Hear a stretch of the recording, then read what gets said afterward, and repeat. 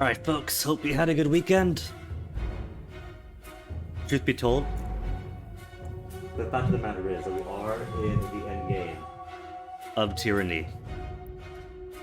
Now that, because the last we left off, right? The last we left off. There's music. The last we left off, we condemned what's his face, the voices of Narat to death in Tunon's court. Okay, there is music. I was worried for a second. Executed said voices of Narat, upheld our own innocence in court, and bent Tunon to our will. Faced trial by combat and slew Bled Mark. And then had to go and fight to the death with Graven Ash because he refused to bend the knee to us. Which means, at this point, the game is done. You can optionally go to claim the other two spires, but don't have to. But at this point of the story, you have conquered the tiers. The tiers have been tamed, and only one Archon remains on top. For Kyros to turn our own armies against, be like, well look, they've revolted against us, we can keep the war machine going. And so at that point, the game's effectively over. Because all you really have to do at that point on is go back to your spire at the mountain, send an edict, and that edict destroys or hampers Kyros' armies, or is sent someplace off at other kingdoms as a warning. And that's it. And then the game's over. That's really it. As soon as the game reaches a halfway mark, it's over. Partially because the game was cut down for budget or time concerns, I can't remember which. So you have a truncated game that ends technically as a third act, but it ends at what would be the start of the third act, narrative-wise. Give me a second.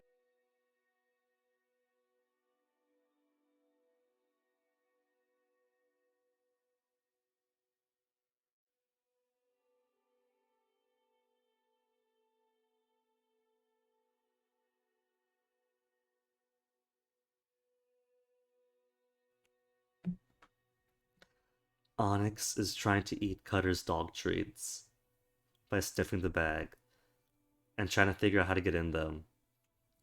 But they are for the dog. I share with Onyx all the time. If I have food, I let him have some of my food, especially if it's fish or chicken. If I have a burger, I'll let him sniff it, see if he wants it. I don't give him too much, you know? Especially when it comes to human food. But you know, enough for variety, especially if it's the kind of food he does eat, like fish or chicken.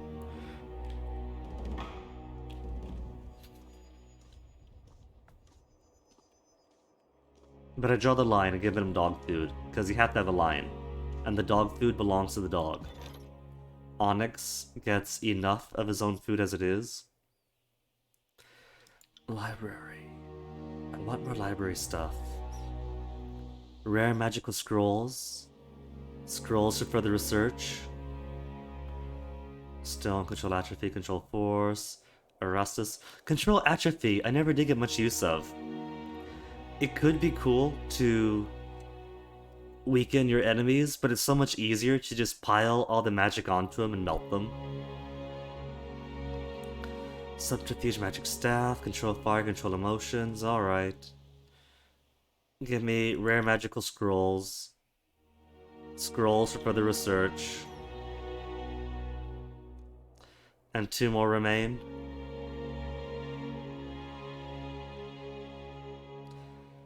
Stone, atrophy, force. Stone, force, and magic staff. Give me Lithos. Actually, 25. You're more expensive, so Erastus is probably better as a trainer. Control fire and emotions, subterfuge. Puppet sounds like somebody from the Scarlet Chorus, especially if you use fire and emotions.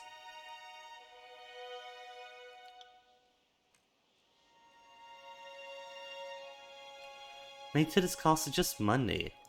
It's just regular money. I thought it'd be like this stuff.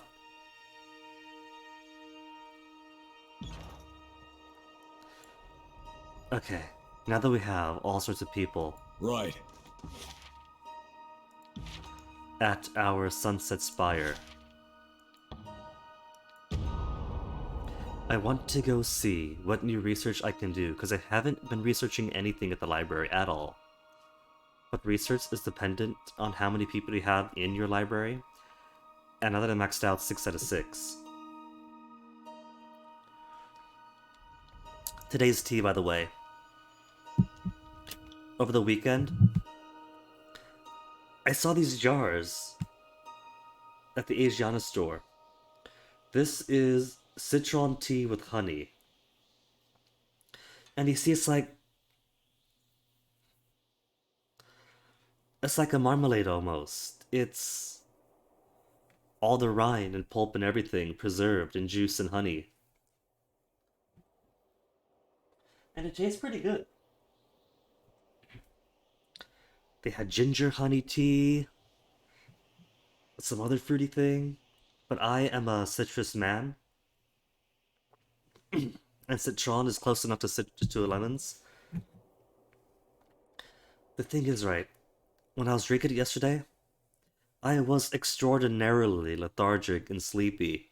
And I don't know if that's because I overate a lot over the weekend, if you can't tell by the encumbrance meter bumping back up. Or if it's because of the tea. Either something in the tea that just puts me in so relaxed and comfortable a state that I fall asleep, or because it tastes a lot like the honey lemon tea I used to make for myself when sick.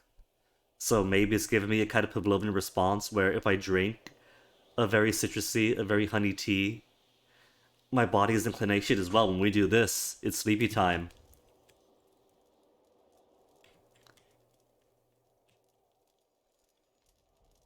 Puppet looks pretty cool. Oh. I guess because it's dark, looks all like fiery and everything, but that's just her regular design. Hoo hoo hee hee ha ha. What now? What is this? I hired her. What do you mean, what is this? I've come to help you, dear one. The voices of Narat told me to go up, up, up to the spire and find the decorated fate binder of Tunon. Now here I am. But he's dead. It must have taken a while to get here then. I am Puppet, and my master bade me to keep you entertained, sharp, and battle ready. Like to try how to juggling fireballs, trade stories, and cry ourselves to sleep. It's just fire and emotion. Garrus? BD research?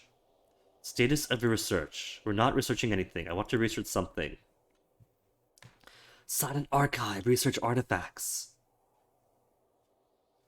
Okay, so it takes these as materials for whatever the spires themselves use. I thought these were also for maintenance, but I guess not.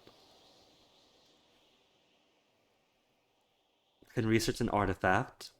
Could research an item. Research edict. Short time. More insight into Kyros' edict. Do it. Researching edicts. Alright, so here's the plan, right? We could just go and finish up the game. But we haven't done Bastard Wound at all. And we still have 2 spires to claim. So what I'm going to do is to do Bastard's Wound. Then we'll claim spires. To, complete our domain. And then we'll end the game. But only after we do everything else. Let me go back to Ocean Spire. Because there's stuff here we can do as well. For crafting and research purposes also, but more for items. No. I have it wrong, because this is training ground. This is all for trading. Right?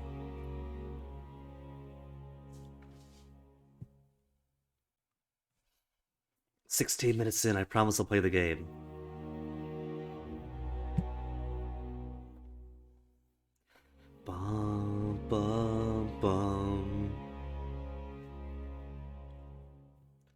Let me give myself a quick tech check. The bitrate stuff is a big slotted line, which is good. Keep it a slotted line. But it's always worth checking, given Comcast being Comcast.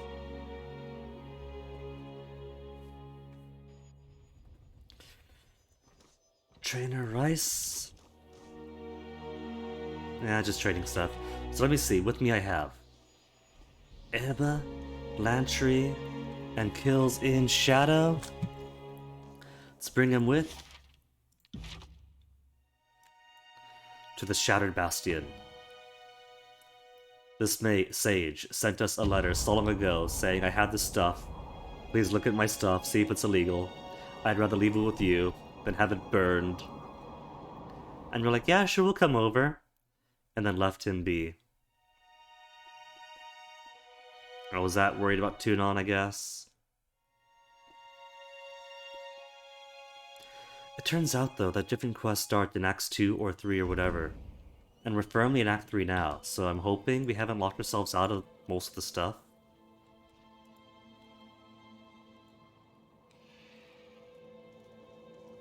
Interesting. May most of the interest with passive Purgator State of the Tears, or the remains of it now save Shattered Ruins. Dagger, just stuff to sell. Put on fast mode, because I want to explore all the things and look at all things.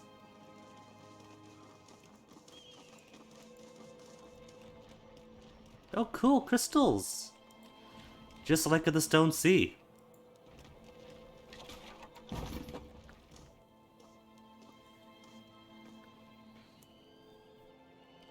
A group of unkempt, filthy commoners huddling together, huh? Approaching woman's olive cheeks seem drawn and sallow, dark circles, shadow eyes that survey you before searching over your parched shoulder. Seemingly reassured by her brief inspection, she lowers her weapon slightly. What, this is better? Me, the Fatebinder of Tunon, now Archon of the Tears? A beast woman? Everybody with glowy, powerful weapons? That's reassurance? You didn't bring the chorus with you, and if you were disfavored, you'd have loudly bragged about your pedigree already. So that leaves me wondering, who are you? Guinea, Fatebinder of Tunon you are, Guinea the Mountain Spire.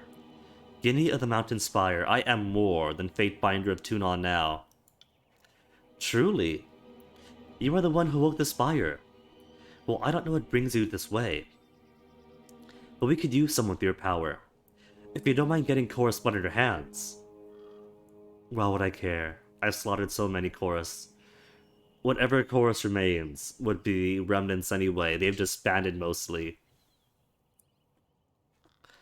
Haven't told me who you are. Right, I haven't. The name's Gwyneth. I'm the guide for this little band. Used to be more. Used to be a mercenary. But no one's offering coin for a blade anymore. If you weren't born north of the Gates of Judgment, there's nothing for warriors save cloth of crimson or a mass grave. Red or dead, as they say. So I stopped warring, more or less. What do you want exactly? We need to get back inside the mountain. We'd come out. We'd come out to scavenge for supplies. When we got back, we found a crimson asshole crawling all over the place. You live in a cave? Wasn't our first choice of homes. We'd taken shelter in a nearby cave. While we were out looking for supplies, these Chorus goons somehow buried the cave entrance with rubble. We could excavate a path, but not with the Chorus spears prodding our rears while we dig. Help us. I'll see what I can do.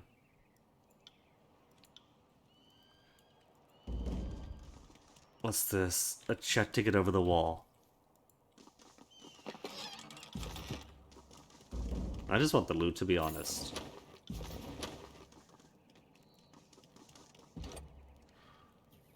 Hold my way, climb the rope. Let me see what else is around, because it looks like I could just go over. From the front.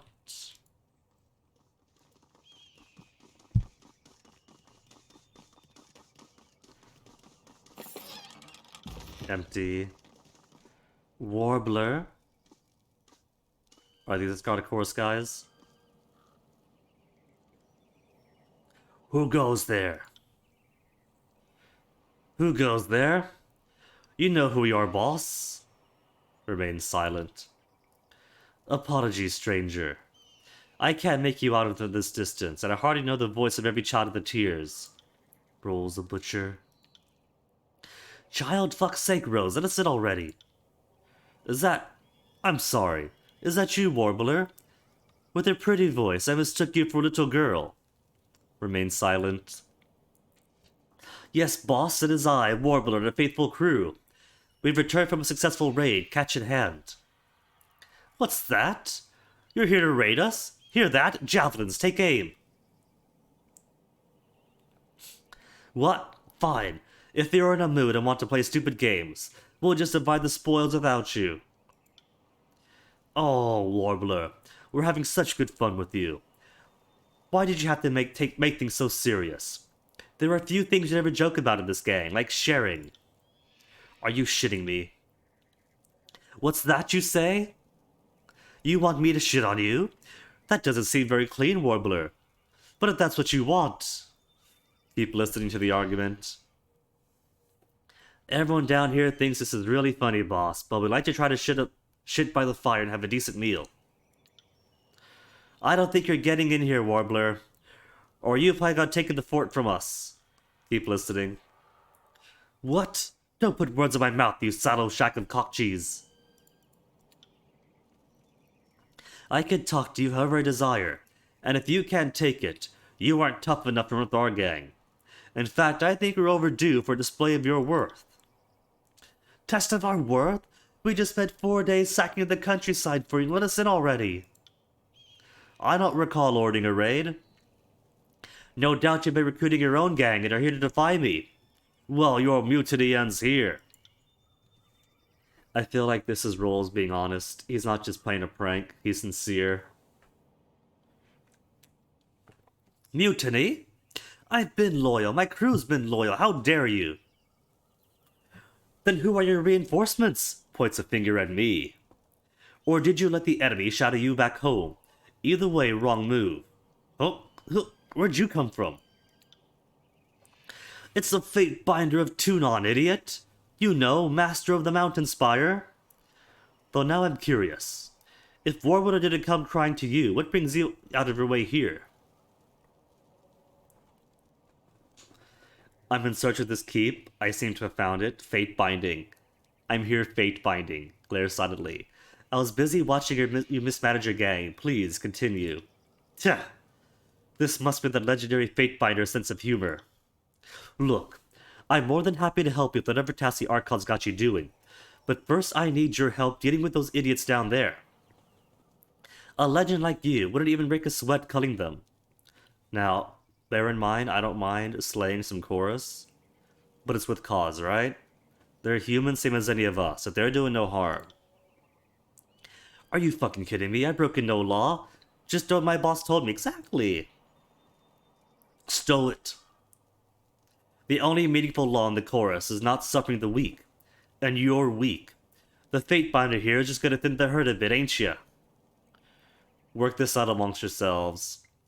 If you're not gonna help, at least stay out of our way. Run along, fate binder. This is pretty much your own business. Actually, we were told to thin the herd ourselves, weren't we? Since they're holed up here.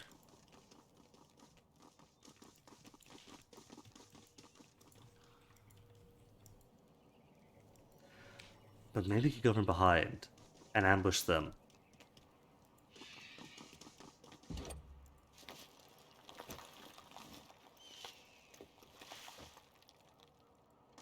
A convenient rope right here after all.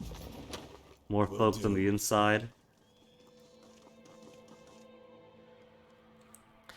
Eyes me cautiously at my appearance atop the balcony. Fatebinder, are you gonna cut Warbler open for me? Or are we gonna have a problem? Enough talking! You're siding with them. Fuck, two arms maggots! Gut this lawless law dog asslick.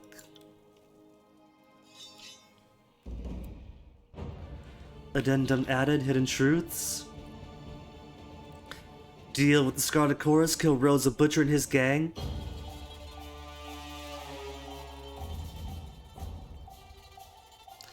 Convince or force them to lower the ramp, or find an alternate route to the area. This'll be fun. Is this our alternate route? Alright, it's been a weekend. Let me see those cool magics. I'm all the way back here. No. How far can she go? She can go all the way.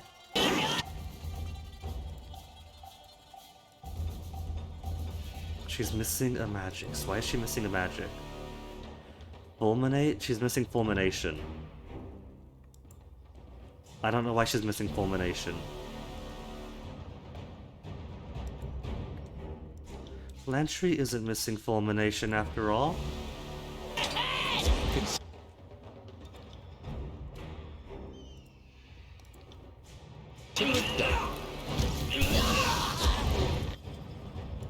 Nor am I don't think, no.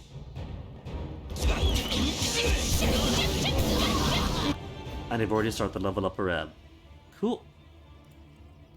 Lantry, give you the... Lantry's Fulminate seems weaker today. Remember it's got a second tier to it?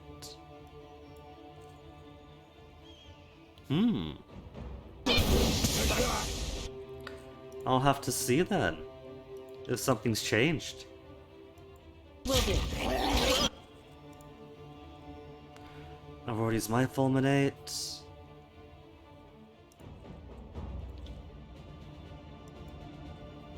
Kills in Shadow still has Fulmination.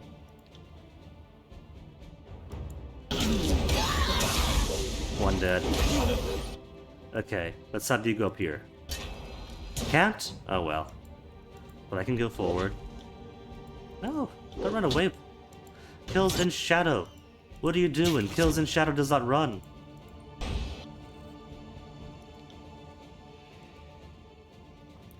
One's already in the red. If Lantry wants to heal, let him heal.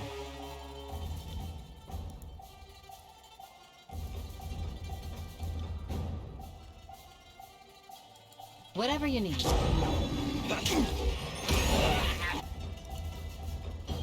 Then have us run forward.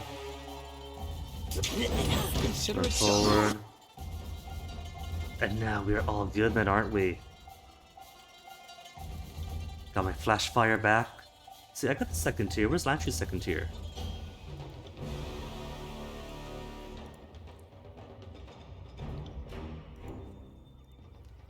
Can we get everyone in one hit? No, we can't. One or the other. We'll focus on the one in front of us then. I had an iron ring for every dumbass Attention, kids. You might learn something. Actually, give her the old Fulmination. You might learn something. Whoop. And then just wail away the day.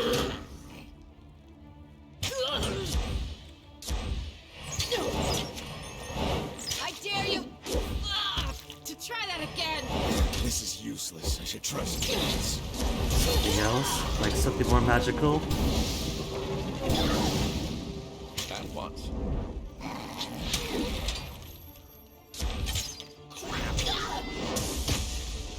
When he says crap, he sounds like a duck. Wham! Oh, dead. What did I pick up? Scattered Fury Helm, Tearsman Bow, On it. and I guess that is a ramp down.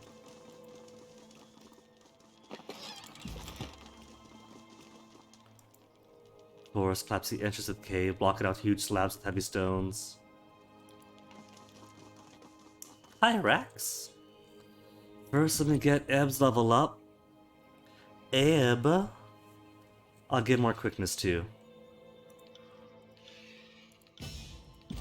And let's see, Eb. I want to get closer to, where is it? Cascading Embrace. When Mother's Embrace erupts, those nearby get drowned too. I got it. tightly bound his favorite soldier's eyes upon him slowly. Clears his throat when I approach. Okay, we'll talk.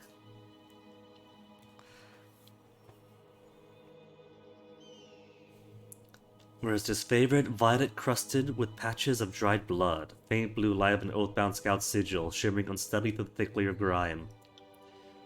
His right eye socket, darker than the left, as if he bears a near-healed bruise. Fatebinder. Apologies. Haven't had occasion to say much today.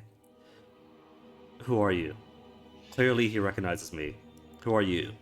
I am called Hyrax, son of Euperia, oath brother of Marek, currently attached to the 5th Boreal. Good to see the butcher butchered. Would have been nice to do it myself, but I suppose I had my shot at him. Add the conscripts to the lower level, to the pile of corpses. Add the conscripts to the lower level, to the pile of corpses, and I'll give you the intelligence I found since coming here. I'm surprised Rose left you alive. You strike me as a liability. He strikes you as a smart man? I assure you, I'm the better friend if you're willing to make a deal. Leave 2 ropes, take care of those bonds, see what I can do. They're already dead. I don't know if I want to kill that guy down there. I have no reason to, they're already dead. I'm tied up, Binder, not death. Aww. Ah. Alright. See what I can do? See what I can do.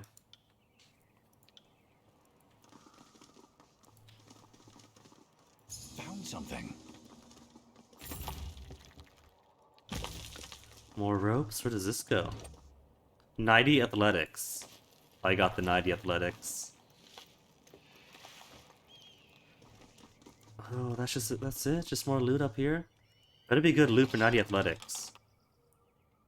Gnarled Staff of Entropy. Corrode damage versus dodge. Fruits, the loots. Oh well, it's not the worst loot.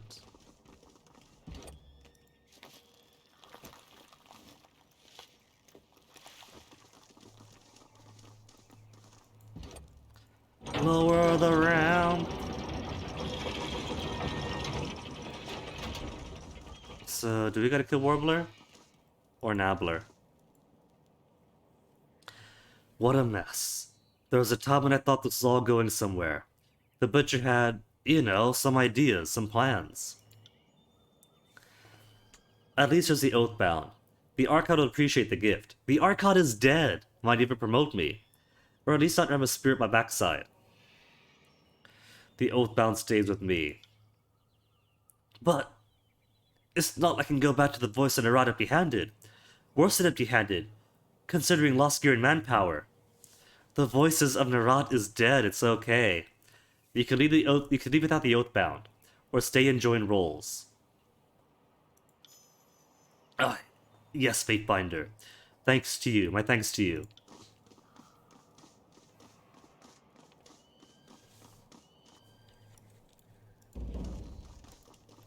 Now, I'm sure he said add the guys down there to the pile of corpses, so... There's something profoundly wondrous about living your enemies. Get these ropes off me, and I'll tell you why I'm out here.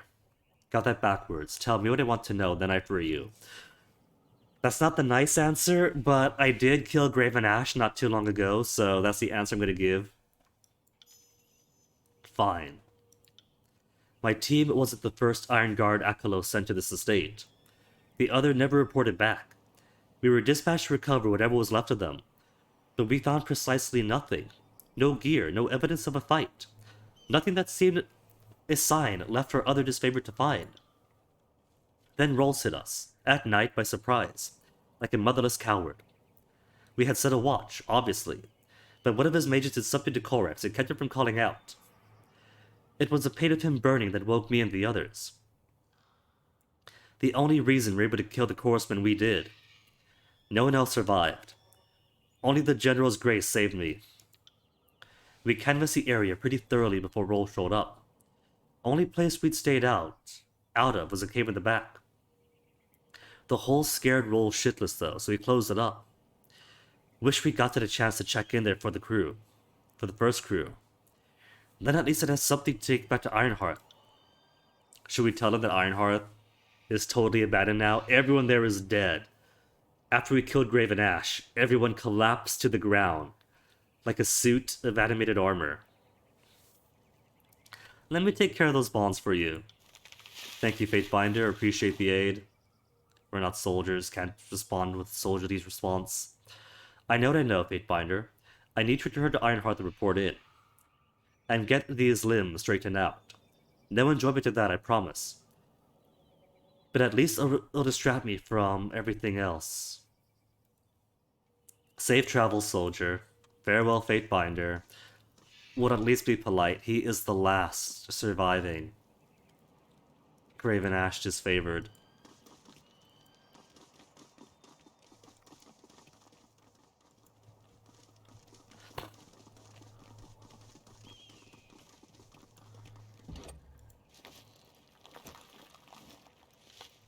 Alright, we've done what we do. You don't exactly require, do you? I suppose that ruckus means it's all taken care of. Clean and tidy. No longer a problem. They're gone. How do you plan on getting into this cave of yours? Be nosy. There was always a chance we get stuck out here. That the mountains would move again, or Kyros forbid, Karen would come back to finish what he started. So Wags, one of our specialists, he cooked up an alchemical compound called Ocean's Fire. Burns as fast and hot as a Wrathcaster's spell, set correctly. It'll clear the cave entrance out in an instant. But if it gets bumped the wrong way, say by some idiot chorus conscripts, we all meet the void well charred. Guild Apprentice, you're carrying Ocean Fire. Are you that eager to die? I assure you, nobody appreciates the gravity of the situation as I do. It was the only guarantee of re-entrance we could muster. But at least you understand, don't you, why we couldn't do this if the chorus hadn't been pacified. Give me the Ocean Fire. I'll see to the cave entrance. Thank you. Be extraordinarily careful with it. You don't want to be within 20 paces when the pace meets the air. Hunker down behind some rubble up top. Then lob it at the cave entrance. Oh, and don't miss. I doubt you can miss.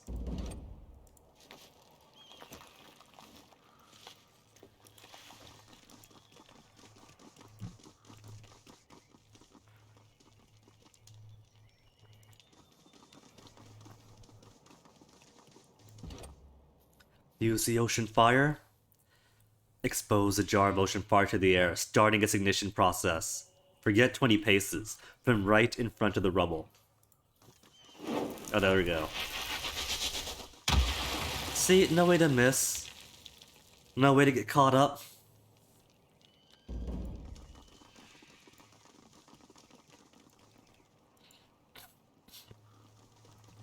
Okay, Gwen, it's done.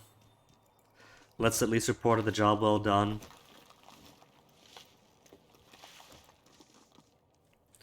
I saw the Ocean Fire from here, like a spire of living flame. Felt it too. I imagined it was something like that when Kyros struck down the Venom Citadel. We would know. Not quite the same order of magnitude, no. Anyway, thanks. We've got to get these supplies together and move them inside. But you go ahead. Just, don't tell them I sent you or anything. Who is them? And how will they know I'm not hostile? Very important question. I got tasty meat. Is that the tasty meat you can kill someone with? In the achievement that was mentioned. The beasts that stand guard shall you pass if you give them this.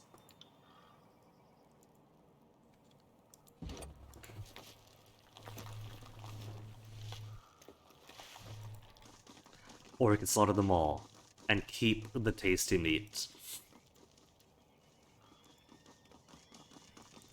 But first, I'm getting a tiny bit snotty and stuffed up, and I feel it affecting my throat, my voice, so let me,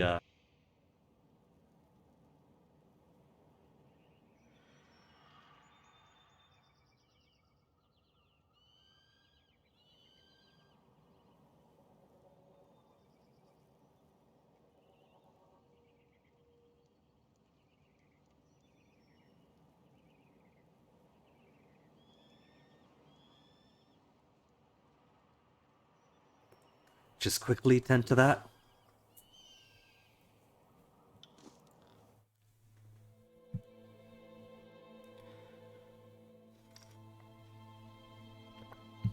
On Path of the Damned difficulty, characters also become wounded when their health is significantly reduced. Isn't that already the case? But you get injured enough, even if you don't get knocked out, and you risk wounds. This is pretty. Luminescent mushrooms dot the cavern's floor, emitting a disquieting glow. Without providing much in the way of illumination, stone formation quietly hums, slowly modulating melody. Its tune reminds you of the Arcana song. Should I bring Siren to check it out? Hill Strider, Stone Stalker Beastman, Mantiborn Beastman. Oh, they got a whole coalition here.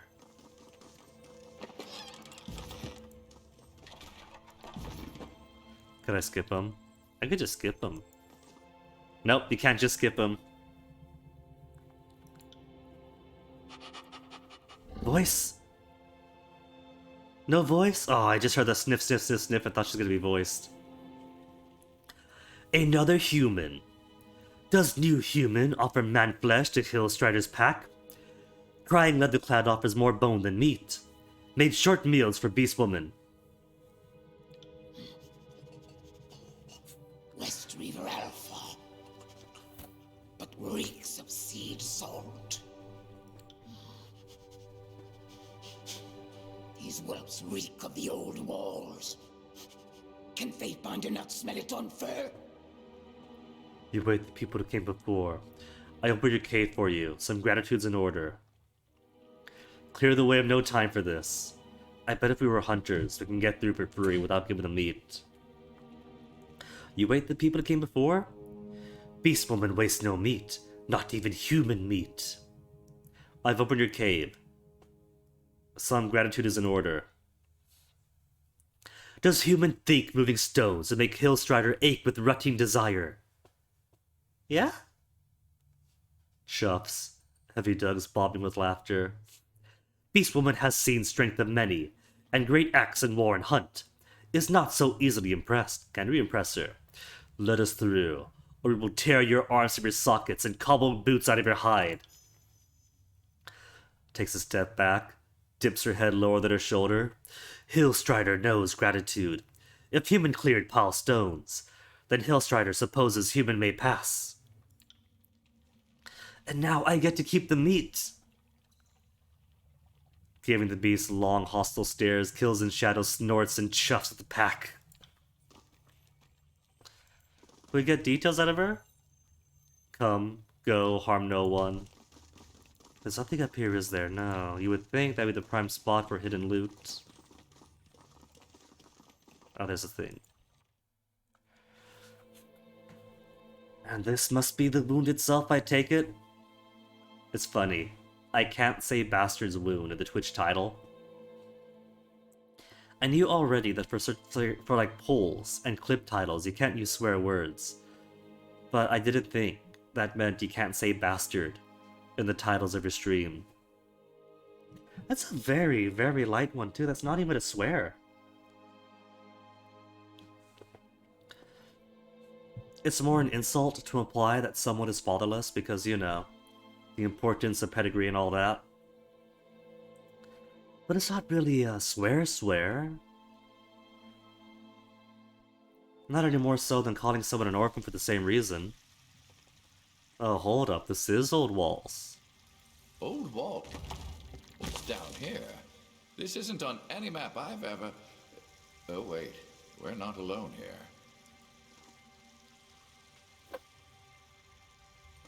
Outsiders, run!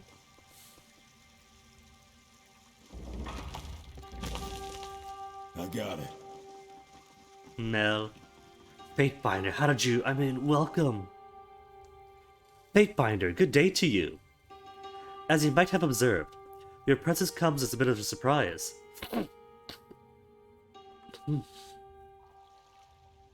It's an unexpected pleasure, to receive an esteemed servant of the court. Bows stiffly. He's got quills. Is he with the guild? With the, what is it, Quill and Ink? Bastard's wound here. Sage Lantry, what are you doing here? Could ask the very same of you. Taking shelter in the old walls, that takes nerves of iron. Or wits of stone. Wits of stone. There's running water. If you don't mind a Bane attack now and again, this isn't the dumbest place to hide. Scent of bane is distance. Many beasts nearby. Explains why humans not terrified to be in old walls. Well, this is unexpected. Though I'm glad to see you alive, my young friend. I'm not here to reminisce. I'm with the Fatebinder now, so I'll need to insist that you start explaining whatever it is you're doing here. Oh, no more voices. I am Scribe Mel of the Vellum Citadel. Formally, I should say. You aren't here to... I mean, Kyros doesn't have another edict in store for us, does he? I figured if that was the case, I'd be waist deep in love as we speak. What is this place? I struggle with the definition myself, truthfully. We call this place a Bastard's Wound, or just the Wound for short. It's a refuge of sorts. A haven for folks displaced by war and poor decision-making. Everyone that's here has discovered the place by chance, but remains by choice. The decor is unorthodox to be sure, but it does come with the benefit of extreme seclusion. Not that we object to the court's presence, or that of the Archons, we simply thought it best to unburden you of all the weight of governance. I know you have better things to do than check up on us. We're fine, really, everything's fine. What's all that commotion about? Visitors are always cause for alarm. Moreover, you aren't just any outsider. You're a Fatebinder. To many, it's as if Tudon just strolled into our homes. Your dispensation of justice could have profound ramifications for little known and technically hidden settlements such as ours. Some of the refugees here don't know your intentions. No doubt they have little to fear, right? Why are you all here? Entry to the old walls is forbidden, under Kyros' law, but we're not with Kyros anymore. You only need to fear Fatebinder if you've done something wrong, like violating the laws regarding the old walls. Either way, I'm putting the weight of the law down on this. But what are you all doing here? Entry to old walls is forbidden.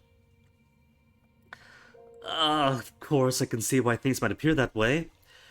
If you look at this drawing of the area here, we are, by way of several fathoms, below the old walls you see rising up. So who's to say if we're in the old walls or really just underground?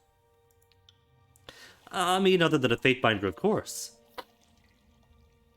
I merely mean to suggest that there's some potential ambiguity as to whether we've really done anything wrong. Now that I don't have anything to fear from Tunon, I could totally squeeze everyone for bribes. Examine the parchment. Sketched upon the crumpled parchment is a cross-section of what appears to be the old walls, running through the mountainous region of the Bastard Tier. If the map is accurate, these old walls almost entirely run under the mountains. The upper reaches of the old walls are just a few stories above the valley floor. Judging from the map, the old walls slope upwards as it travels north, and downwards as it heads south. Kyros' law forbids entry to the old walls to see nothing of the settlement. You and everyone else is guilty of trespass. The permissibility of this settlement depends on its contribution to the court and its officers, so pay up. I'm not here to condemn this settlement, yet. Thank you, Fatebinder. I heard that you gave ward to the sage of the Vellum Citadel before the edict came. I'm glad to see your mercy extends to us as well. Things here are complicated. I will merely say that this is an unusual place, and its legal standing somewhat unclear. We would never knowingly violate Kyros' law, is what I mean. We appreciate your generosity, Fatebinder. I hope you'll come to appreciate the wound in time. No doubt you have many questions for us. Many questions and an encyclopedia of answers. The wound and its history. Analysis and creation of historical documents are my chief areas of focus at the Citadel. and I've had enough time to acquaint myself with the particulars of this place, so I suppose I'm the person to ask. How did everyone get here? Discovered 3 years ago by braver, more adventurous souls than Master Lexim and I. We're relative newcomers, going on about a year at this point. When Carrot smashed Rostam Boris's manor, his supporters fled to the cracked mountainside and discovered this place. After a time, life here with the Bane sounded better than life at war with the Archons. From there, the settlement grew in spurts. We are far off the beaten path, so visitors are rare, but the few we have gotten have often made this place home. Not every encounter with the outside has been positive. When Santa's favorite found us, things got ugly fast, but the bloodshed was limited. And the survivors joined us in the end. Oh, that's where the first disfavored went then. They joined. If reluctantly.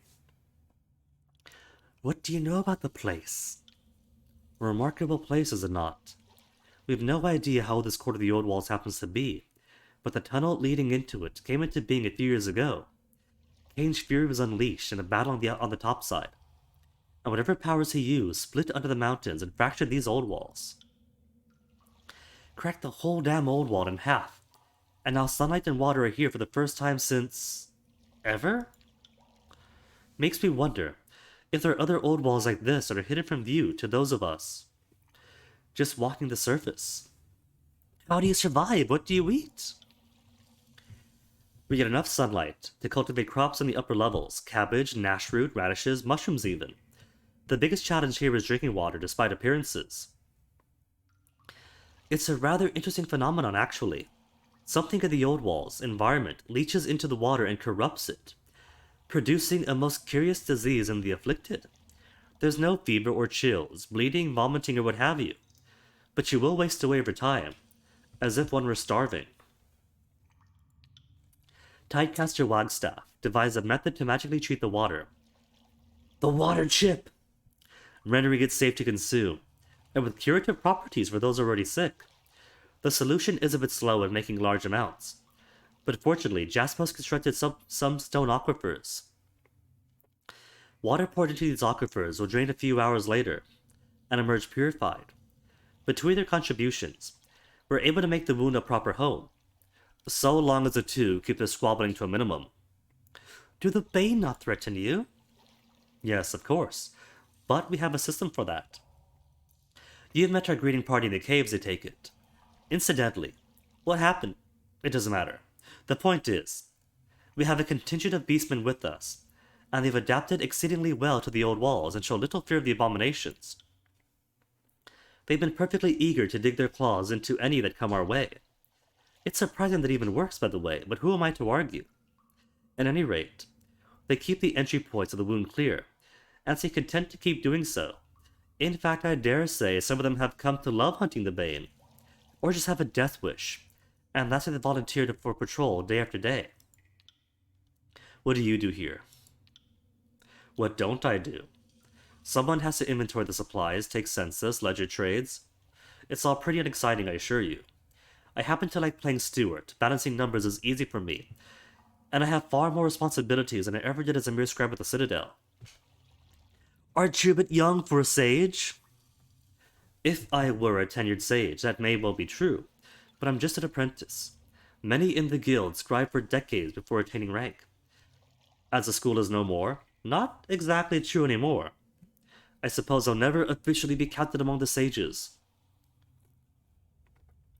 But I'm making my contributions to knowledge in my own ways. My master thinks similarly. Tell us about your master.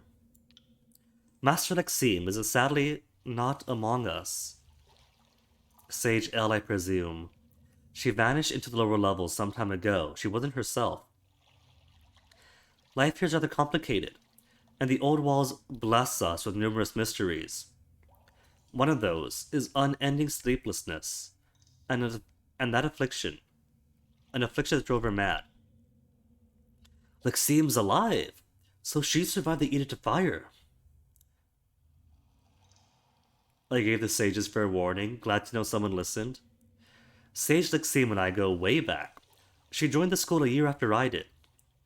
So, we more or less ran the paces together. If she's alive, why didn't she try to find me? Did you try to contact all the sages you thought were alive? Right. Not to cloud. We try to cloud. We try not to cloud the skies with mist of birds. That would just give the enemy something to follow. Like me, she probably tried to avoid detection, not light a single fire. Were you two rivals, or friends, or a little bit more? Both?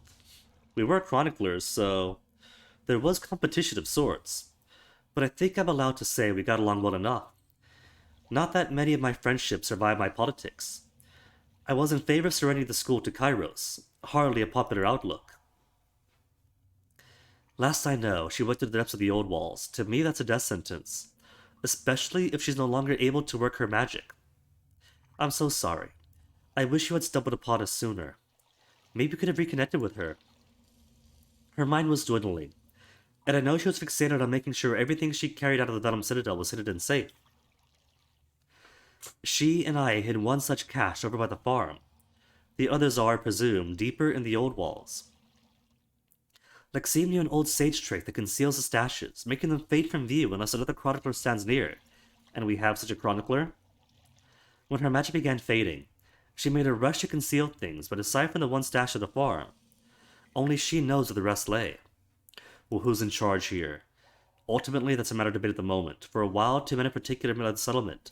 Tidecaster Wagstaff, another Tidecaster, who has been here the longest, and Forge-bound Master Jaspos.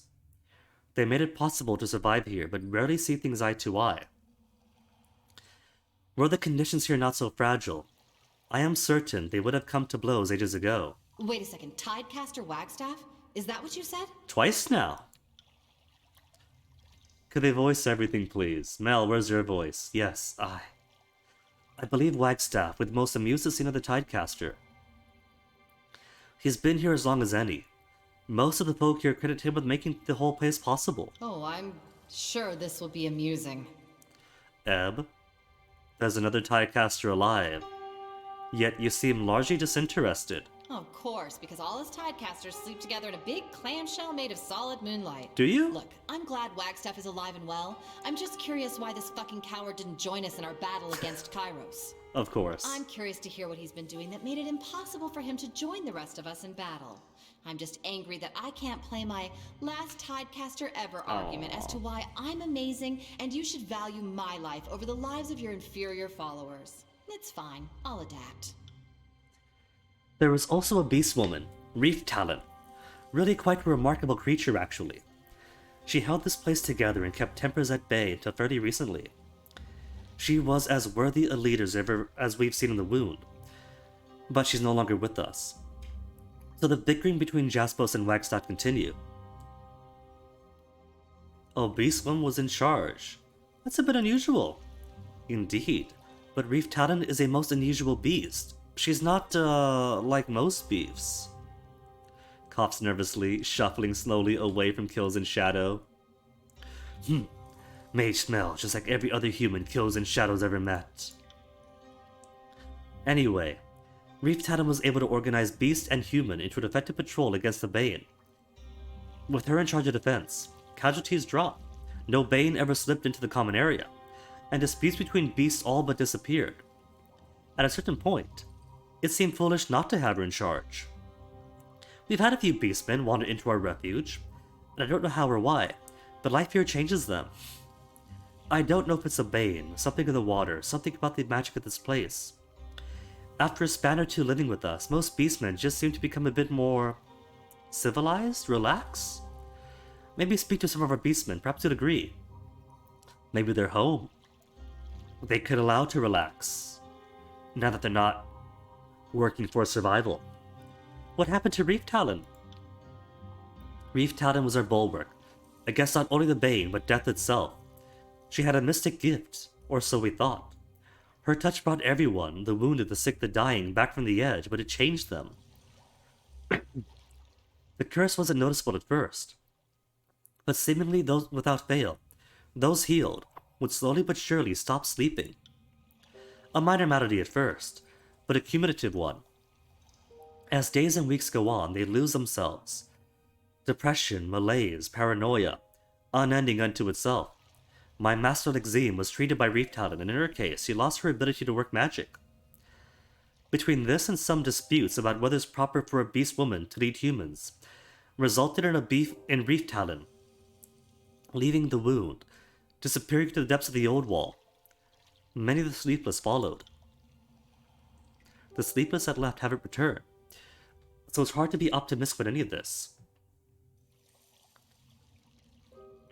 Lore 69, that's unusual. That's an unusual power. Can't say I've ever heard of a beastman mystic that does such things. I regret not being a better student of beastman magics, but I concur. This is most unusual. What is stranger still, Reef Talon did not boast about being a mystic. And beasts are nothing if not boastful. I have a hypothesis. Perhaps she slew so many Bane that their sickly powers have soaked into her very touch. But it's just speculation. All I know for sure is scores of lives are inadvertently ruined by her healing gift, and folks here have complicated feelings toward Reef Talon. None have recovered, unfortunately. The end result appears to be inevitable. Still, I can't help but wonder if Reef Talon could have corrected this. It's a shame. You should know, Fatebinder, that there are a small number of people that have been treated by Reef Talon but haven't fully lost their grip on things. Jaspo's apprentice, Isley for one. It is, though, just a matter of time until the worst sets in. Tell me about Jaspos. Look for the broad-shouldered man with a booming voice. He is almost always taking out his frustrations on some poor rock or boulder just by his forge. Jaspos and his two apprentices arrived sometime after Wagstaff. I think we'd worried he'd be a true loyalist, and a married surrender to Kyros. But he's taken a shine to this place, and he is trying to create his own little corner of Taratus. I think he likes the seclusion and being surrounded by a variety of rock types.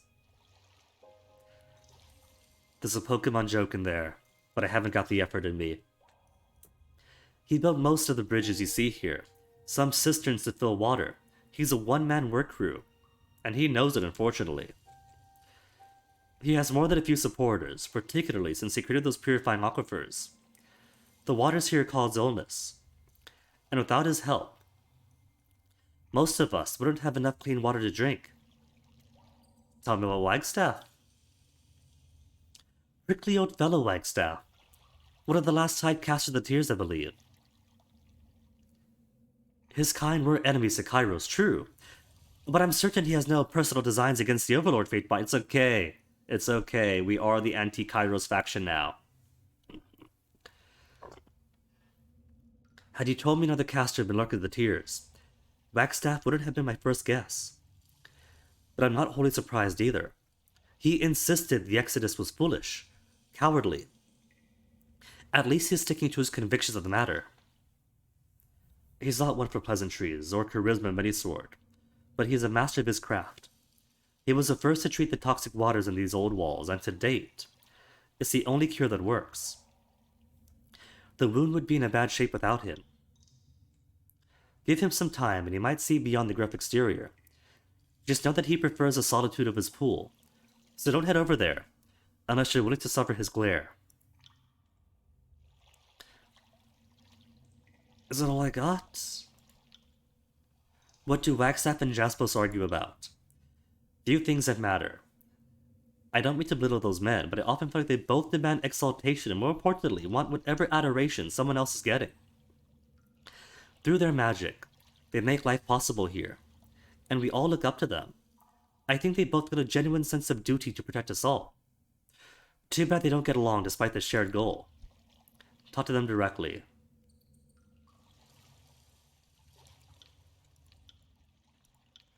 Any other matters? What do you do as town steward? Not anything fascinating really, just help with all sorts of practical affairs. And help keep the moon running, track inventory, record supply runs, Farewell. Please speak with Jaspos or Wagstaff. The moon doesn't speak with a single voice, but these two come to the closest to such a thing. So, has Ginny the Fatebinder made the connection of who Elle is? Lantry lost in thought, rubbing a cerulean ink between his fingers and thumbs. One of your old friends is here, what to expect? Tell me more of Lexime. She's an old friend of mine, and by now you've already detected the understatement in my voice, so ask your question. An old love interest. You presume correctly. We were deeply intimate for the better part of 15 years. The school gave up long ago, trying to make rules against fraternization, and well, we took full advantage of living in the modern era of the School of Ink and Quill. Ill and Quink.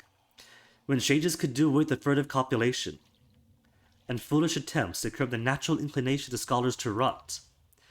It was her magic I loved the most. She was gifted, truly gifted. She could achieve these little accents on her spells that none of us could replicate. At first I had nothing but envy and hate for her. But somewhere along the line, it became adoration, and I just hoped to Kyros that if I rubbed up against her enough, in more ways than one, maybe some of her talent could rub off onto me. No such luck. If you were so close, why not flee the Citadel together? There was a time we were inseparable. I learned much of my magic from her, and her from me. We were each other's mentor and student. It was a very special sort of bond. But it was a relationship that I found through my own convictions. In the years before Kyros' conquest, I urged our school to surrender, and urged is an understatement. Rapidly advocated would be a more apt description. Lexime did not share my assessment of Kyros, or my opinion of what had to be done. It was in the dissenting minority. I was in the dissenting minority. And most felt I was a traitor. Lexime included. Ouch. But I wasn't about to back off from my belief that surrender was the right idea. Considering what came to pass, I feel justified in my stance. While I normally adore being right about things, in this particular case, my tumescent smugness maybe isn't worth the friendship it all cost me. You two worked on the Chronicles together? What do you make of these Chronicle fragments she tasked us to find? Did she? We haven't spoken to her yet. What do you make of her condition? From the sound of it, she was afflicted with sleeplessness, and by all accounts, madness would naturally flow. But she's out of the old walls and enfeebled. She'd be easy prey for the Bane. Do you think there's a way to save her? My mind leaps to the worst conclusion. That, like a severed arm, the damage is irreversible. Maybe she got out of the old walls. Maybe she could be drugged into sleep. I don't know why I'm speculating. I heard everything like this before. Well, there are all manners of magics that kill a person slowly. Where to begin? I'm more perplexed that she, by the sounds of it, others too, were first healed and then grew ill. You two worked on the Chronicle together. We are but two members of a team spanning generations, but yes, we both contributed to the Chronicles. Long bouts of fieldwork and longer stretches of authority are findings suited our experiments. My colleagues insisted original research was the way to make a name for myself.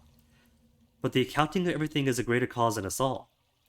Lexime saw the Chronicle as half records of things that were, and half records of how things ought to be.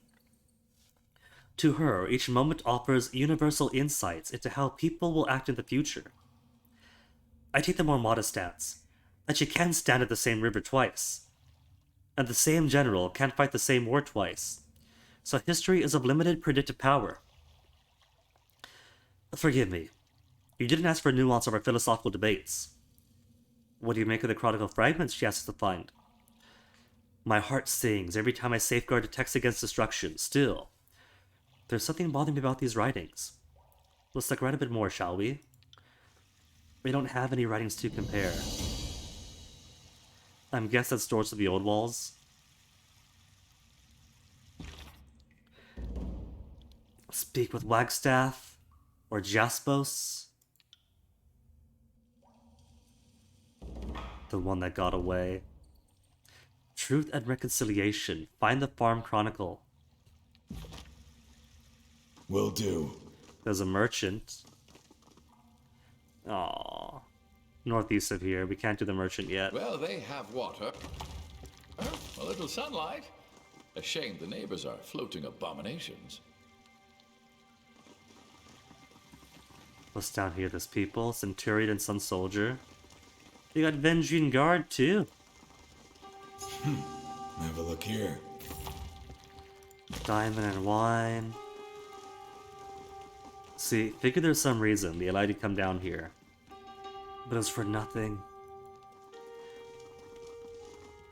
Rustum Lenk?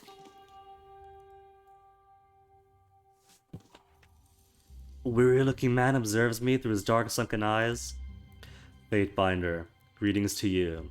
Rustum Lenk, son of the late Rustum Volus. I saw you in the Bastard City shortly after Tudon's arrival. We've come a long way then, haven't we?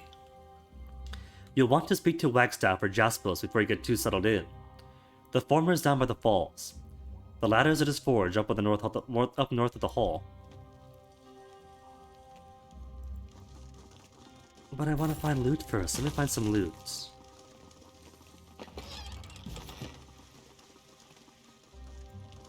They got Horde as well. Oh, is that a Tidecaster symbol? Oh, they all got the symbol. Is that just what Bastard Wound looks like? No, there's that. That's the Bastard Wound faction. What's this one?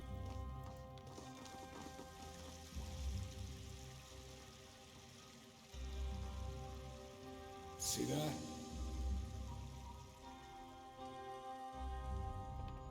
And what do we have here?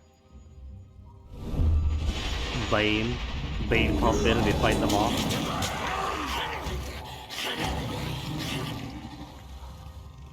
Cool.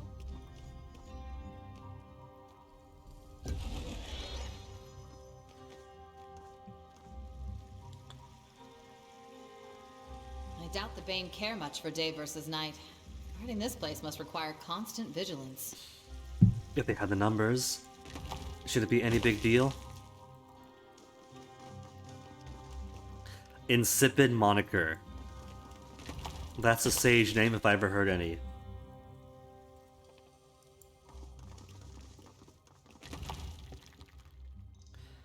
Cloth tunic. Can't push the button. Let's just open the door then? No, it doesn't just open the door.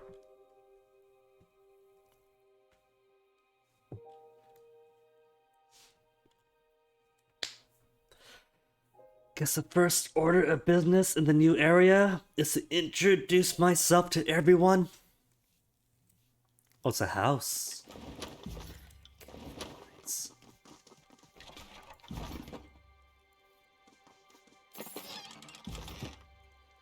Denizen, denizen.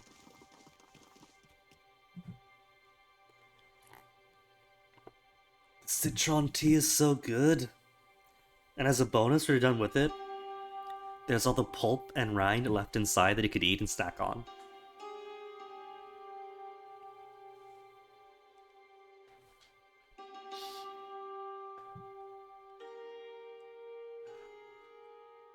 My eyes do feel a little bit heavy, so maybe it does have a lethargy effect on me.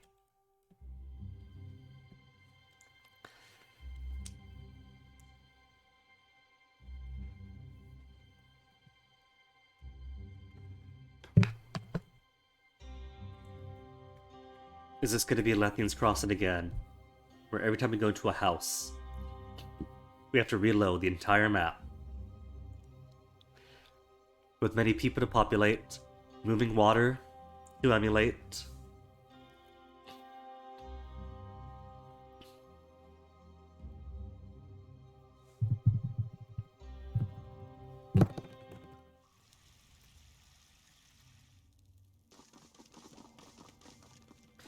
Merchant. Beastwoman Elementist. Is that a baby beast person? A beast cub! Oh my goodness, it is! Reavers, Razor Scouts, Sorcerer Savants.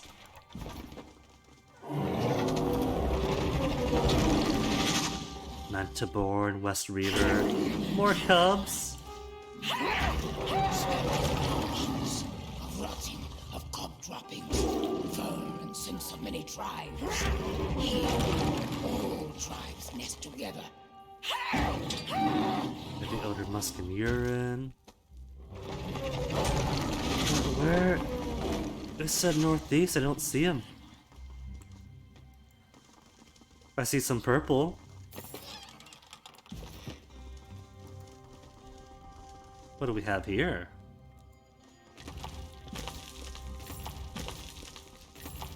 It's a whole hub city, this place.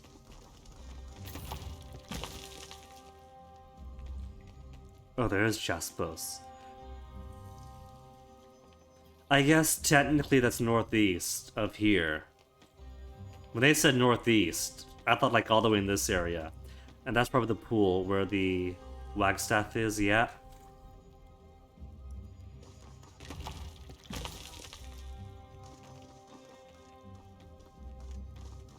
I don't weather a strong gale, these tents seem stable enough.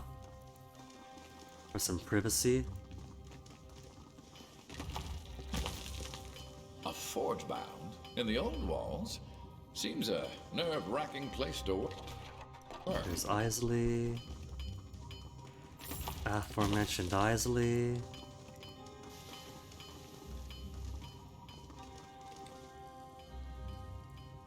Can't do that. Forge bound apprentice. Oh, I think I see then.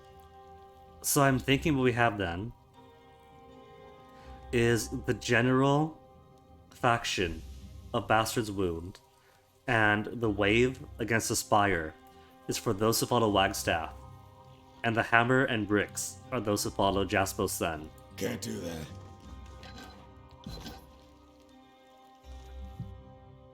Do you have voice? You're loading. Give me voice. No voice. Ah, Fatebinder. Or should I say Governor? That explains all the ruckus I've been hearing. Forgive my rudeness. Masters of the craft really break focus, if we could help it. Old habit. Your arrival is unexpected, but my forge is always open to servants of the court. What can I do for you? I'm Jaspos, Master of Napping, and the settlement is called the Bastard's Wound. I expect you're looking for its leader. No doubt, someone pointed you in my direction. I know you know entering the old walls is illegal, so this little setup of yours is slightly against the law. Settlement in the old walls is prohibited by Kyros' law. The legality of this place must be determined by a Fatebinder. If you lead these people, then you must answer for any crimes committed by the settlement. Now, Fatebinder here, Fatebinder business, determining the legality of the settlement. Then we're lucky to have you here, Fatebinder. I can assure you that I would never do or advise anything that works against Kyros' will. The Wound is a complicated place. Many came before me, and I've done my part to steer things correctly.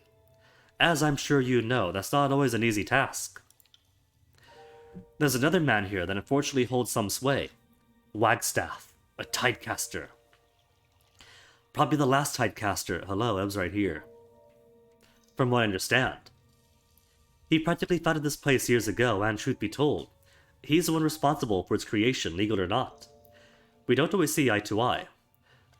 But I did trust that his decision was respectful of the Overlord's will. Forgive them, Fatebinder, they're unpleasantly anxious. As you know, men and women live and die by your words. These people here, all of us in fact, are wondering what your intentions are for the settlement. For now, it may continue to operate independently. The settlement stretches the interpretation of Kyros' law to justify its existence. The Wound must provide material support for the court. This place directly violates Kyros' prohibitions against the old walls, and must be put to the sword. I work for the independence of the Tiers and support Bastard's Wound. Oh, he's not gonna like that, is he? Truly? Then this is wonderful news. You can claim the friendship of a Fatebinder.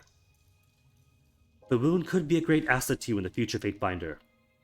We manage well enough on our own. But someone of your prestige can really help us thrive.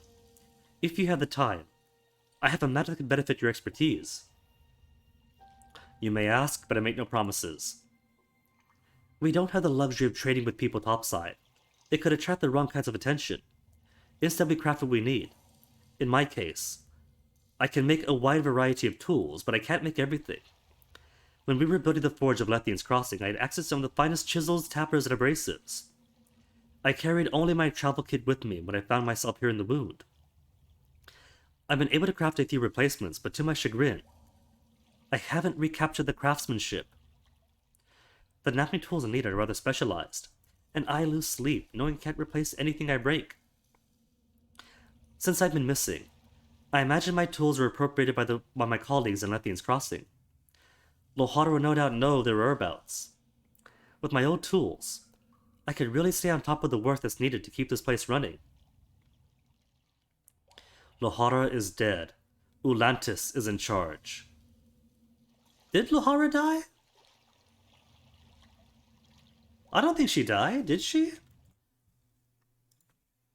Lohara Tyranny. She's one of mine, right? She works for me now?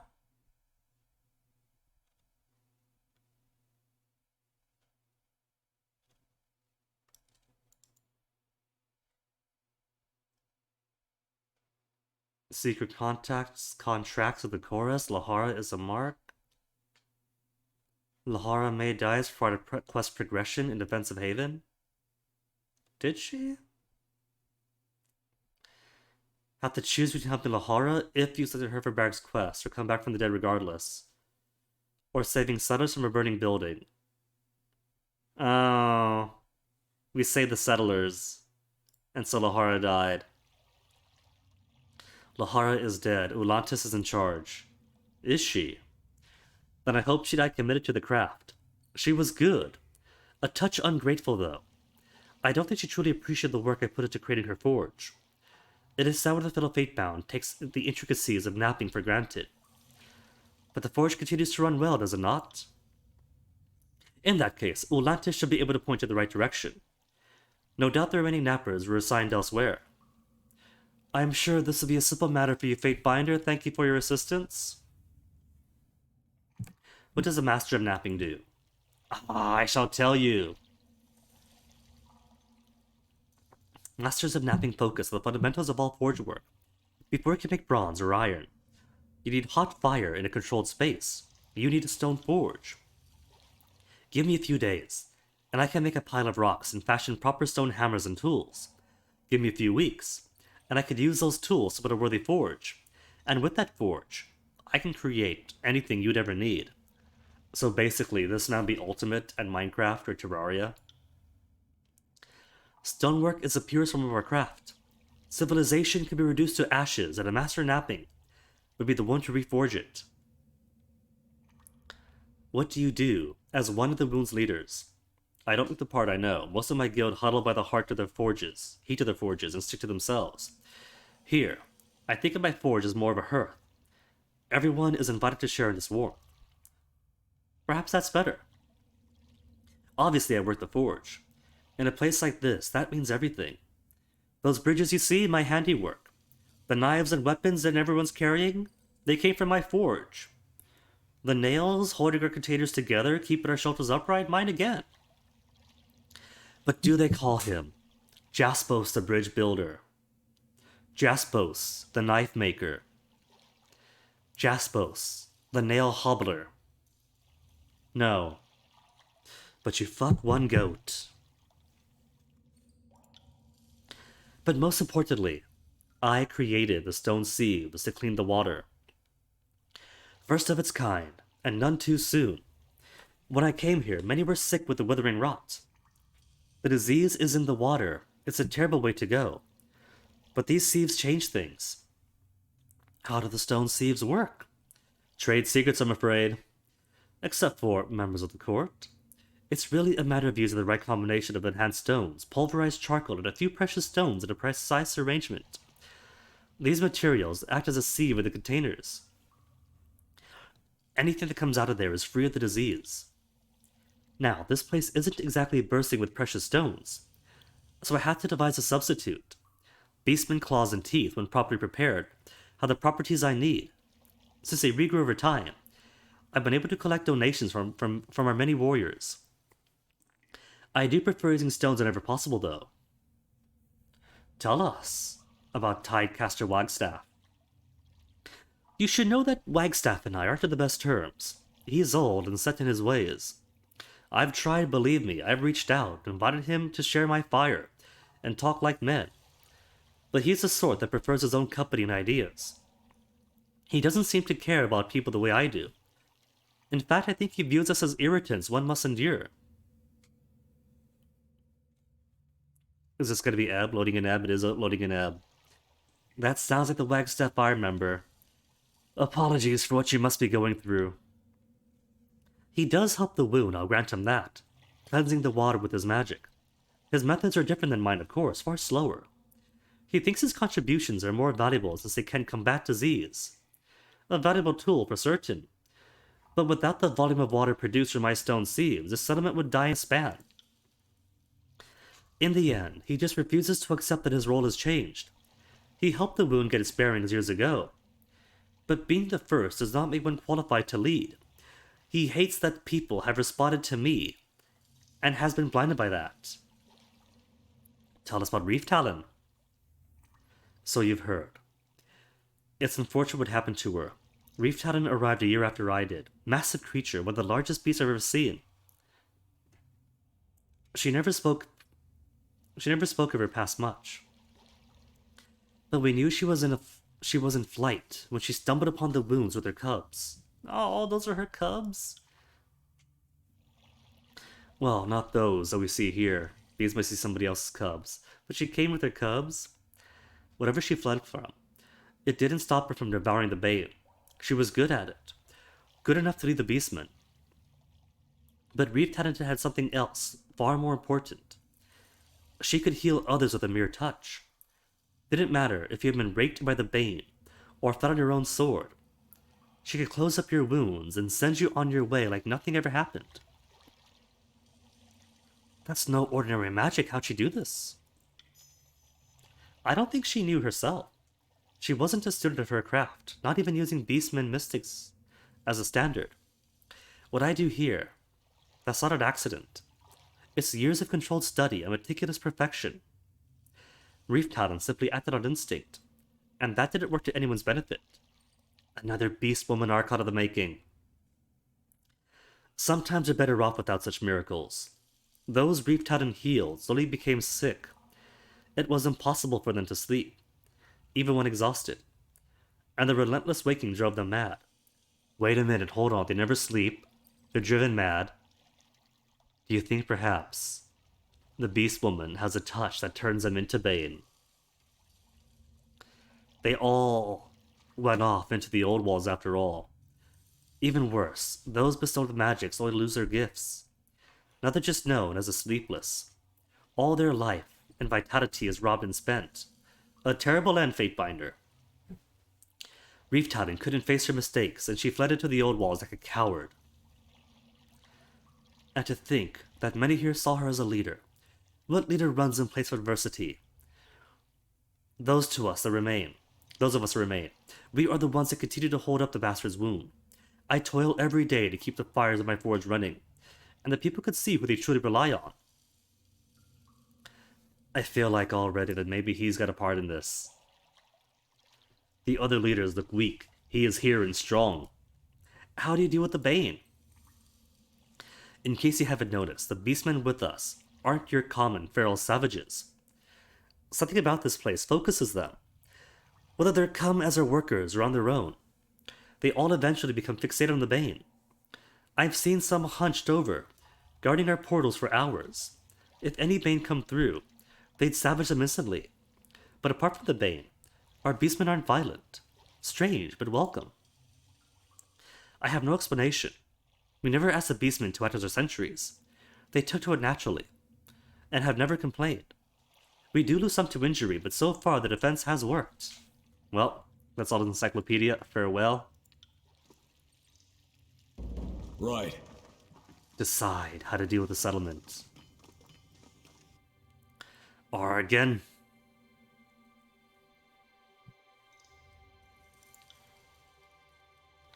Fatebinder, forgive me, didn't see you there. Jasper has been performing these exercises to attune my senses, to see the shapes hidden within the rock. I may not be with the disfavored anymore, but I still recognize the Fatebinder's authority.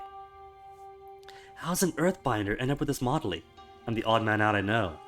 After Karen had been declared a criminal, Raven Ash charged with scouring the Archon's belongings and retracing his path. I was with the group, headed to the Gates of Judgment. As we cut west across these mountains, we came across this place. Of course, any association to Karen didn't make me popular with the Legion. Telesofia was all too eager to remind me that if Karen's treachery would ever come to light, all Earthshakers will likely be executed for assumed collusion. So you'll forgive me if, after stumbling upon Master's wound and facing insurmountable odds in battle, I decided to surrender rather than join my hateful companions in death. What do you think of this place? I find myself at home here, even if everything with the old wall seems antithetical to life. If the Bane don't kill you, the water will. Without Jaspos, this place couldn't exist. The old walls have always been invigorating spaces for mages my ilk. They're like untapped fonts of magical energy. And the ancient masonry? Inspiring. What was life like for the people that shaped these massive walls? Tell me of Jaspos. He's many things. Teacher, husband, companion. To you? He is teaching me to connect with stone in a deeply personal way. In deeply personal ways. Earthshakers manipulate rock, but we don't feel or shape them with the intimacy of the Forgebound. Alright, thanks for the details. Isley? Quest updated, what do you mean? Sorry, Fatebinder. My spellcraft hasn't been cooperative of late. I take it you're not here to talk about my preoccupations. Oh no, is she sleepless? What do you do in the Forge? I'm Jaspos' apprentice. Have been so the last few years. Napping wasn't originally my specialty. I apprenticed under Master Erasma back in Lethian's Crossing, but a freak accident meant that she'd take her secrets to the ceramic arts to the void. Jaspos had just finished work, and was returning north for more training with the guild, so I joined them. Long story short, we stumbled upon the wound and stayed, and I took on new trade with Jaspos as my mentor. What happened earlier with the hammer? I was embarrassing myself again. Seems like my only reliable talent these days. I thought I was a competent napper, practically a journeyman in skill. Lately, even the simplest preparatory spells vex me, like that sorry display you witnessed. You're becoming one of the sleepless, aren't you? I think I am. Started broke my hand with a mallet. Rookie mistake. I asked Reef Shadow to heal it, but things have gone sour ever since. Can't sleep. Can't summon a sigil to save my life. Worst of all, my... stomach? Something about her stomach? I don't know how much time I have left. I just want to enjoy whatever last moments I have with Jaspos. Thoughts about Jaspos? Jaspos introduced me to napping, and it came easier than pottery, my first craft. If we hadn't fallen in love and gotten married, I might have returned to the north and stayed in Kyros' good graces. Is everyone married to Jaspos?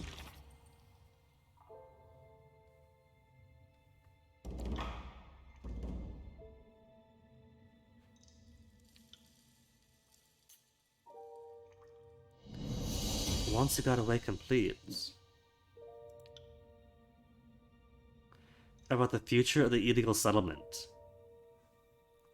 All I've been saying is that I haven't decided what I'm going to do.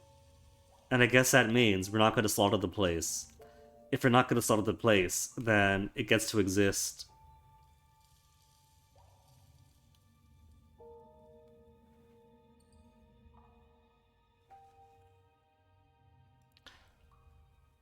I didn't get to speak to Time Master Wagstaff, though.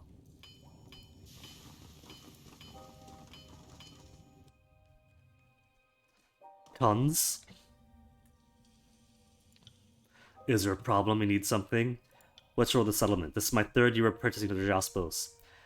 Between that and trying to keep the settlement running, I'm never short on work. Whenever I can, I slip away to the surface with the woundkin for a good hunt. Caves and hollows aren't meant for the living. I get my materials for the kill. Tusks for tools, hide for sturdy clothing. The rest goes to tents, cots. And we haven't even gotten down to the meat. The woundkin. They understand better than we do. I suppose I'm also a napper. Jaspos has to pass out his art, right? But everyone knows my passionate skill is in tanning. How's apprenticing been for Jaspos?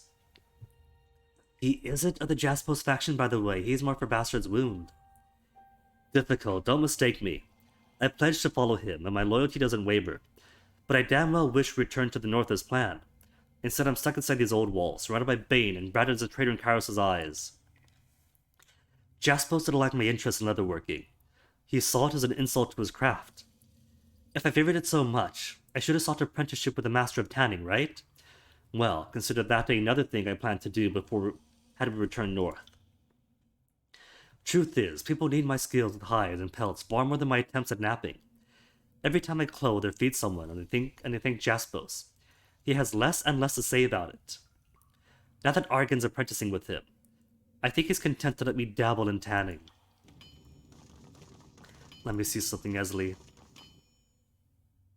Yeah, officially the Jaspos faction.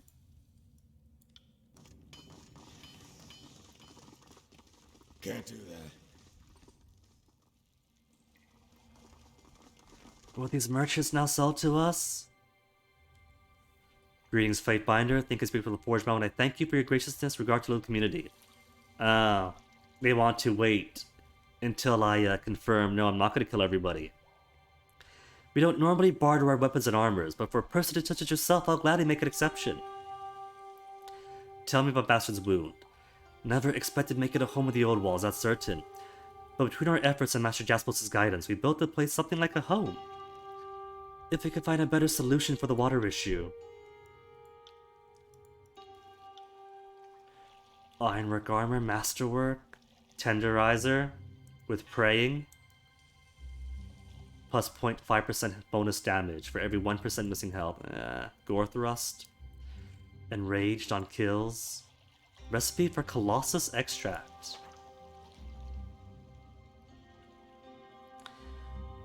Okay, if we had an infirmary, I'll take more stuff.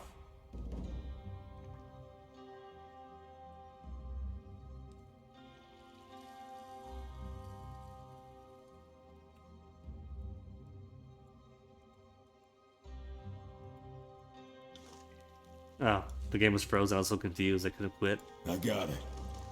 Mel? Fatebinder, you've returned. Already spoke to Mel. Let me see what's in this house.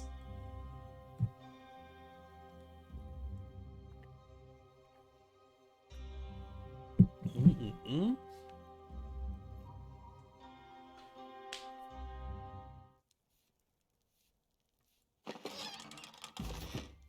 Shields. I'm just gonna sell all the stuff. Sell if I can sell it. Or just keep it. Or rotting in my inventory. If it's anything else.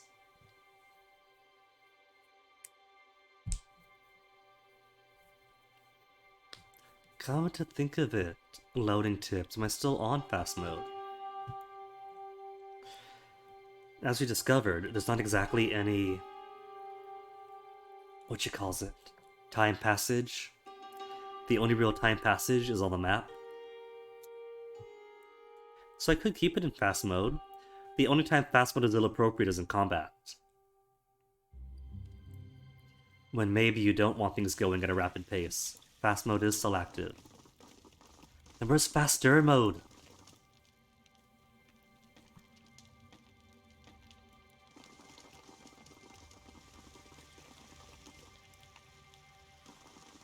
Game's lagging up on me. But a merchant. Fatebinder. There's not a lot of trade in the wound. And little of that is magical goods. Tell us about the wound. If it needs scribbles or mixtures gleaned from our forays to the old walls, I want to ask. She is Wagstaff faction. Not a bad little place to carve out a little bit of life. Better than the war topside anyway. Wagstaff started things, and I think he's been capable hand on the rudder, if that makes sense. Real father-like, as if he's got a stake in it. That over-puffed bricklayer Jaspos, on the other hand, he's just like every other shit come south of the conquest. Just looking for a way to bend the tears over and ram his poker. Got a bit carried away there. You know that collecting and distributing forbidden lore from the old walls is a serious crime. As settling in them, right? Well, fucked either way, aren't I? Don't worry, Binder. I wouldn't go selling to someone who wasn't a court luminary like yourself. Let's see what you got. Exceptional sigil, precise action. I don't have this one. How many do I want to buy? I can only use one, what the heck? She's got multiple of these. Distant impact. I know this one. Sigil of Light, we've got that core already. Cerulean scales are conductive. Plus 15% shock damage on hit. Plus 15% shock damage on abilities and spells. Cool. Does anybody have need for another, what is it? What do you call these? Accessories? Trap detection, graze deflection, tide casting, finesse. Alright, let me buy it. I'll give it to Lantry.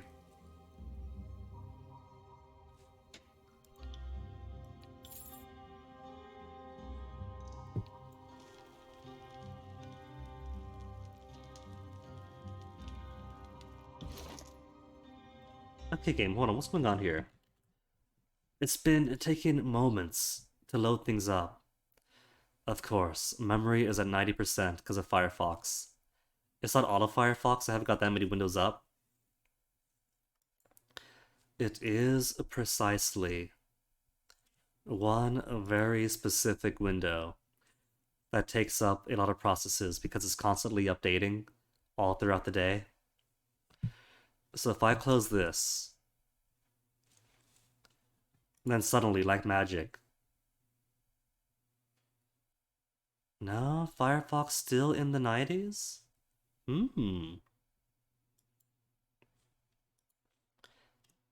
Okay, what if I delete the tab of my questionably legal anime watching website? Then it drops.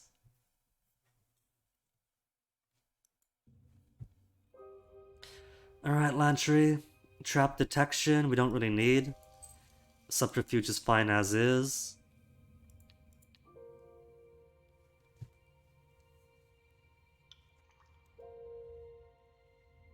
Sigil, exceptional sigil, precise action. For accuracy, and people could learn some spells anyway because Ebb somehow lost her fulmination.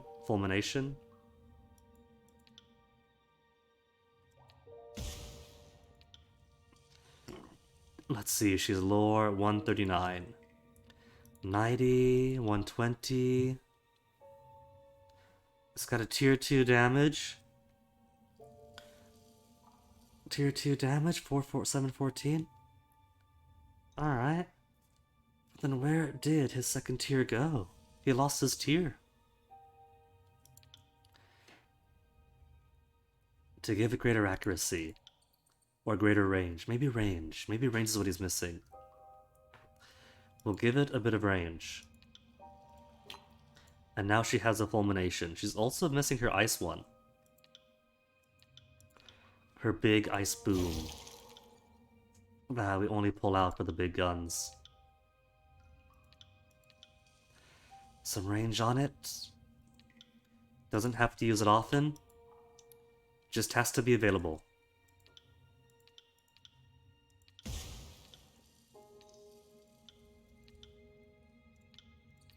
110, 140. And you could add more onto it. Armor penetration, interrupt, duration. Enhancements are beyond what you could use. Stuns, killing blows. Spell surge. Reduce recovery. Make it accurate. A little bit more accuracy. To replace the fulmination he currently has. And that's a little above my pay grade. Let's take that off. Can replace my own.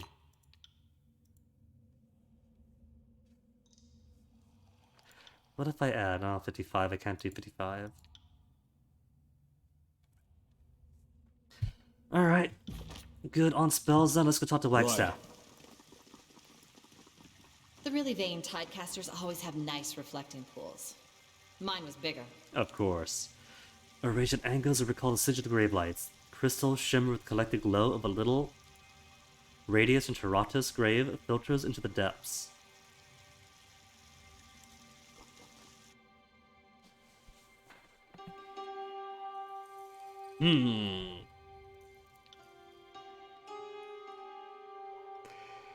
Of all the shriveled barnacles to find, you...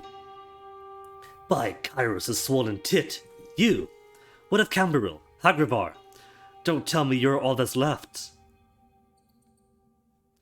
Step back, let them talk.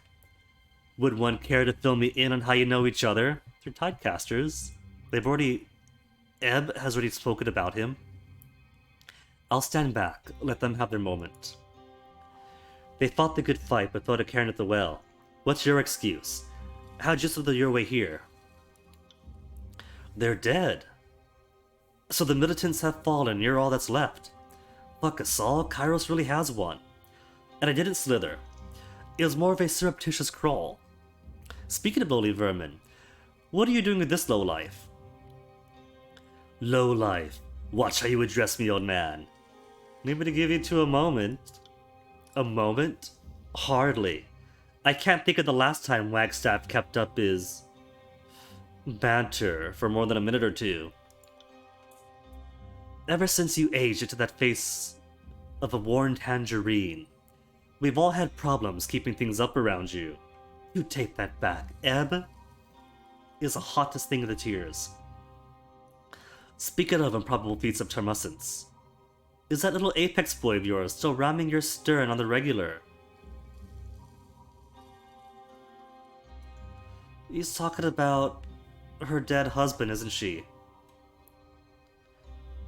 Alright, down with this patter. Enough. Ebb, you can gossip with your friends some other time. Already done with this patter. I have been telling everyone I was the last typecaster in the tiers. I don't think we understand what a difficult moment this is for me. That line about me being the last of the typecasters worked wonders with the young and eager to please ladies. On the young and eager to please... But you, points to Webb. What happened to that husband of yours? Or as he called him. Completes his sentence, holding two hands apart at about the wingspan of his shoulders. Aldenos died of his wounds for the Battle of the Gates of Judgment. How about you? I can only assume half the reason you're here is to find some new apprentices and fuck them. That's what I do. If you two want to reconnect, I can give you some privacy. No, please, you have the wrong idea. Seriously, even I have standards. I'm just wondering what this worthless old codger is doing hiding here of all places. And with so many new friends. You always harped on and on about your legacy. Now's your chance to corrupt a few more minds before senility takes hold. Well, yes and no. Yes with the apprentices, but I don't know. I might just stay here. We've settled upon something unusual here. Not sure how permanent the solution living here might be. But I've been trying to make the most of it. But your friend here changes things. We always knew outsiders would come, but short of Grave and Ash showing up, a Fatebinder is about as terrifying a notion as we'd have imagined. I hear you've already spoken with our other advocate, Jaspos, regarding the legality of this place. I wish you'd spoken to me first. But if Jaspos convinced you to show us mercy, then perhaps I owe him a day without denigrating comments. Half day, maybe. Thank you, Fatebinder. I knew the day would come we'd be discovered, and I imagined such a much bloodier scenario. In this regard, I'm happy to make a fool. Life here in the wounds isn't easy, and we always assumed outsiders might bring death, not help. Your leniency is a sort of surprise we needed these difficult times. And though I never would have guessed this, your arrival may be the sign of good things to come. Arrival bodes well for your future. What are you getting at? Still no favor or wrath with anyone. Let me guess he might help, of course he does. These people here seem guilty of little more than trying to survive. I'm happy to be of service. Or questions. We'll pick his encyclopedia later. Also, loving his top scars? If I may take you literally for a second, let's say I was in need of someone who can come and go from this refuge and handle some matters for me. Would you be willing? It's hard for me to leave things unattended, and if I were to perish... Depends on what you have in mind. There's an old rival of mine still out there, a sage named Phoebe. Yes, we're from rival schools. No, this isn't a case of an unsettled score. I'd live and let live, but she poses an actual threat to the wound. She had knowledge of my plans to journey north to trace Kyros' path in these mountains, which may expose us. She could bring a slew of homeless mages here, probably followed by a gaggle of spies. It's not worth the risk. She needs to die. Harsh? We can't talk her out of it? The problem is finding her. We had a mutual contact, Melita. Melita in Lethian's Crossing. Didn't I let Melita die because Lethian's Crossing defense had very binary choices of save Melita or save the old man. They're right next to each other. You can split your team and attack both ways. But you can only do one or the other. If the two are still in touch, she'd be able to point you the right direction. All of Bastar's wound would be in your debt. Most of all me. Can I trust your help? How do you know her? Over a decade ago, the School of Tides and the School of Ink and Quill tried yet again to discuss peace. She represented her school, and I was forced to represent our end of this fruitless mediation. It was all a farce to get to know a few of us, figure out who would be spied upon. Several span later, some of my work was discovered by the sages. Fucking word thieves, every last one of them. Is she really that much of a threat? She's a risk to everyone living here. The woman hates me. Having dealings with her in the past was a mistake, and I'll be damned if I let that error ruin all we built here. Now that her school is in ruins, she'll view my accomplishments here as a search to be appropriated. And while she's at it, she'll engineer a catastrophe for the wound just to spite me. So yes, Fatebinder, I'm sure. I'm not going to kill someone before they've done anything. I understand the sentiment, but whether you believe it or not, that woman is a threat, and will gladly bring attention to our existence if it serves her purposes. Moreover, she's likely to expose without even trying. She could wind up consumed by the voices in the rot, or followed here. And I can't tell anyone the voices in the rot is dead. I found this place. Why kill someone when the secret's already out? You don't give up patching a hole in the hull just because a new one's opens. Look, I seem to be asking the wrong thing of the wrong person. I'm sorry, this all sounds so monstrous. This loose end is mine to solve. I'll find her. Thank you. This is a matter that has haunted me for a while. If my stupidity caused a wound to be uncovered, best not to think of it. You have been unlike other servants of Kyros I've encountered. We're indebted to you for your patience and reason. One more thing, Fatebinder. If you do kill her, be sure to gather her belongings. Very important. That's the only way we can verify that you found the right sage. So we could fake her death and bring her belongings. Classic video game solution. It would also mean a great deal to see my old scrolls back. On the off chance she still carries them. It's a petty and vain request. But if you've been robbed before, you probably know the feeling. Alright, now give us the encyclopedia. What do you do here as one of the leaders? I'm the only true leader, as I said before. But I won't belabor the point. 3 years ago, I stumbled across these old walls and very quickly found I wasn't alone. A clutch of hungry and sick tearsmen had stumbled upon this enclave as well.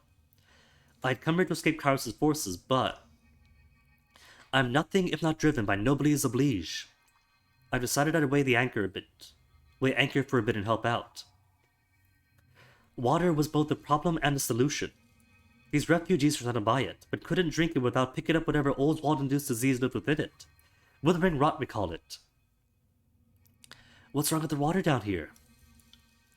The streams that run through these old walls have something foul about them. Some suggest the Bane do their business upstream, and that taints the water. I suspect the problem is less scatological in origin, but lightly mystical all the same. Whatever it is, it leads to fever, seizures, and eventually death. I've been able to concoct a remedy, if administered in time, and I can mix this solution with water to make it drinkable. But untreated, the water here is a death sentence. And the people accepted your leadership willingly? Did I knock them around first? Is that what you're asking? No. They were survivors from battles where Cairn brought a keep down on their heads, and opened a route to this enclave in the process. They were starving, lost, terrified of the Bane. They came to me for help, since my magic could keep them safe. Times sure have changed. Folks beg at a Tidecaster to save them and all. Strange how the general attitude towards our school has shifted dramatically when Kyros' minions marched into town. So what happens to those with withering rot? You waste away in agonizing fashion. That's the short of it. The water here slakes thirst for a moment. Those poison report feeling dry no matter how they drink. They pissing and shitting out more than you put in, while desperately thirsty all the same. Your skin shrivels and cracks, eventually you die, a pathetic, desiccated husk of a person. That's what I found when I first happened upon the wound. A lot of scared, dying folk that weren't long for this world. Nobody was going to right that ship except me, so I stayed and they lived. To a Tidecaster, these are trivial matters. So long as I'm here, making a solution to purify the water is a simple matter. I make life here possible. It's a difficult burden, but I'm honored my talents are put to good use. How do you purify the water? It's impossible to convey the intricacies, but suffice it to say, I must infuse water with grave-like energy. This, combined with trace amounts of alcohol and beastman blood, counteracts the mortifying effects of the old wall's water. I see the look in your eyes. Worry not. The beastmen willingly give these vital fluids when they can. That'd be the blood here, then? And is that the alcohol? It's a tiring process, but it produces clean and restorative water. Jaspos's product is an imitation, and will never sustain this place in the long run. That's why I've taken on Insipid Moniker as my apprentice, to safeguard this process. And unlike most, she knows just when to stay out of my way. So if they're both being absolutely truthful, we have one who has volume but not quality, not as much quality, and one that has the best quality but not as much volume.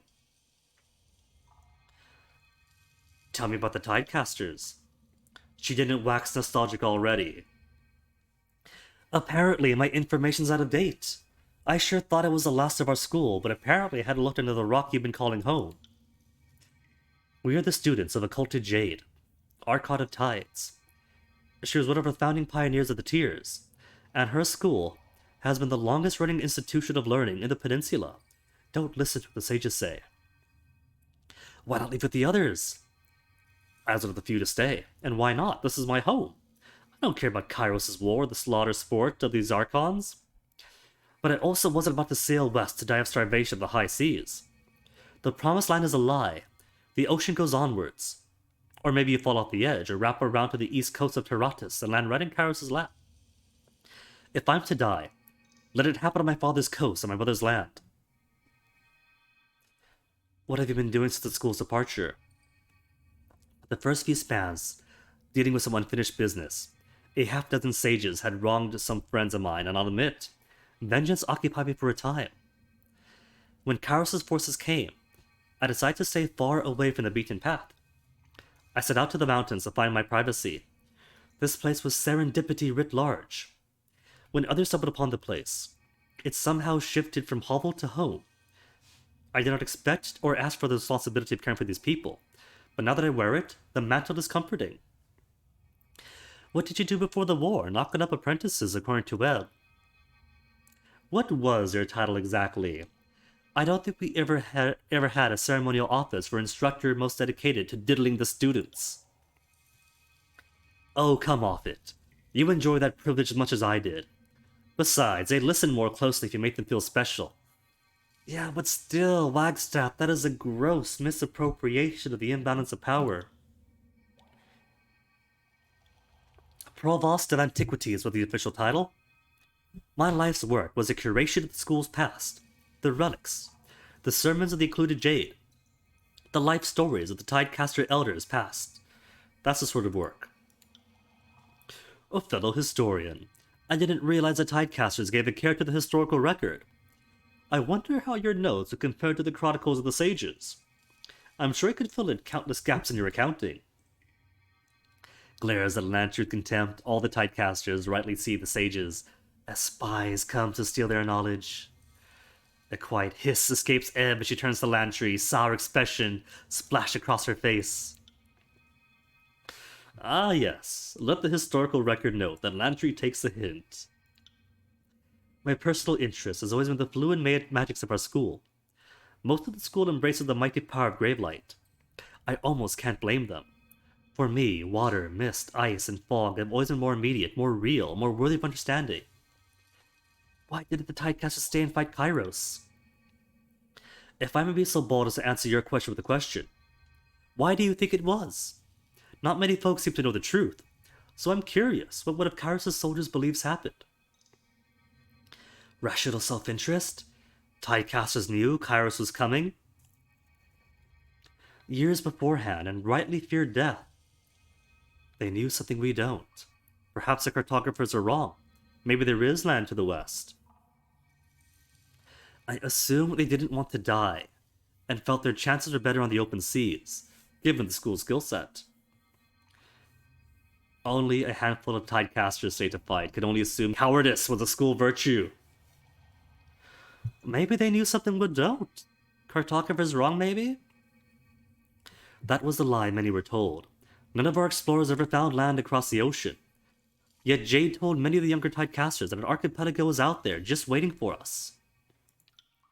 The truth is, our Archon lacked the will to resist. Scores of Tidecasters craved war, but lost heart at the notion of facing an enemy without a occluded Jade leading the charge. Enough.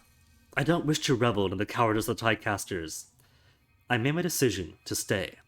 I'm not pretending I'm some brave hero, but at least I'm pointing out some little port to the store. What do you know about Jaspos? If only that rock pounder would just shut up. He loves the sound of his own voice. Everyone in this universe loves the sound of their own voice. Unfortunately, his forge is on the upper level, so his soliloquies flow down here to ensure my misery. This place had better acoustics than the Academy of Tides, lucky me. He thinks because he can cleanse the water, not as well as I do, mind you, that he can pontificate at all hours of the day. I nearly drowned myself once, rather than listen to one of his tirades, you know. But I knew the moment my body was discovered, he'd be retaining another righteous speech about cowardice upon my corpse, and that wouldn't do. Look, I'll say it plain. Jaspos has a big mouth, and he talks incessantly about transforming Bastard's wound into something great. Make Bastard's wound great again type? But the truth is, he's just out for himself. I built this place from nothing, and he thinks he can come in and claim it with the hard work has already been done, not on my watch. Well, I heard. A beast woman once held sway. Ah, Reef Talon. Curious case, that one. She pawed her way into these caves a year ago with her cubs, a vicious fighter for certain, bane of the bane, I like to say. She took charge of the tribe, but had a curious way about her. The most fascinating beast I'd ever met. Oddly pensive, strangely polite, prone to bathing. Speaks nonsense. Cold and submissive by the sound of it. This Reef Talon sounds like mewling Bulveric, not proper alpha. Things really got unusual when, after Bloody Dust-Up with the Bane, Reef Talon healed some of the members of the patrol with her touch. I can't say heal with a straight face. Those who had their wounds tended by Reef Talon felt spectacular for a few days, but by week's end, a whole host of new maladies overtook them. What sort of problems happened to those who were healed? It started subtle, really. Folks treated by Reef Talon just slept a little less each night. At first, claiming they felt too hale and hearty to sit in bed. Later, they'd be exhausted from days spent waking, yet unable to sleep. And after days of being sleepless, other things would start to go. Tempers, memories. Worst of all, a few who could work sigils lost the talent. Imagine spending an afternoon listening to Jaspos running on about the virtues of pulverizing stone. You'd be frustrated and exhausted, somewhat murderous in a tent, but for some reason you can't sleep. Night turns into days, which turn into nights. We took to calling those afflicted the sleepless, and warned the others of what became those cured by reef talent. What happened to the sleepless? When reef talent fled, almost all the sleepless went with her. Whether they chased her out of anger or fear of being deserted, I don't know. You might find a few here in the refuge, but most of them have taken their chance at the depths of the old walls. Isley, a woman whose life is already marred by the tragedy of wedlock to Jaspos, was the last person healed by reef talent. She's still cogent. Who knows how long that'll last, poor woman. Okay, we're not done asking his encyclopedic knowledge on the beast woman. What became of her? A few spans back, a patrol did his favor in the mountains, searching for areas struck by Karen's magic. So they said. While they stumbled in our refuge and being disfavored, were shocked and appalled, not just by our squatting in the old walls, but by the beastmen living with us. A few even deferred to reef talent during the parley, and seeing humans look to a beast woman was rather appalling to those iron thugs. The meeting quickly turned violent. We bested the disfavored, but reef talent fled during the altercation. I guess a combination of guilt from warping her fellows with magic, and the feeling of shame that her presence roused a disfavor to attack us. I have no proof. But I think reef talent fled to save us from her. There's plenty of folks who hate her, but I for one don't think her actions were ever malicious. Protecting this place is all she cares about, and she probably realized she had to go save us all. Regardless of her specific motivation, I'm certain she fled deeper into the old walls, not topside. Someone claims she dove into the water. Another claims she has access to teleporter. Either way, she hasn't been into the village since the disfavor's arrival. If anyone can survive the old walls alone, it's reef talent. That said, she's been gone a while now, and I'm not sure I'd wager money on her survival to date. Well, was reef talent a mystic? She claims she wasn't. And I'd never known a beast to downplay her strengths. But as sure as water's wet, she could mend wounds with a mere touch. So she must have some training. Having seen what her healing did, hindsight tells me why she would be hesitant to discuss her mystic training. Perhaps trained by a fool of a mystic. Why else would beast woman hide such strengths? A true mystic wears power proudly, does not viper slither into obsequiousness. Obsequiousness. The beast women have really extreme vocabularies. That's it for now. Good. And so now we have a couple extra quests now. Find the farm chronicle we have to do. I'm guessing that's the area with the stairs to the north. Talk to Melita and Lethian's Crossing. I thought she died, but I guess not. Must have been somebody else. Melita and Lethian's Crossing to find Phoebe. And Jaspos also left tools in Lethian's Crossing, so Lethian's Crossing we have to go to eventually. But first it's been 2 hours. And so naturally I have to pee, so I'm gonna give myself a BRB for a few minutes. And then, when I come back, then to Lethian's Crossing we go, I guess. So for now, I shall return.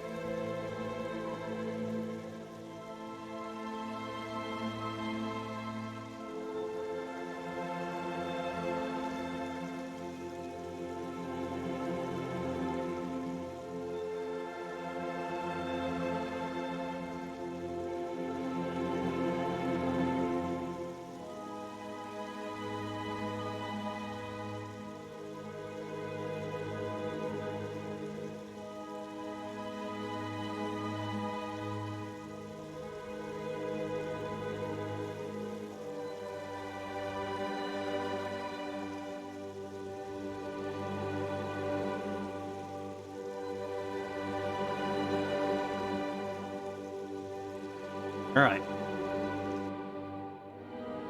Let's turn this music off, turn this back on. Badoop! Sorry, can't. Can't? What do you mean, sorry, can't? Think before we go, though. Go ahead and speak to a few people we haven't spoken to yet. Insipid moniker here is apparently his apprentice.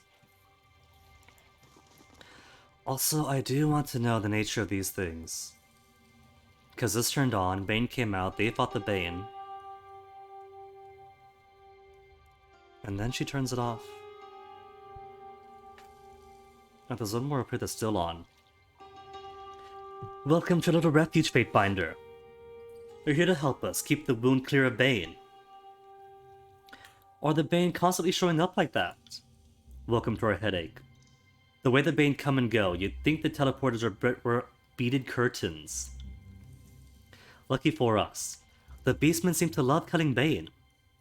They'll put in more hours on sentry duty than any human, and I welcome the extra sleep.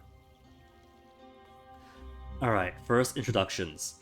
Insipid moniker, how'd you get that name? Former sage? Maybe, they have funny names like that. Figured it was smarter to ask the voices for a name. Rather than let my gang boss do it, I figured it wrong. Oh, she's former chorus then. I could have been shits for days or bleeding sores if I waited long enough. Even hindsight would have been more appropriate. Okay, what do you do exactly around here? Whatever Wagstaff wants. Guess he can call me an apprentice. I can read, which is more than most can say. He's teaching you our ways? I'm sorry you have a fool for a teacher, but you've been given a great honor. Do not squander it. It's more subtle than the red work of the chorus, but I don't mind a change of pace. So the blues to honor Wagstaff? Exactly. Fucker iced half my gang with the spells, so now I fight for him. Those are the rules. In a twisted way, I think the voices would approve. The voices can't be preventing that they're dead. Not that his approval is any safer than his wrath. So what's to the portal? Goes deeper into the untamed old walls. We send patrols out to sharpen the beast's claws and lighten the number of Bane, but we haven't exactly mapped it. Ugh. They could have been mapping it for me. I'm gonna go through eventually, I'm sure. And then she's vanished! Can't do that. Anybody else I haven't spoken to? Merchant? Not that the town is safe. What do you got for me? If you're wall smart, shop wall smart, is what I always say. Also, this is wall smart. Welcome. Working on Kyros to drive customers. What do you think?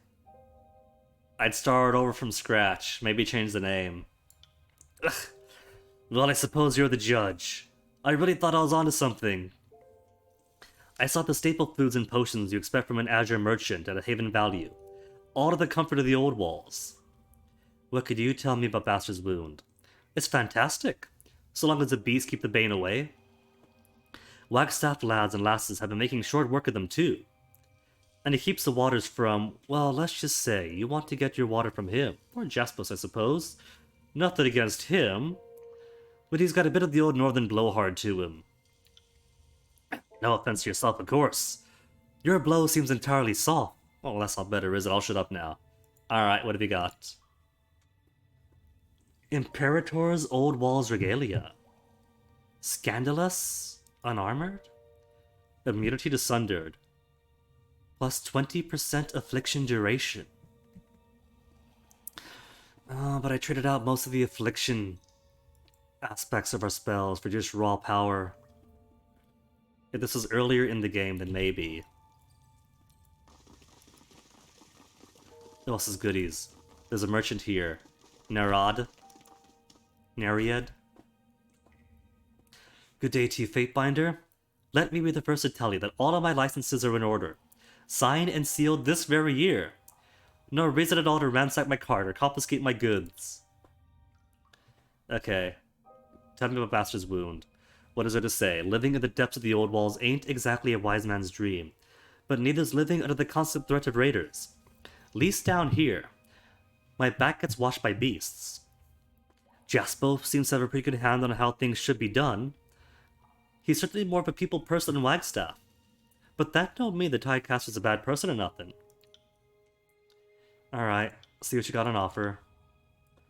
And people seem to be split on who they choose to side with and for why. I don't know Remarkable Sigil of Strength. It's probably the mid-level one, considering I know the weakest and the strongest. Because I think I know the strongest. How much was this? 95 bronze?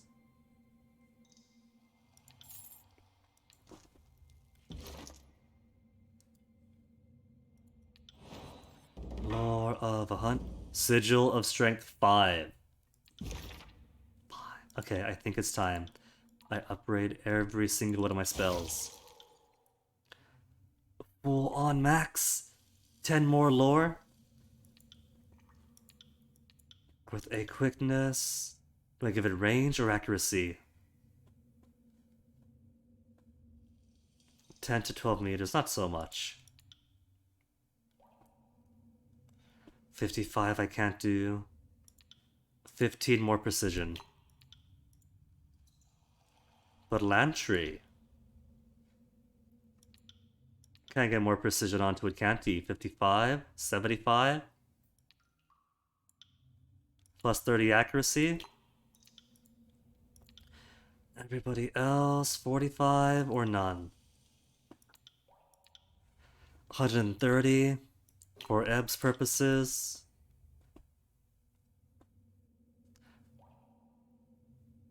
And poor Kills in Shadows. Doesn't have the lore for any of it. Okay, alright. Heals. Heals. With Sigil of Strength 5. 61% health. How obscene. With as much quickness as I can. And some range. To replace my own, to replace Lantry's. 35, Ebb could use.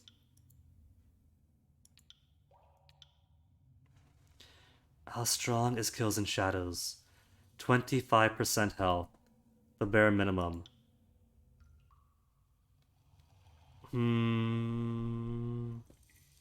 It's the bare minimum, but it does have the cooldown only 24 seconds.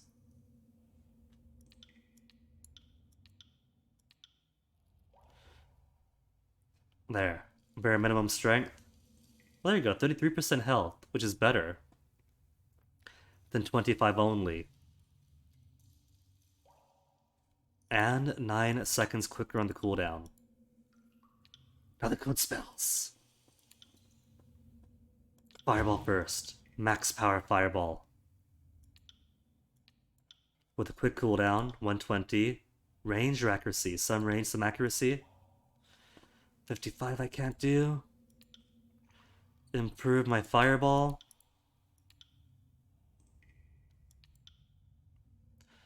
$55. Okay, fireball. Better fireball for Lantry. 33 only. Alright. Give it the upgraded fireball. Fireball. And the flash fire. Max strength flash fire. 100, 130, 150. I know 150. It's flash fire after all.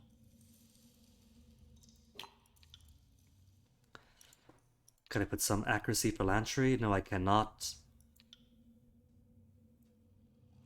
Good enough then.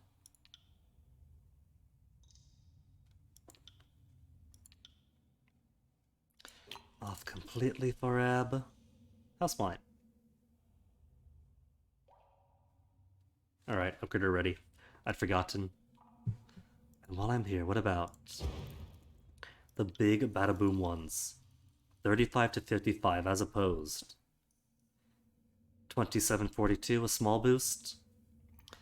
130 already, 40, 50, 60. Just some recovery time. This is more of a nuke that I don't expect to use too often. 1 minute and 7 seconds after all. What's the base? 1 minute and 30. Okay. On the rare chance the fight even lasts that long.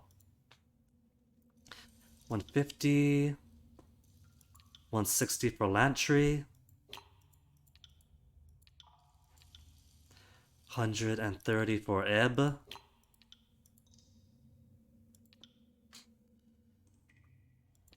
And fulminations. Where's my fulmination? Full power fulmination. Range, range, range. Think about all the range for the fulmination. Can't even add accuracy for Lantry. 140 is just one away from what poor Ebb could use.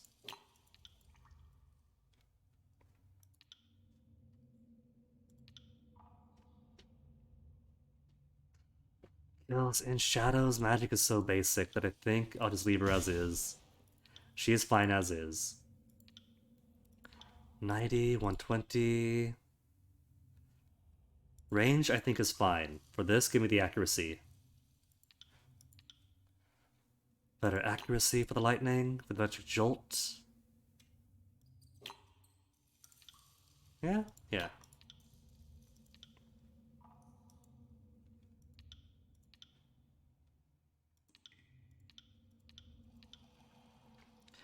$120, then what else?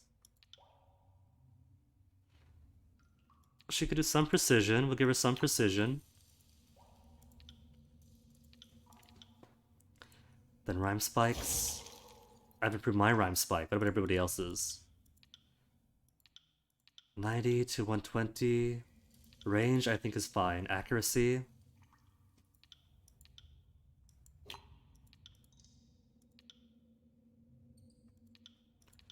Better accuracy for Lantry.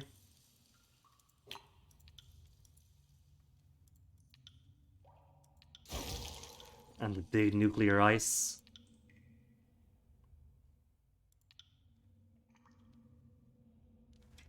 Just cooldown. Alone gives it so much cost. 60 is a privilege of Lantry alone.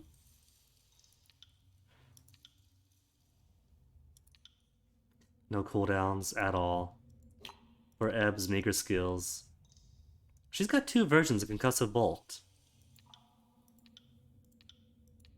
You don't need 2 versions. 2 versions do the exact same thing.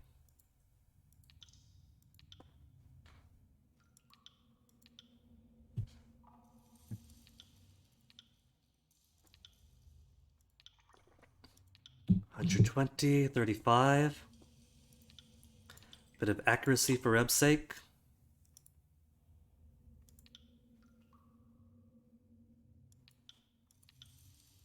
Slightly more accuracy for me. And even Lantry can't use full accuracy.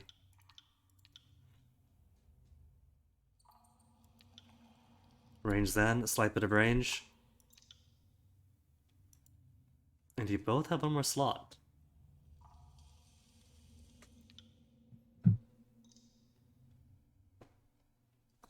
Eh, that's fine. That's all the important spells taken care of. Got her fulmination back. Got his tier 2 fulmination back. Alright, gang, who else to pester? Gloom of Dawn we haven't spoken to. Rippling wall of muscle and fur. Show some respect, whelp. Oh. On move, like kills in shadows display of aggression. Stares expectantly. The beastmen here are different. Maybe they don't respond to aggression as well down here. Remain silent. What's the problem? Leave that one alone. Show this beast who's boss. Oh, they got their own faction. Is this for, Woundkin?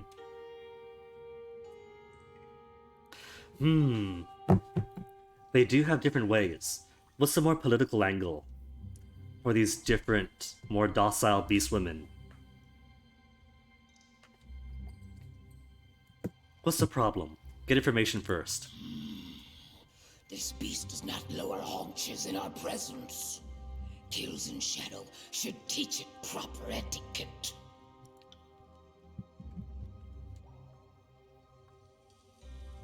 Apologies, did not intend offense, but I will apologize for nothing. Even speaks different. Showed who's boss. Leave it alone. Yeah, Eduardo, you heard political docile beast woman. Yeah. I mean, they got their own politics above ground too, but it's a different kind of politics. You were summoned. Well, there she is. The somewhat docile beast woman who speaks with a bit more eloquence than Kills in Shadow does. So what do I want to do? Command my Bolivaric to leave her alone, or show her who's boss? Show her who's boss. We'll pound some sense into this young one. Maybe it's a cultural difference, right? Like, maybe they just don't do it this way down here. But the worst we get is some wrath, right? And a bit of wrath isn't going to hurt us. It'll be a learning experience. Enough. I'm second to your strength, will not challenge. Glaring at the beast with a low growl, Kills in Shadow begins to lurch forward, but thinks better of it. They're quicker here to submit to their strength. So we can't talk to her? Tread careful not rescue him who falls in water.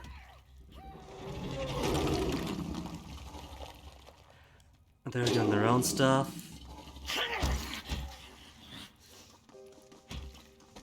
That's it then, right? That's Sophia. And the teleporter down here. And that's gonna be it. What is this game? This game at Weirdo is Tyranny. Came out all the way back in 2016. The gist is that there's an evil overlord who is conquering the entire world. And she won. And you are basically her lawyer that's gone in to the tiers that have been conquered but not tamed to exert her will and keep her law. Top-down RPG silliness? Yeah, basically. Top-down isometric RPG. Tell us, Sophia, what's your story?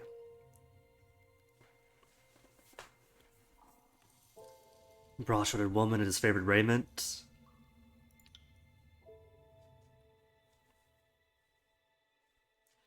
Taking a while to load data. Oh, something flashed. The last lure hooked up that trout just fine, but it took the whole thing downstream with it when the knot gave out. I wrapped the line several times, just like you said. You aren't fibbing me, are you, Sophia? He calls her Sophia. Do you think maybe they're in cahoots? What is this soldier's crime? Her? Oh, it's part of my place to say. Far be it from me to posture like I'm a leader or a lawbringer. Looks like you have company. Talk later, Sophia. Good hunting, then. Fatebinder. I heard we had newcomers, but I wouldn't have guessed someone of your stature. I'd salute an officer of the court, but I'm somewhat indisposed at the moment. Do you think she thinks she's so loyal to Kyros? I think she does. She's been, too tied up to get the news. How'd you end up on that column? A few span back, after Karen was finally declared rogue, the general wanted folks looking for what made Karen lose his sanity, or his loyalty, depending on her outlook. My unit played escort for a team of Earthshakers, as they retraced Karen's journey through the tiers. We were headed to the Gates of Judgment and came across a crevasse, which happened to be, well, gestures upwards. Middle-aged woman walks by while clutching a woven basket, giving Tell Sophia a wave. She's got friends. Good day, UCO. You're on good terms with the locals. as a prisoner. Shouldn't you be resisting a bit more? You're on good terms with the locals. They're rather lovely folk, despite them all being Kyros' mocking scum, deserving slow, slow deaths. Where was I? We paused to investigate, only to find this nest, this hive. Trespassers living with beasts as equals. All of it, an abomination. There was no choice but to put him to the sword. We fought well, but our advance fell apart when that coward Arjun threw up his arms and surrendered. He broke rank and left us exposed. If I hadn't been knocked senseless, I would have executed him myself.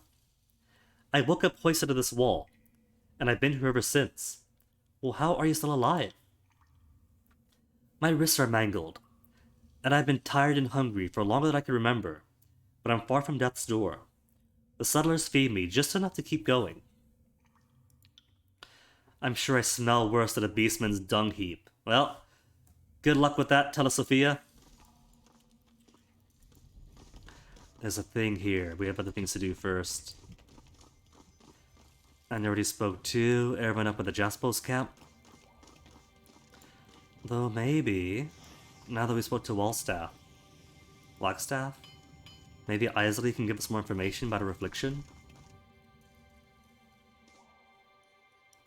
No, she's done. Alright, time to go do quests then.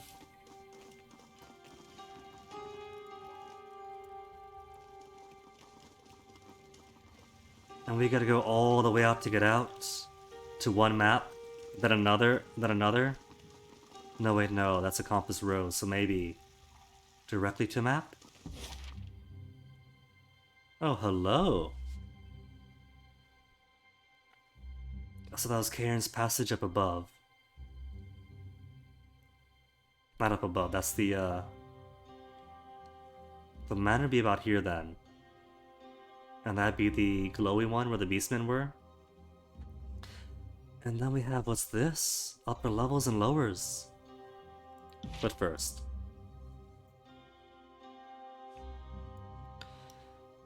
we have to go to Lethian's Crossing for a number of reasons.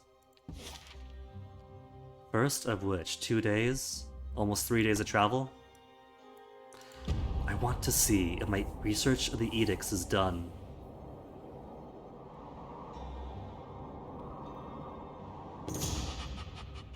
Encountering dungeons well. Kills in shadow interrupts your journey through the tears of the massive raised paw, nostrils flare, clawed fingers curling inwards. Shadow Hunter raises her head as high as possible, smelling the wind, then lowers her nose to the ground. Beast Woman sent here! Went uphill. Kills in shadow contract, yep. Look for her? Or continue on, and not intrude on her business? Look for the Beast Woman. You nodded approval, as she falls to all fours, clambering up the hill with her nose low to the ground, sucking deep breaths through her nostrils. You follow, easily keeping pace, but sweating slightly from the excursion. You see smoke of her campfire before you see the Beast Woman herself, and Kills in Shadow chuffs at the sign. Why burn wood? Every hunter in tears can see smoke. Avoid it. Investigate further. It could be a trap. Maybe that's why. It says we see the smoke before the Beast Woman. Which could be read 2 ways. We see the campfire, then the Beast Woman. Or we see the campfire, but no Beast Woman. So maybe it is a trap. Investigate or avoid it. I'm gonna say it's a trap. Avoid the campfire. Oh no, that's just fleeing. Avoid the strange Beast Woman and her fire. And turn back to destination. Well, you know what? Perfectly fine. She's minding her own business. I don't need to intrude. And research of the edicts just completed. Nose is itchy. But on the outside, not the sneeze side.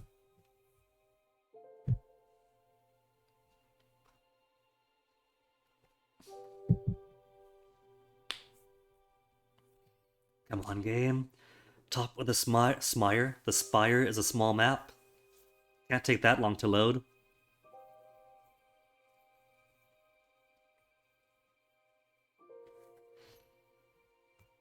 Oh, this is carefully deloading the previous map? I have no idea. Come on, game, you can do it.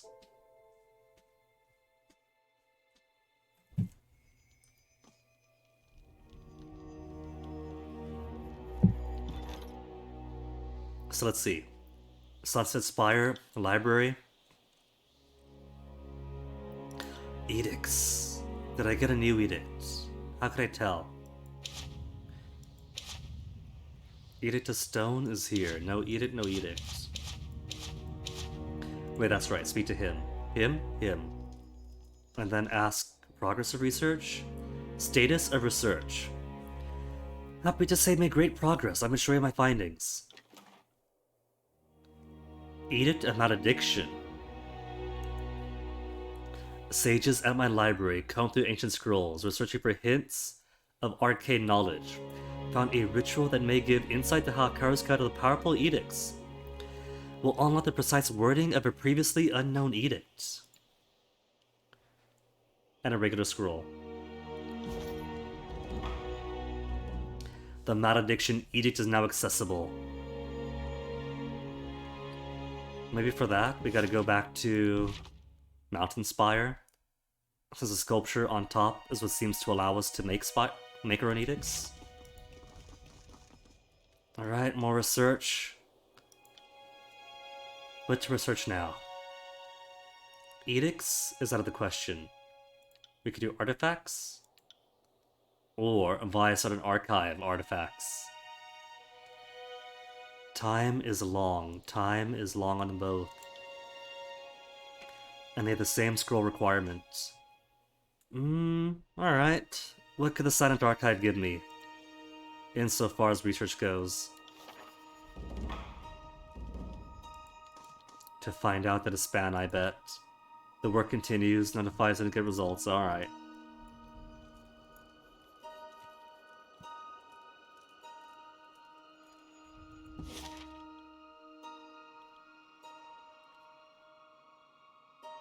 But I look quite nice with facial hair. If you say so. See, the only reason I'm keeping it out right now is for the very silly reason that the character I'm playing as was given facial hair. And so until this game is beaten, I'm going to match, but it's so uncomfortable. The sooner I finish the game, the sooner it's coming off. Because it's prickly, it gets greasy. I actually have to pay attention to washing my face now? The Lethian's Crossing. You also just like facial hair? That's fair. It takes effort to keep it trimmed and down. But it is uncomfortable on my face for someone to wear facial hair. It's a bit of a burden. And because I'm a lazy guy, it's easier to keep it off. Especially you can see, right? I get the sideburns, I get the goatee, I get patches here or there, but it doesn't connect. I don't actually grow good facial hair. This is the extent. It's been a couple of weeks of tyranny now, and that's it. That's as far as it goes. Grows this thick after 3 days, and then no more.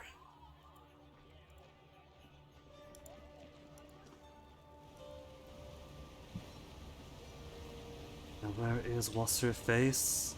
Melita is still alive, alright. Just Lahora who died then? The latest gentleman suitor has facial hair and quite likely. Congratulations, that weirdo. Man passes by her. Accidentally drops a pouch as he goes. Bends to retrieve it. Carefully almost dropped this. Greetings, I'm gonna be of service. Melita, right? Looking for you. Subterfuge. Clever. Almost didn't see you palm those rings into your pouch. Almost. Athletics check. Step close. Loo menacingly. We'll play Subterfuge. I didn't realize I had an audience. Must be a sign I'm slowing down after all these years. Don't worry, nothing underhanded. Just trying to repay a debt on the quiet. Certainly, someone such as yourself understands the needs for discretion. Nice trick, I see pickpockets and things like that all the time. Not interested in causing any trouble. But I do need you to answer some questions of mine. Tell me what I want to know, and I won't have to take it through an inspection of your property. Take a thorough inspection of your property. Melita, I presume, must be the peddler my friend mentioned? Or draw a weapon. Enough! Lie again or I'll have your head. Now we gotta build a rapport with the locals. We were governor here for Lethian's Crossing, and saved this town twice already. I'm not interested in trouble, but I do need to answer questions of mine. Oh, this! Scraps of parchment. I meant to deliver this to the court after acquiring it from a traveling sage. It may be magical in nature, or contain knowledge forbidden to Kyros. Please, take it. I'm only happy to do my part. Is there anything else I can do for you?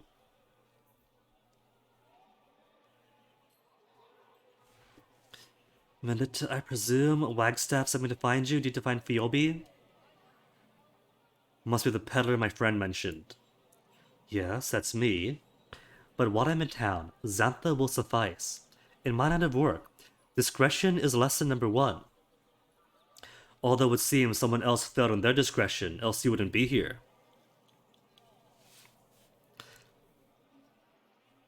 In typical you fashion, he's much older and one of them colonizers. Well, isn't that how it goes? Previous GF was British, so was totally in the same folk, dating one from Queen's Britannia. Which is kind of sweet, right? Because the way I saw it was like, in the 18th century, Libu went from Palau to Britain, and so it was going to be in reverse. We'll take one of theirs. And now I've got another typical Islander thing of eventually, every Islander ends up getting their white boyfriend at least once. Moved from England to Missouri, or from Britain to Missouri. That is quite the move. I'll straight up say it. That's quite the downgrade. I can't imagine what brought that about. Say what you will, right? But after all those Britain trips, things are so much cheaper there.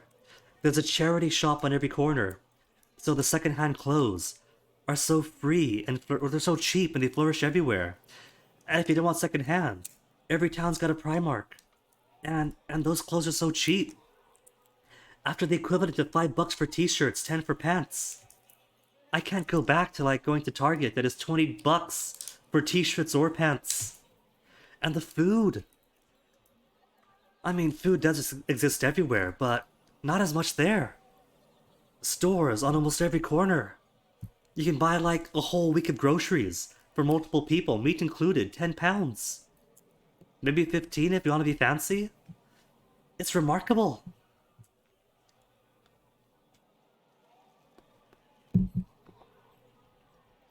Things are just way so expensive here.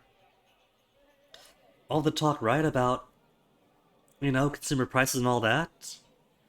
But we keep our consumer prices not quite stable, but to a baseline. If we have a glut of something, we maintain the higher up price rather than make it cheaper. So, if his job is counteracting that, good on him. But seriously, the store's there. I would go back just for the cheapness of everything. Need to find Phoebe. Well, fact that I know her, that's free. Current information costs extra. And information on friends costs extra. So this isn't the kind of question I'm comfortable answering. 10,000 rings. Hold on, gotta do some math. If you're counting rings as base copper, it's 100 rings to a bronze. That's 3 digits for 1 bronze. Then 6 digits to 1 iron. 10 iron, is that what she wants? Friendship's worth the iron? 800 rings only. Got a belt of bronze here to make you more comfortable. That insulting haggle from 10,000 to 800. He works for Anheuser-Busch. Ah. Alright. So I guess that means that it's probably a better paying gig. And he said he's British, right? So I could see him being attracted to the beer. Lethian's Crossing Favorite 3. I can be trusted. Ask around town if you don't believe me. I can't buy a grade with noble sentiments, but if a fate binder's asking, I can find an image to be forthcoming. Phoebe sends me the occasional missive. Last I heard from her, she's doubled back towards a burning library. She's got herself a dangerous notion that she can recover scripts from her old home. Though I think she's avoiding the actual library, seeing as it's the epicenter of devastation. Not any more, Melita. We ended that edict. Phlogiston's now unlocked. She mentioned a place called Phlogiston. Think she means the village that used to be called Babbling Springs before the war. Out of the contested lands. And that's as much as I know about where to find her. If you can't find her there, maybe she's taken her chance at the library itself. And just what do you peddle? You used to specialize in written things, but the schools are gone. And so are most of my clients. These days, they mostly deal in wineskins, shoes, and lamp oil, nothing glamorous. But what else do people need during times such as these? Wagstaff sent me to find you. Did he now? I suppose he needs a reminder of our code of confidentiality. If I may ask, how and where did you run into Wagstaff? I'm not going to reveal the location of Aster's wounds. Was a chance meeting up north, he's healthy. You gripe about confidentiality, then ask me where he is. Come on. Help me toward a settlement of squatters of the old walls. Gotta keep mum on that. Can't fault me for trying. That's it for now then. We got our information. Thought that was a body. He's just napping by a tree. And now we gotta find that forge material. Forge is here, right? Come on, to the door.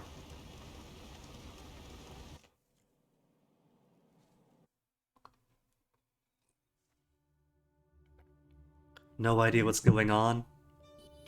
I suppose that would be tricky since it's kind of like towards the end of the game. So lots of things have happened. Basically, before the game even begins, we have conquered the tiers. And that means that we have subjugated this place by violence. But since then, we have kind of reconquered it from under Kyros' nose. And so, how best to explain? Basically, we now are the rebel faction, and these are my people. And we came from a place that would have been illegal to exist under Kyros. We're helping them out.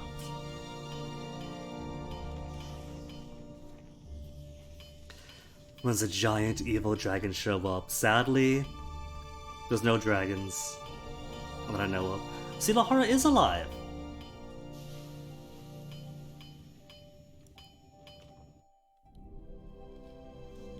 I've returned. Always more demand for iron than there is time of the day. It's also kind of in the Bronze Age era of this world, this fictitious world. And so most people use bronze, but iron is like cutting-edge space-age technology in comparison. Looking for some napping tools on behalf of Jaspos. Jaspos? None of us have heard from him in some time. He certainly did his part to create the forge here. But there's little else for a napper to do after settling the foundation. I'm quite certain he was ordered to return home. This, on the other hand, is a vanguard of my hour work. My tour of duty ends only when they are no longer enemies. There are no longer enemies for my iron to kill. So where did Jaspos end up? A remote settlement in the mountains bordering the north. Not gonna say that. Living in a sort of private fiefdom in the old walls, cavorting with beastmen and tearsmen. No. He's nursing a leg injury in a village south of the Gates of Judgment. It's a lie, but it also throws him off the track of the old walls, of the bastard's wound. He's dead. He asked me for this. He asked me this task before passing, and I'm duty-bound to handle things. He's nursing a leg injury. Village south of the Gates of Judgment? I mean, that could technically be true. You could describe it as that. It is a village south of the Gates of Judgment, in the old walls, bordering the mountains to the north. How? A fall? A wolf attack? Doesn't matter, really. No doubt it happened when he was distracted by his own reflection somewhere. That man was always the cleanest worker in the forge, and I don't mean that as a compliment. He also wouldn't be the first to have hardship delay his journey home. I wish him speedy recovery. Ask me to clear his browser history. Kinda. Still, good to know he's alive. What do you know of him? Only the superficial, sadly. He worked in stone. I'm more keen on metal. So we rarely compared notes. I knew he was arrogant, confident beyond his years and talent. Not to say he was inept, far from it.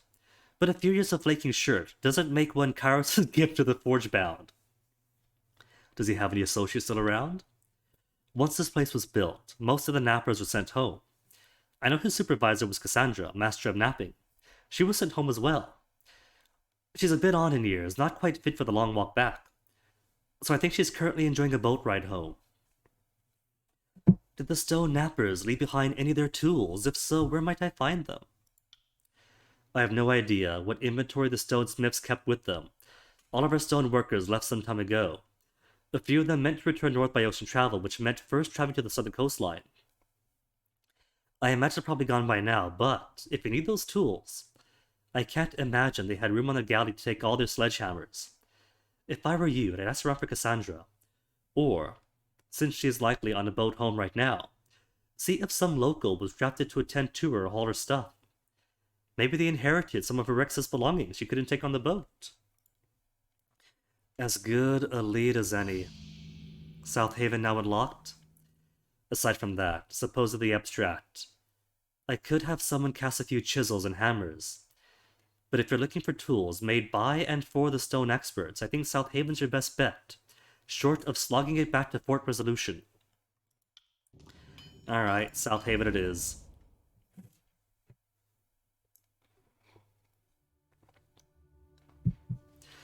As good a lead as any, and should be fairly small. I can't see it being a massive dungeon zone. We gotta what? Convince some full apprentice, grab the loot, and then leave.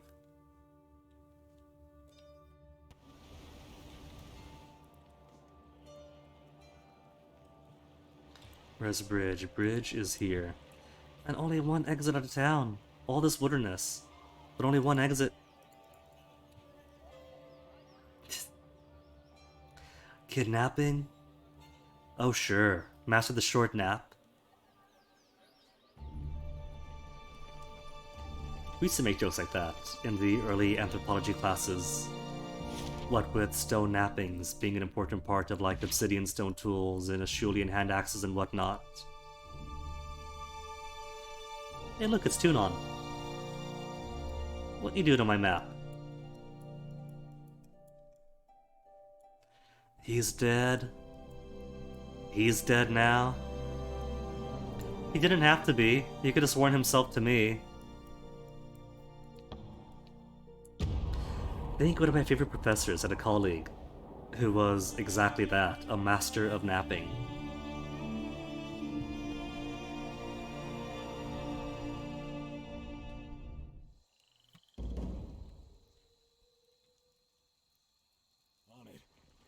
Which is pretty fun stuff. You get the ID, bulbs of percussions. Capteron? Well met, traveler. Sorry. I was counting these out for Hermod and didn't see you coming. Welcome to South Haven. You look just like the portrait. I mean, it's a flattering likeness. You look more regal in person. I mean, Governor Guinea. It's an honor to meet a Fatebinder of your stature. I'm sorry. Something I can do? What do you do here? Me? Oh, I'm not an important Fatebinder. I never took to a particular trade, and I'm not a man of letters. I just help out where I can. I count the produce for Hermod. He lets me take a few fruit when I'm done. And of course, the forge-bound always need fresh water, so I'll pump it for them from time to time. I'm sure Cassandra appreciates that. Cassandra in the present tense. What do you know about Cassandra? She's incredible. She's no spring chick, but she can split a boulder better than any man of the village. You can tell her apprentices respect her just by the way they look at her. Everyone in the village feels the same way. If she speaks up, we take notice. She is intimidating though. I wanted to give her a suggestion about some stone arrowheads she fashioned, but she looked really angry when I approached her. She was yelling at one of her students and another was on fire or something, so my timing was poor. There's lots I'd love to learn from her, but I'm too old to be taken serious as a candidate. You don't know, Captain. You don't know if you don't try. How this village ended up staffed by Forgebound. Oh, their arrival was the biggest change we've experienced in a long time. It's been maybe 2 years? This guarded entourage came to town, and we all thought we were being invaded, but nope. It's just a bunch of craftsmen booking out passage at the port south of here.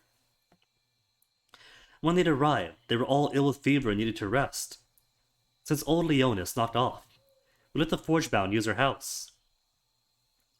We all assumed to be temporary, but either their ship meant to board sank or they had to change of plans. A span later, the Forgebound were still here, making themselves at home. It didn't hurt the villagers were fascinated by their crafting magics. The youngsters of the village all lined up for lessons, and Kyros be praised. They saw fit to tutor some of them. They've been awful helpful. Spears and arrowheads for our hunters, plows for the fields, fish hooks for the rivers, even a hearth or two for the cold nights. They also helped keep us safe and stand watch over the town. If I were younger, I'd ask them to train me. You can find the Forgebound on the roof of the building just behind me. Oh, really? Cassandra keeps her apprentices working late, but rarely stays up with them at this hour. She's up before first light after all. Wait until morning. I'm not familiar with South Haven. Tell me about it. I'm not sure it's really worthy of note. We've got the river and the sea nearby and live by what they bring up on the good seasons. Trade for what we don't got when we don't have when our luck dries up. If you're bored already, good. I think Kyros is forced to bored too and seems to ignore us. Some recruiters in the chorus came in years past and murdered up some folks who were out in the fields. I think they took Patolid's boy, and also the Corba twins. But that was the worst of it. I've heard plenty of stories from elsewhere in the tiers. 3 folks gone. Well, the tragedy is nothing compared to the suffering seen elsewhere. We're fortunate, no denying that. Alright, that's it for now. If I choose to wait till morning and talk to him. The quest title is Napping on the Job. Oh my goodness. Curfew's in effect, should it be out here? Oh. Maybe I should wait till morning then.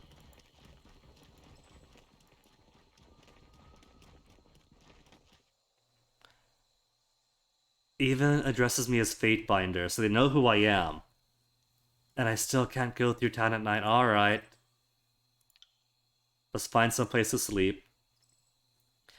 Philia lets me stay in her son's room. There's a cot there he could use, for all 4 of us. Including a giant beast woman. By the prefect. See, but the thing is, I'm the equivalent of their principal. The prefects put the principal to sleep, how dare they? Do they not realize that I represent Tudon, the adjudicator? I am the law.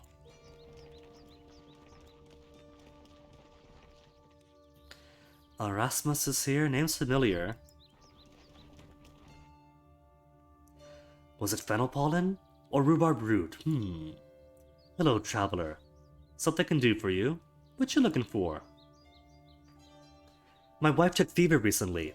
Burning temples and an awful rash. She's a tough one. But I wanted to get her some medicine. I know that boiled silverthorn works well. But that's a few rings too many for me. There must be an alternative. I do have silverthorn, so I could just give it to him. But I'm also Brainswool, could tell him Elder Bark is what he wants. Almost as potent as Silverthorn, but a lot more plentiful. Could probably buy it for a song. Well, I am a good and just overlord in the making. Call it a weakness of being trained under Tudon.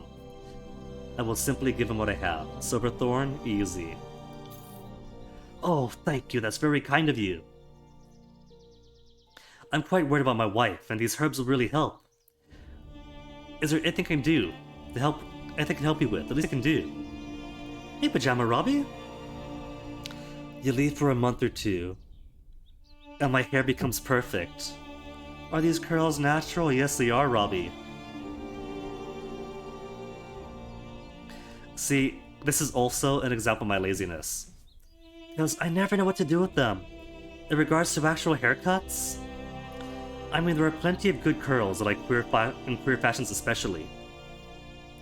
But I'm not gonna get that out of Supercuts. Supercuts doesn't know. I've only had one good curly haircut, and that was a Supercuts in England, because they have more curly hair there. That's not like straightened out and kept short. And the last time I went to Supercuts, in like February of 2020 or so, it was so cruel. The lady, the barber was like, "Oh, I love your curls. What I'm going to do, we'll make it short at the sides and leave something on the top to play with." And that sounds really cool, right? I imagine short on the sides and like some curly poof on top. And what she did is buzzed it to like middle manager haircut. Her idea was something on top, was like a little point, if that. And so this is 2 years of no haircut. Ponytail? The thing is, my encumbrance meter is too high, so my cheeks are too full. If I pull it back in a ponytail, my face becomes a pear. Like, no joke. Forehead here, to cheeks bulging out. If I lose, say, 20 pounds or so, and I'm making good progress, I might consider it. But for right now, this, the hair poofing to the side hides the poofiness of the cheeks. Yeah, lesson learned. I need a good photo reference. If I ever cut this, then definitely do have to bring a photo with me. Questions for the people in town. What do you know about the Forgebound? No qualms. Was a bit nervous having them in town at first. You have to understand. We fared better than most during the conquest. Kyros' war raged on elsewhere, so none of his armies marched through South Haven. There's so much reading, it's only Monday. Only 1 p.m. My tongue's already tumbling up. But who knew the Forgebound would attract attention for the Archons or the Brotherhood Raiders? They'd proved me wrong. Nobody attacked the village after they arrived. When Cassandra isn't training them, the Forgebound help us out wherever they can. Can't say I'm a fan of the curfew they enforce, but it's a fair trade for the services. Tell me about curfew, now that we've had to do curfew once already. Cassandra demanded it. I guess the Forgebound dealt with the raiders on their journey here, and don't ever want to be caught unawares again. It's a hassle, but I'd rather them here. Not like I need to be wandering around in the dark anyway. So aside from a few folks, most of us stay indoors come evening. Cassandra's apprentices and keep an eye out for intruders. After a full day's work too. Theirs is not an easy trade. Well then tell us about Cassandra. I've no issue with her. Truth be told, I've never really spoken to her. You can hear her barking orders at her apprentices at all hours of the day. Never felt comfortable interrupting their sessions though. Though I know some of the folk, like Caperton, help them out from time to time. Perhaps you should ask him. Captain I've already spoken to, though. Been in South Haven for a long time. Everyone knows him. He's a simple man, but as good heart as they come. My father grew up with him right here, and he's always been kind. Captain doesn't have a trait to speak of other than helping others. He'd probably go out to pick herbs for me if I asked him. He likes to stay near the village entrance to direct travelers most of the time. Since he's always assisting folks, the Forgebound, he is one of the few that are allowed to wander about during evening curfew. Of course, everyone knows that he's smitten by their leader. He finds every excuse to be close to the Forgebound, and every excuse to avoid speaking with Cassandra. Aww, an old man with a child's heart. Just cut your own hair for the past 4 years. It's a smart way to do it. But if there's one thing I am that defines me, it's laziness. I mean, I could. I got clippers and things. I could. Nicodemus sounds familiar. Have we met him?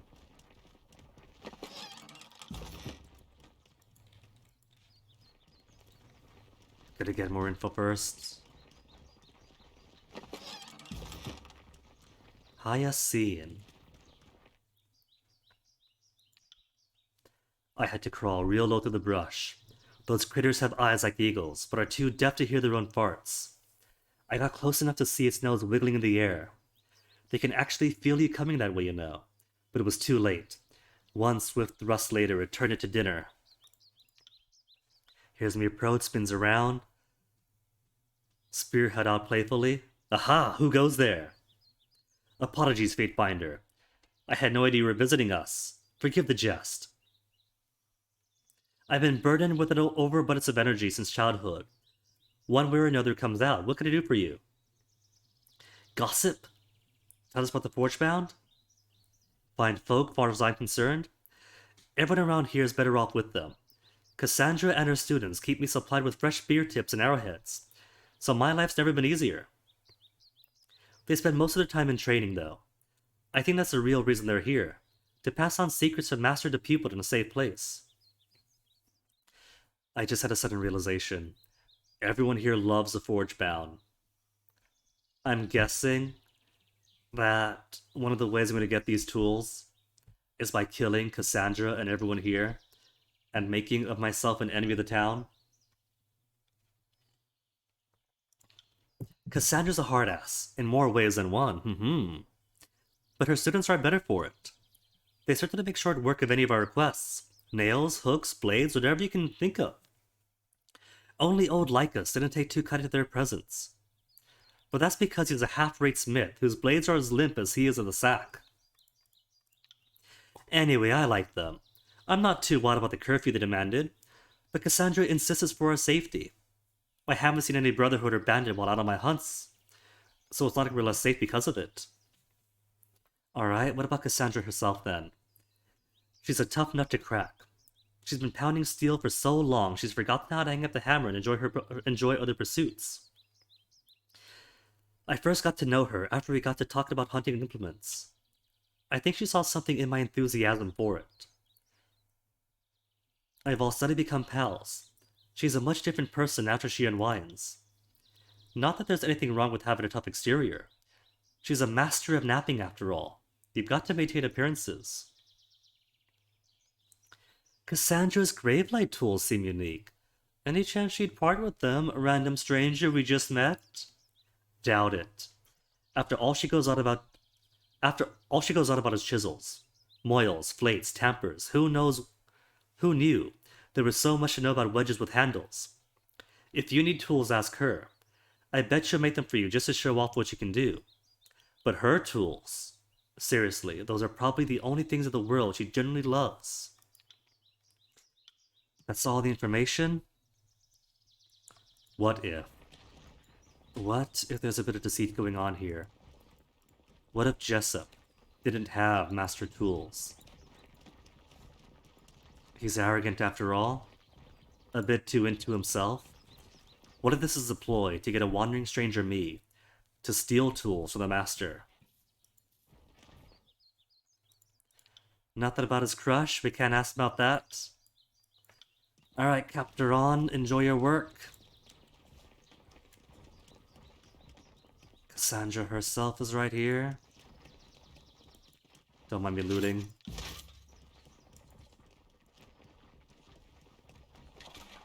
Nobody minds a mild looting. Nicodemus? What's this faction of his? Forgebound. Who currently have 5 favored with me? Well met, Fatebinder. What do you need? Who are you? Nicodemus, Cassandra's second. I have a few seasons under my belt, unlike these pups of the forge. I watch over things when Cassandra has better things to do, which is always. Why are the Forge bound here? Were you guys not taking a ship south? Asked Cassandra. She gives the orders here. No point in me guessing their meanings. Well, what could you tell me about her? Tough but fair. Cassandra knows that teaching and napping are both acts of reduction. In the case of teaching, one chips away at ignorance. Some don't like to reproach. Such fools are not fit for our guild. Alright, that's it. At least he's nice and gives me so little to read. Straight to the point. Cassandra herself, then? Also not given a voice? The motions are rhythmic as you work the stone, as mundane as breath. Listen to your senses. If the shape in your mind doesn't feel inevitable, then you're wasting your strength and my time. Notice my approach, continue later. Fatebinder, I'm Cassandra, master of napping.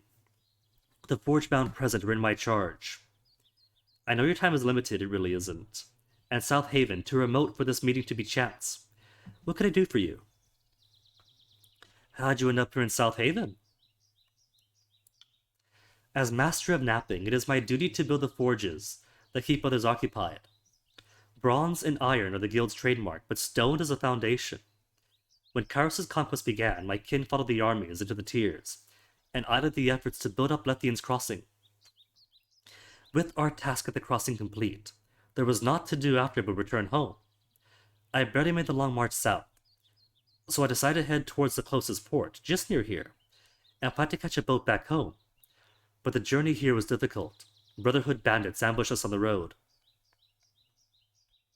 Rubs the left side of her abdomen. They fancied our forged implements, and thought them fair payment for the use of their roads. I refused, and we brained them with our hammers. I cracked a rib or three, and some others of the party were wounded. So resting in South Haven seemed wise. The locals are overly accommodating, and I started wondering if I'd even lived through the sea voyage home. So I decided to set up shop and teach here. Our temporary stay became rather permanent. But I thought Jaspos was a master of napping. Jaspos? I thought officers of the court would be better informed, Fatebinder. There can only be one master of napping at any time. I'm not a corpse yet, despite the wishes of my apprentices, so the title remains with me. So what rank does he hold, if not master? Why are we even talking about Jaspos? The only title he's fit to wear is Master of Arrogance. He was a dutiful enough student, but I've heard of the boasts he's made to my apprentices in private. He learned quickly, so I'll give him that, but he's a long way off from attaining any kind of mastery. It takes at least a decade of consistently impressive work before the guild would allow for the title of master to be bandied about. If I drop dead tomorrow, there are a dozen others more qualified to inherit my title. What gave you this notion that Jaspos is a master of napping? Jaspos claimed the title for himself? I don't mind throwing him under the bus. It's a detail that came up as part of an investigation of mine. Can say nothing more on the matter. Or lie. A mistaken claim made by a merchant of the crossing. My details are clearly not in order. No. That isn't going to give us any more information or progress. Jaspos himself has claimed the title. What about that? Motherfucker. The gall of that man. I'd cave his head in as an example were he here. I have chisels older than him. He's far, far too young for such a rank. He, of course, had potential. I wouldn't instruct anyone who doesn't. But he seeks approval in people rather than his own craft. Hardly a master's mindset. The guild will act upon this. Making a false claim like that is a serious offense to our ways. As soon as I can, I'll pen a missive to my superiors. His arrogance will be disciplined. All about that, though, I am here to retrieve Jaspos' napping tools. Jaspos' tools? What sort of nonsense is this? See, he was lying. He wants her tools. Good question. Starting to suspect I've been duped. And I'm guessing the only tools here are yours. To commemorate my 50 years at the guild, Zedenya made me a tool set of the most exquisite craftsmanship. No doubt that is what Jaspos has in mind. After we left Lethian's Crossing, I noticed the set was incomplete. Several key hammers and chisels, one of my best loops, all missing. At the time, I assumed the fault lay with me. The way to South Haven was without its troubles, and I assumed I misplaced them during the scuffle. I would never have guessed that Jaspos would steal them from me, from his own master. If my knees are still good for sprinting, I'd chase down that ungrateful rake and pulverize the skeleton to bone one at a time. To one bone at a time. Wait, pulverize the skeleton one at a time. And I suppose making tools is what I do best. Not like I can't replace what was lost, but those tools were a gift. And not even I can fashion sentimentality out of a rock.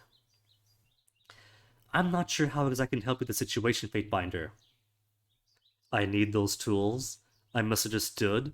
The tools should remain with you. That's the truth, isn't it? Speak sincerely. I misunderstood. The tools are rightfully yours.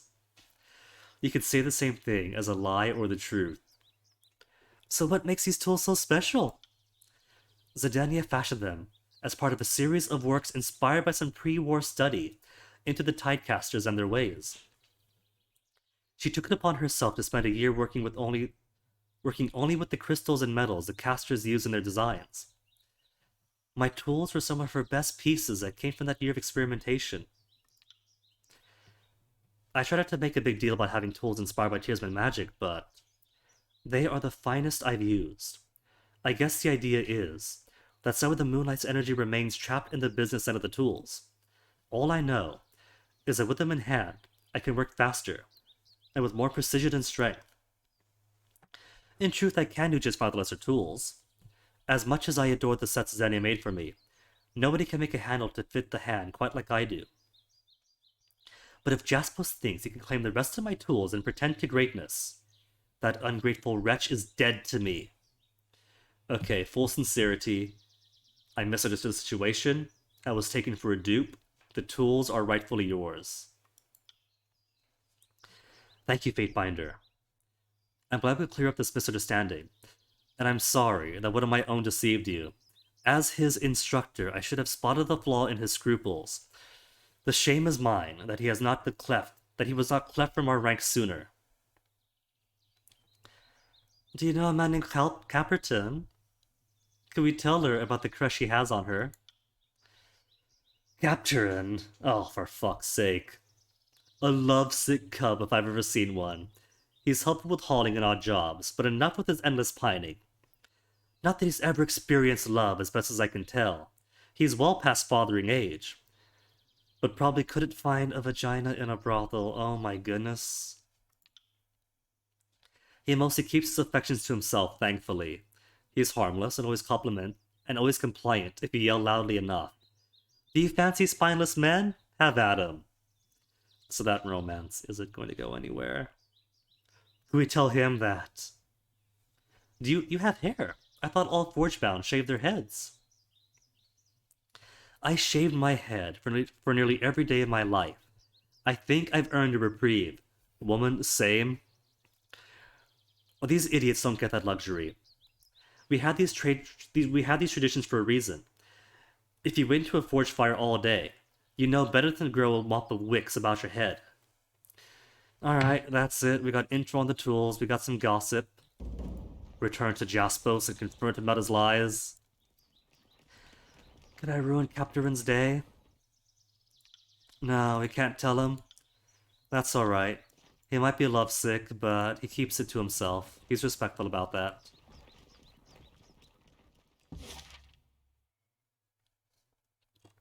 Who's next now? Flogston? 3 whole days to Flogston? To find who? The sage that Wagstaff thinks is going to reveal the location of Bastard's wound, and so must be silenced?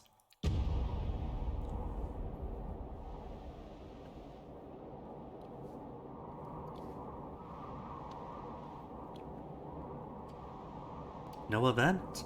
All this travel to no event.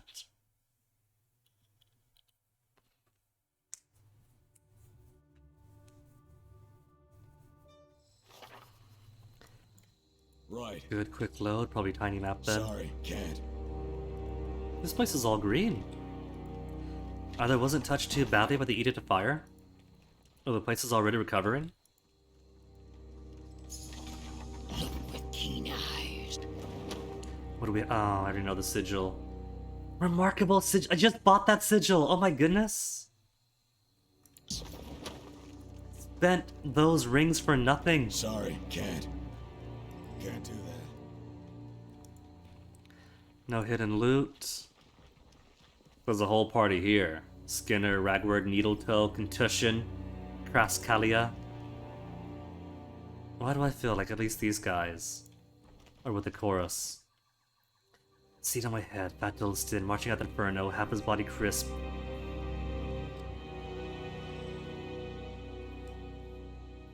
This is gonna end up being a fight, isn't it? More Scottish Furies. Big fight, maybe? Been a while since the last fight. Good stand to give my mouth a rest. But I don't see Phoebia herself. Sage Apprentice, that could be her. Oh, there she is. It seems they're in a bad way, though, and nobody minds just walking around the prisoners.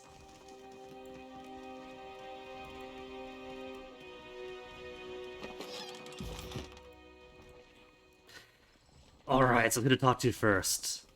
This group here? Nah, leave him be, just go to the prisoner. And have kills in shadow. Stand on the stairs. On it. At the head of the stairs? Yep. Foot of the stairs. To keep them from coming up. So Phoebe, is it? Another interrogator. Apologies if I'm running short on screams. Ah, Sage Phoebe. You're looking like you're staying active. Oh, for the love of... Why am I not surprised to see the Overlord's most loyal fanatic on the side of my captors? Who's your friend? Do you want to tell her Wagstaff wants her dead, or shall I? Who's your friend? We have loyalty? This is Sage Phoebe, one of our brighter members, if it pays me to say so. She's an expert in concealment magic, or at least, should be an expert enough to not have been caught. Whisper to kills in shadow, smell the sage. Search the area for anything that matches her scent. Oh, we could. Kills in shadow, do it. Acknowledges my command with a nod, leans close to Phoebe, running a claw on the sage's cheek, and takes the prisoner's ink and sweat reek. Snout up, lowers her haunches, looks about. Appears unable to pick up a scent, though. Marching to Kyros' drumbeat already. Was that the arrangement? You preach surrender to the sages, and Kyros' minions treat you like a kept pet. Striker, show some respect when speaking to Lantry now. Focus on the task at hand. You want to tell her Wagstaff wants her dead, or shall I? If Wagstaff sent you, then there was little to discuss. What is the story with you and Wagstaff? I figured even you Northerners know how the School of Ink and Quill and the Tidecasters hate each other. Wagstaff was the enemy. Then Kyros' minions showed up. I'm not gonna beat her up. I want details. Enlighten me. We were friends and rivals, then just rivals. Did you come all this way just to interrogate me about such gossip? Athletics? Lift her up by her bandolier? We could skip to the part about him wanting you dead. Subterfuge, bluff him?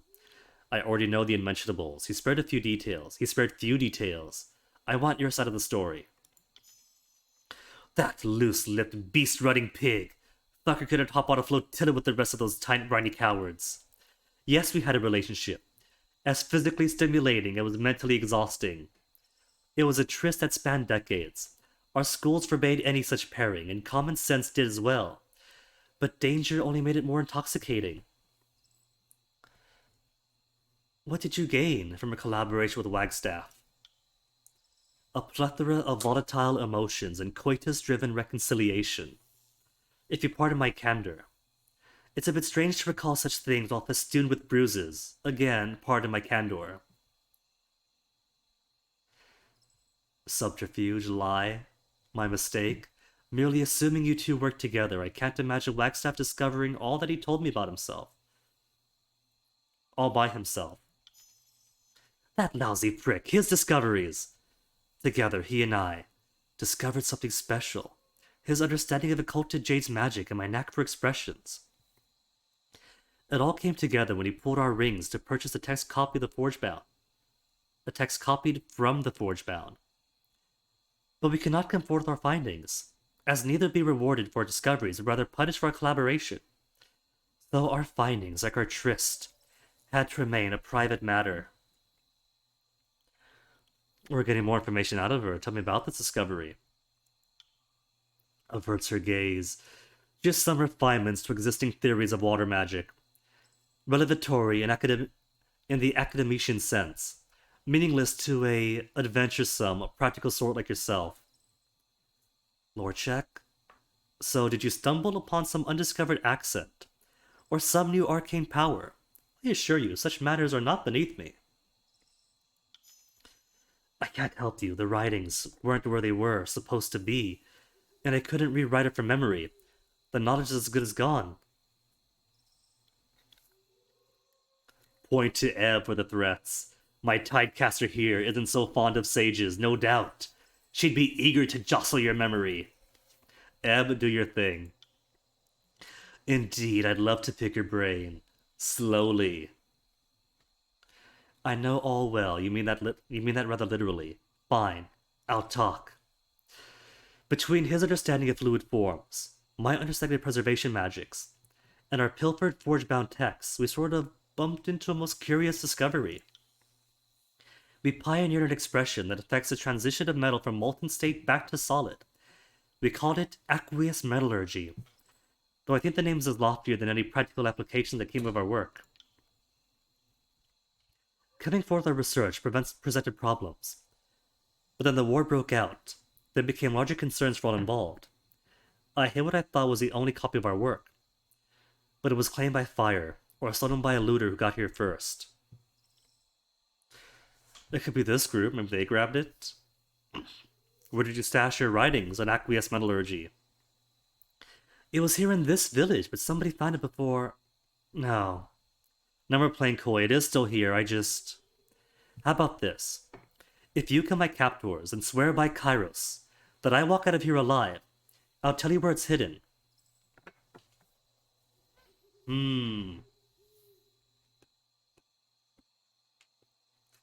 Trouble is, we're sent to kill her.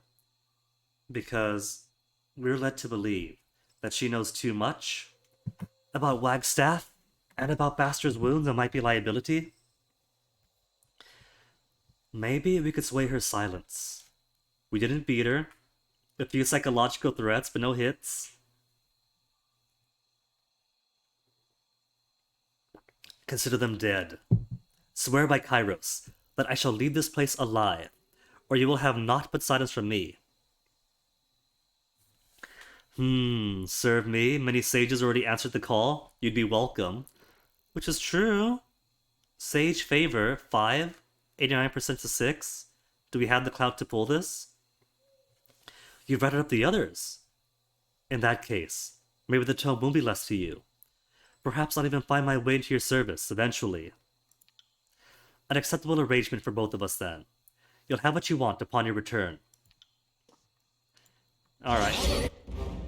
And fight begins automatically. Did they ever hear me? They overheard us promising to destroy them? Okay, Kills in Shadow. You block the steps so they can't come to us. But the fear in them? I can't tell if that's a staff or a mace. But among the possible candidates, for blood chanters, I only see one. So fear this group, or make them fear. Ebb to rush forward. And put some light drowning in the possible... What you doing? It won't do it because she's too far away. She's outside the radius. She won't run closer. To bring the radius closer. Alright, get everyone in.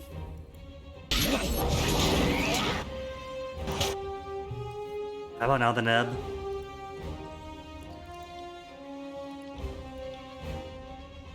It's a staff, alright. Drown her as the rest of us get to work then.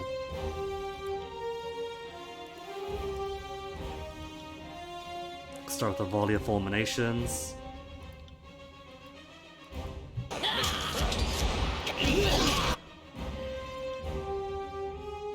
Only hits 3.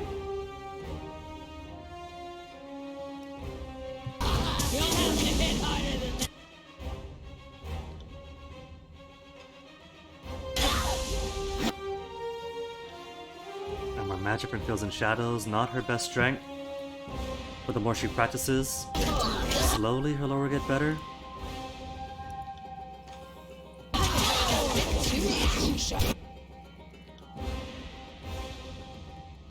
Can just barely hit 2.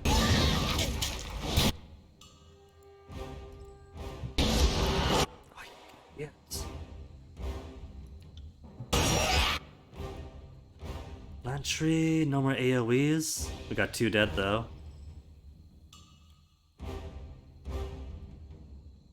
Oh, it's not drowning! The drowning didn't work.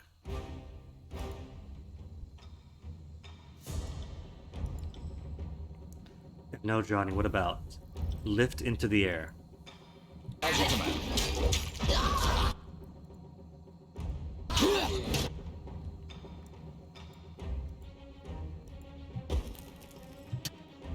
Where are you going, Kills and Shadows? Stay up here. Gotta get us off the stairs. Alright, get enough positions for all. Oh, Kills and Shadows almost dead. Can't have that. Lantry, how about helping out?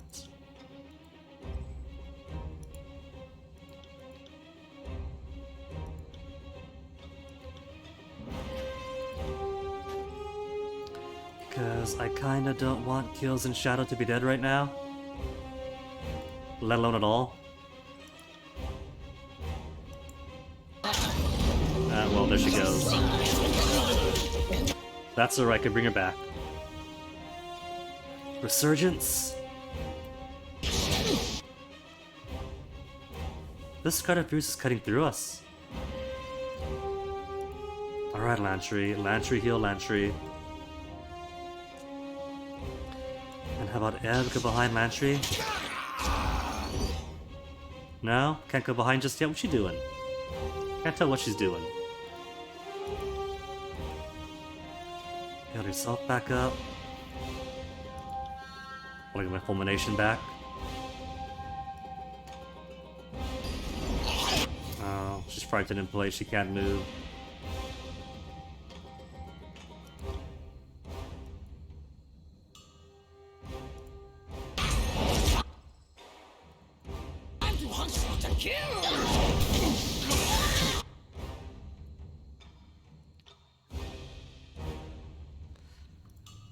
Now are you able to walk behind Lantry? Still won't move, but she's dead now anyway. The Scott of Fury is. Run forward. Slight miss.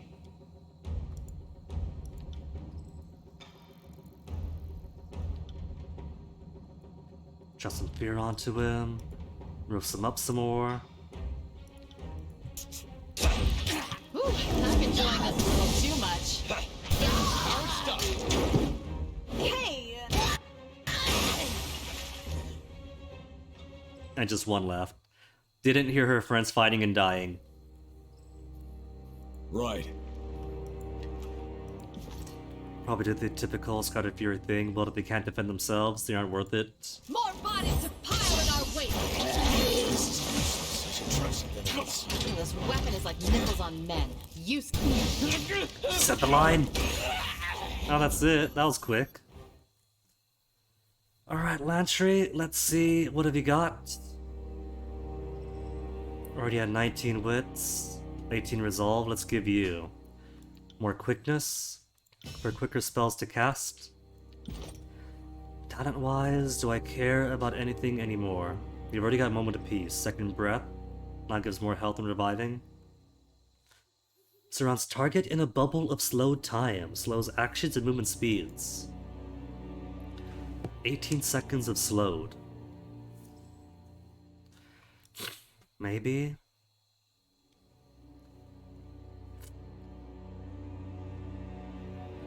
And if I want recounting deeds, it's just defenses up. For only 20 seconds. Not the most exciting thing.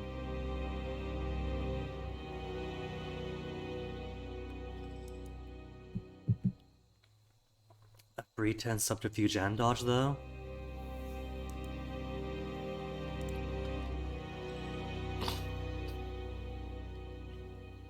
Now choose attacks drain magical energy from targets, silencing them.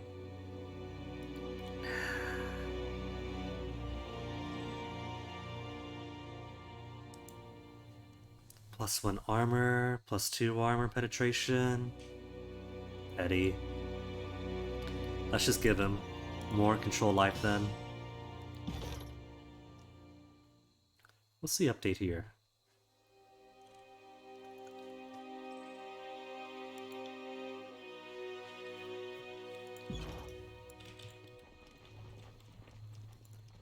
Hey then, Phoebes.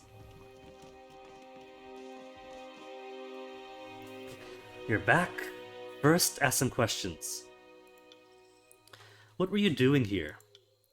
Foraging, trying to find food to survive. Ever since the Edict of Fire, I've been homeless and nomadic. Yet I can't bring myself to wander too far from the burning library. It still feels like the center of Taratus to me. But then why this footage specifically? Because of her research, we know that now. When you warned us of the Edict of Fire, many of my peers grabbed whatever they could carry and fled the Vellum Citadel. Whatever text made it out, right now all we have are our old lives. I know some supervisors passed through this village. It seemed plausible they would stash something here, so I stopped to investigate. And then the Kyros found me, and the beatings began. So you're telling me I warned the sage of the Edict of Fire, and in thanks, you all committed acts of hoarding forbidden lore. Yeah, that was the point though, wasn't it? You risked coming to this village because it seemed plausible someone hid something here. Odd risk to take. Vellum Citadel has fallen, but my mission to gather knowledge remains. I follow any possible lead.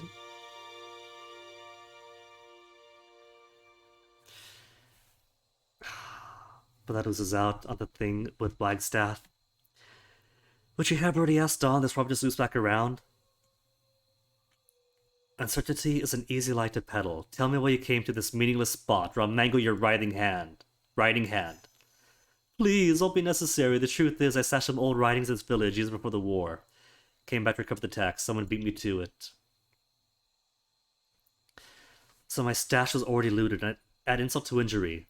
These Coruscanes found me. My peers all suffered because I insisted on gathering up my old things, a foolish error.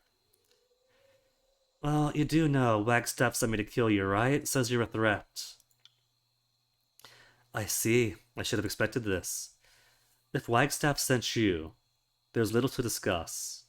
Oh, that's like the first thing she told us. You don't seem surprised Wagstaff sent me. We didn't part amicably, and the old man holds grudges like no other. Part of me expected he'd hire some miscreant to delve out copious fustigations. Copious fustigation. Fustigation. Punishment by beating with a stick or club. Cudgeling.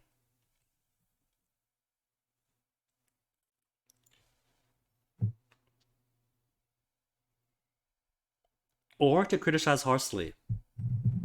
It could mean to criticize harshly. The old definition too.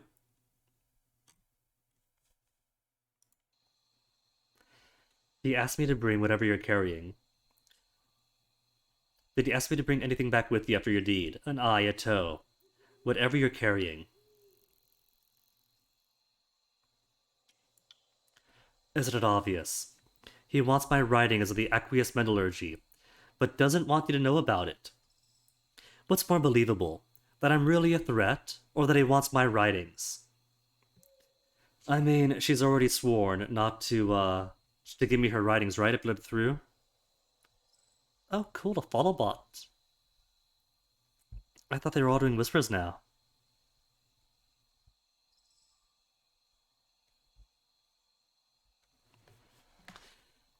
Deal with this later. Chorus or no more.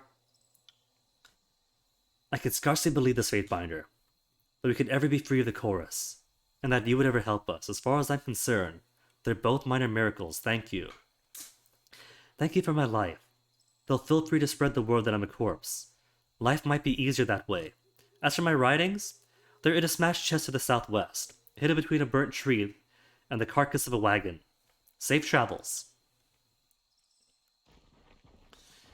Ben runs away, no cool fancy teleportations. Tree and wagon, is this it? There's a spot to check over here. Tree and wagon? Is this wagon? Tree and wagon? Tome of Aqueous Metallurgy. Extensive amounts of information regarding how to mix forge-bound and tidecaster magic in beneficial ways, but I can't use it myself, can I?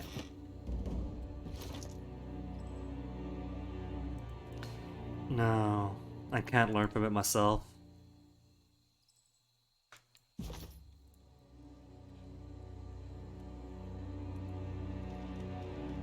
Well, it's everything here at least.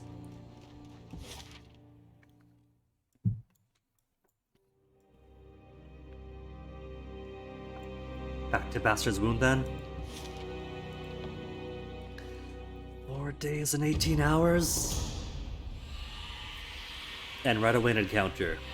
Leave your camp one morning to empty your bowels when you feel the palpable sense of power in the air. Your skin tingles, prickly to goosebumps. As the hair on your arms stand on end. You go rigid, momentarily forgetting about the pressure in your lower organs and listen carefully. Surely enough, you soon make out the crackling electric sounds of wisps, some of the smallest and least consequential bane.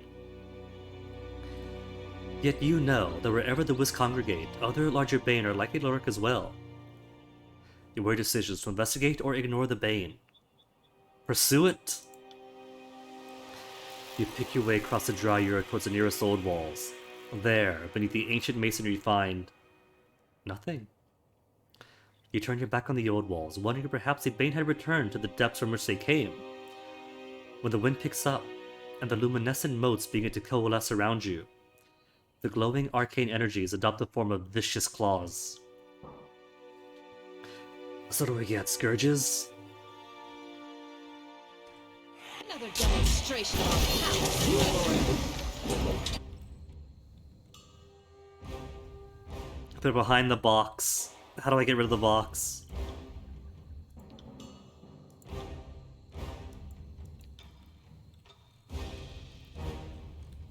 Even if I zoom in, there's still... You know what? You know what?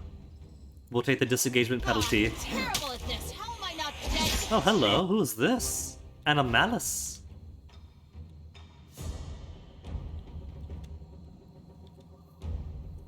Alright, now we got at least one other corner. Malice doesn't specifically target, does it? Oh, and there's a wisp. The one wisp started all this.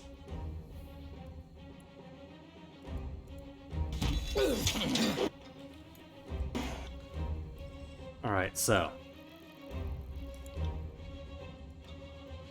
These fellows are still targets of priority. So biggest boost onto them, then deal with him. Already used fulmination. Felt nothing.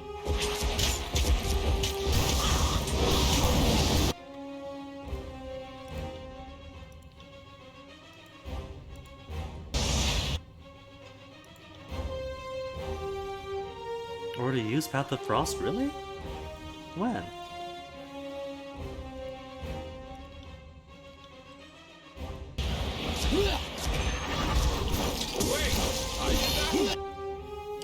Where are you going, Guinea? No running off on your own. Always running off on his own.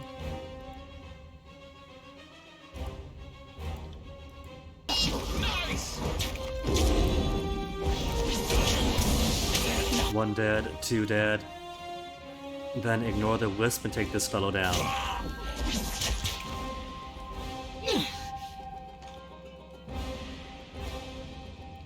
Mass cure all.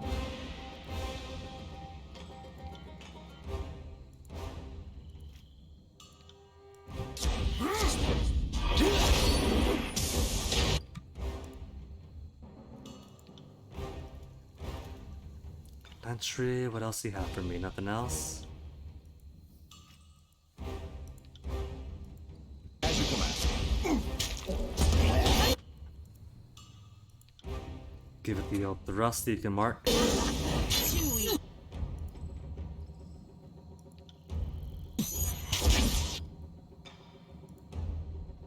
Didn't see anything for mark.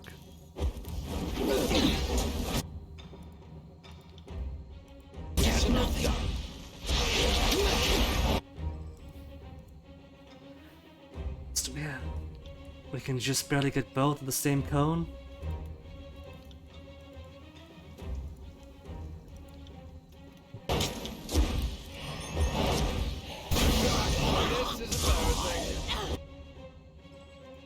I see Lanch about to run. Oh, the wuss is gone. Good. In that case, trap it in here.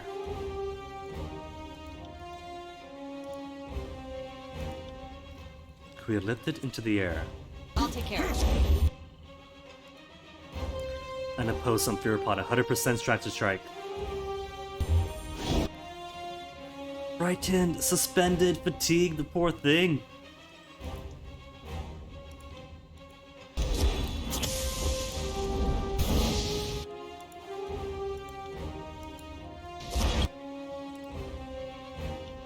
Consider it done.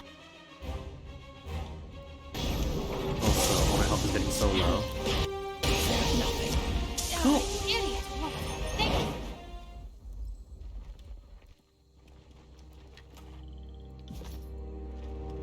And just a little bit of loot after all that. A fight, some wounds, and nothing else. Sorry, can't do that.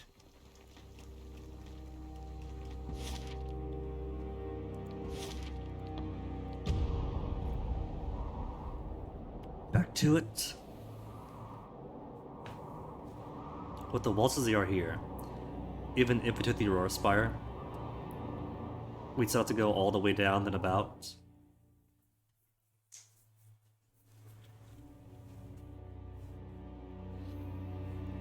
And maybe take a rest before we return these things. Because Master of Arrogance isn't going to like what we've learned and decided on.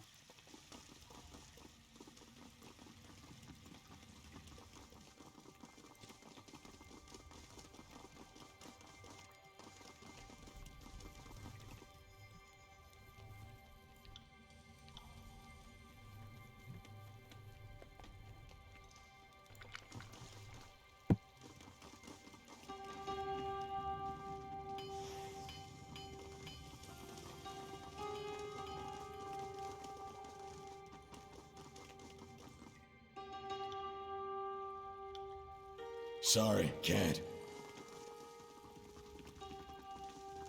Alright, Jaspos, so-called Master of Napping. Fatebinder, you've returned. I have a tome of aqueous metallurgy. That's not yours. I decide not to take back your tools. Fatebinder, that news is beyond displeasing to me. I thought the tools made a modest request. I don't see a way for us to forge on ahead. If you'll excuse me, Fatebinder. The settlers have needs I must attend to. Oh, that's it? Just ends that way? Leave me be, I have much to do.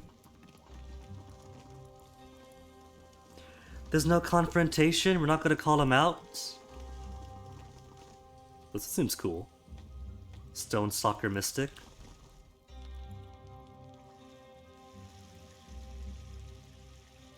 Back to the pool for me. Da, da, da, da, da, da, da, da, da.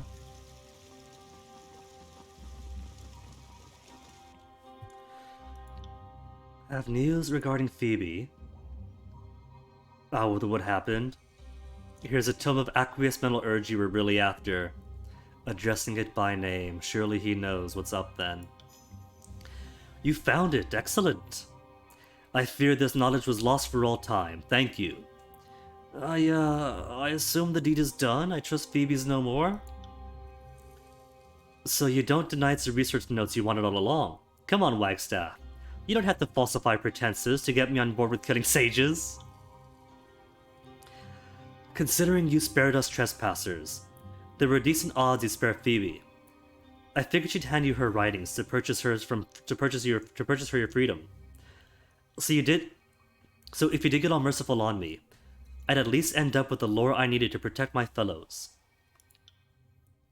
So, just what did you do to Phoebe? Spared her or lie and say she's dead? Nah, tell the truth. It's gonna be awkward if we say we killed her and then she comes in someday. I see. That is not what I requested. But it is hard to be angry with you. It is hard to be angry when you have brought me such a treasure. Armed with this knowledge, perhaps I could better defend the wound. So I suppose I care a bit less that she's still out there, knowing what she knows. Fatebinder, I thought your arrival would lead us to ruin, but instead you have blessed us with a service. You have my thanks. The bastard's wound presents all sorts of threats. Banes, sparse vegetation, the toxic water. Perhaps the oddest threats came from within. Reef Talon, former alpha of sorts to our tribe, became wild and uncontrolled. She started to exhibit healing powers, or so it seemed. She could heal the outward symptoms of injuries, but those she treated became sleepless, doomed to waste away. Reef Talon is gone. She fled into the old walls, but in her lies the answer to our woes.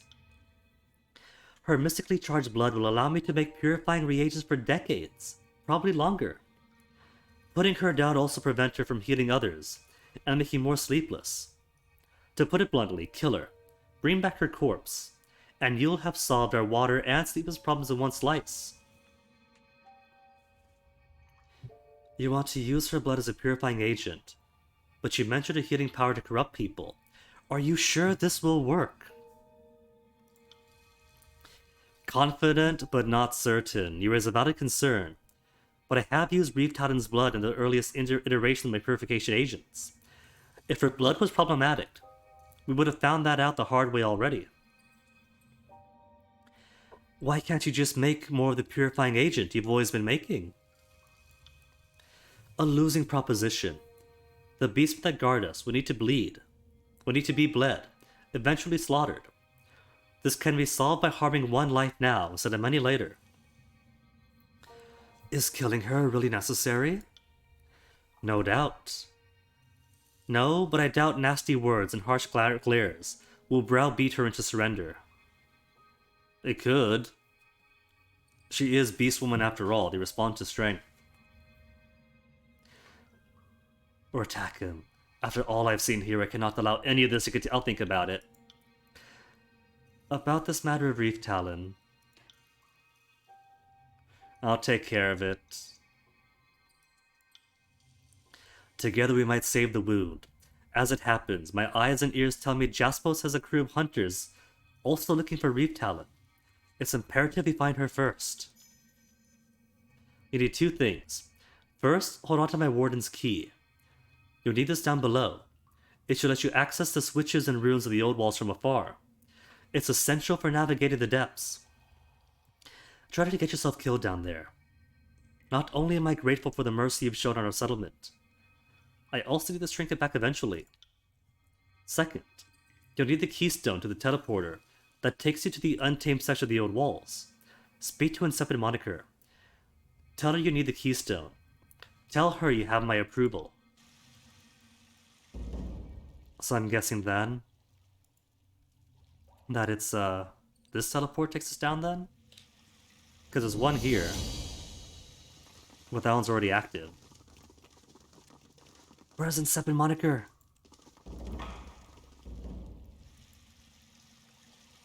Oh, there she is.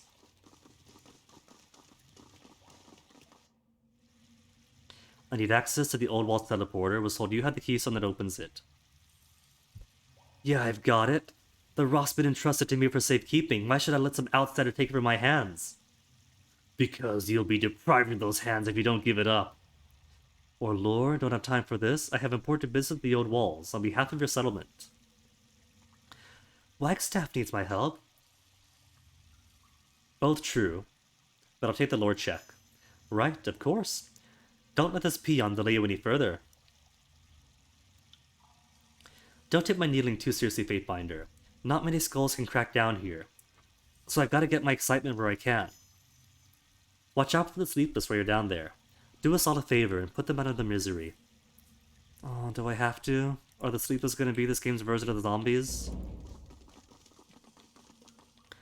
Anything else we can do? Enter the old walls. First Chronicle, Hidden Bastard's Wound, Farm Area. Tears and return to Ascension Hall, which we can now never do. If we don't want the game to end. But first, it's been 4 hours, and my tea has been empty for 2 of those hours. So I'm gonna grab myself a BRB, get my mouth a break. Brew up some more of this delicious Korean citron tea. And then into the old walls we go. How's that sound? First,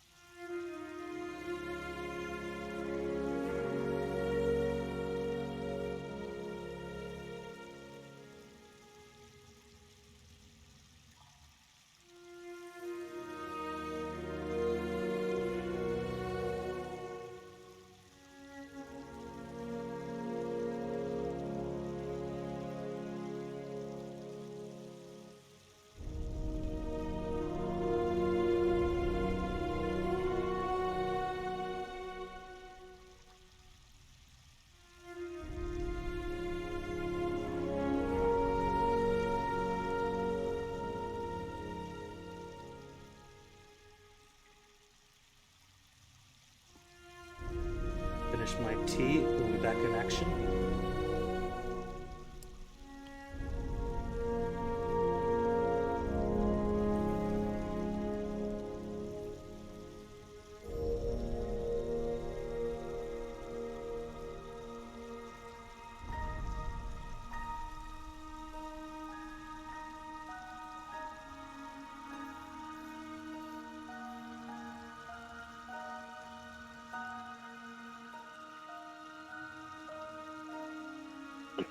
Alright then.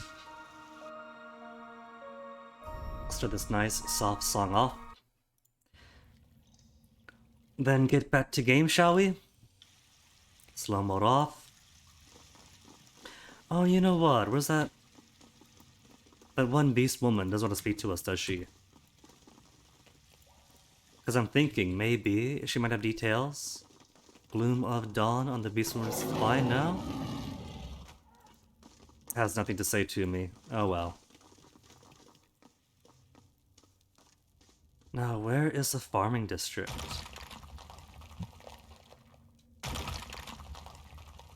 That is in domicile. Farm. Oh, that goes to the farm. I see then. Okay. I thought that was like somewhere else into the old walls. And have been ignoring it. It's a teleporter after all, but I guess it makes sense. If this is unguarded, that is probably just for the food. Wouldn't have ever known that if not for checking the minimap. Well, what do we have here?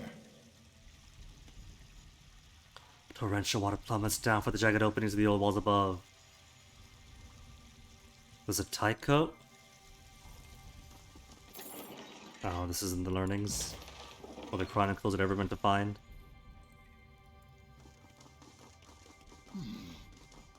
Water runs sterile. Little sunlight. Yet beasts and humans have coaxed plant from seed and soil. His mystic trick. There's a Lunat, Tycho. Fatebinder, welcome to the Wounds Farm. The only source of food within the old walls. I bet you never imagined anything like this down here, did you? You look like you got questions and need answers. You run this farm? That I do. Have since shortly before we arrived here, after we arrived here. I may have been a mercenary up top, but down here, I developed quite the farmhand. I turn soil, haul up fertilizer, even sing to the plants. I've near grown to love this farm like it's my own child. Except unlike a child, the farm feeds me. This farm feeds the whole community. Near enough. Gwyneth gathers some stuff from topside on occasion, but most people get their food from here. We get a whole host of vegetables, and the mushrooms down here turned out to be tastier than anything grown in shit has any right to be. Got pigs too, for the occasional feast day.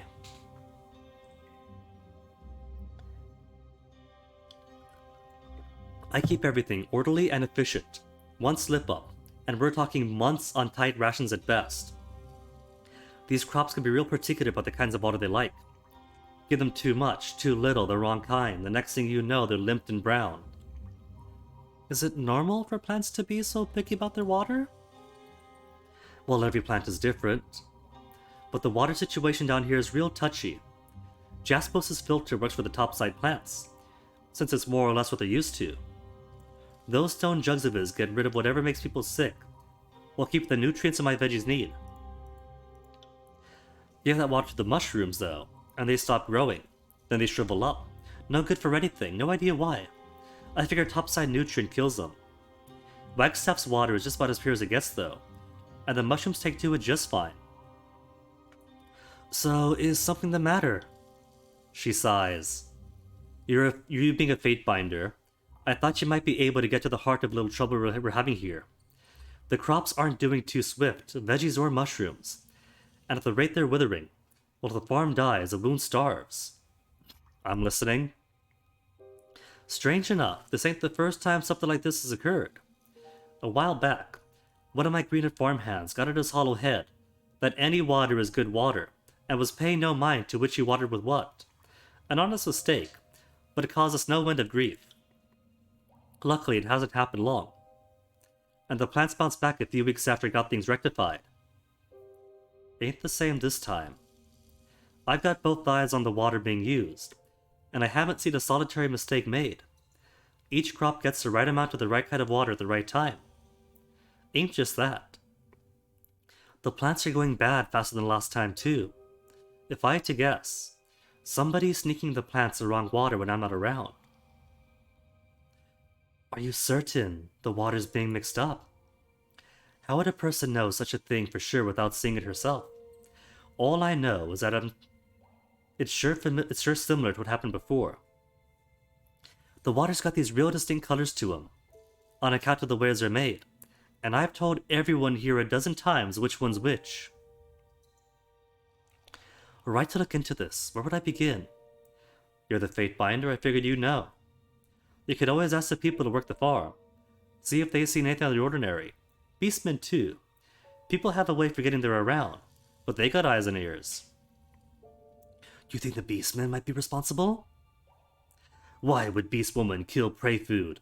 Hungry prey grows grass thin, grows bark tough. Not good to hunt or eat. Right, what she said. I doubt the beasts had much to do with it, not knowingly anyhow. Not sure they could if they wanted to. I'll see if we can work out what's going on. Many thanks, Fate Binder. That's awfully kind of you. More than that, it might just save the lives of everyone here in Bastard's Wound. But first I loot.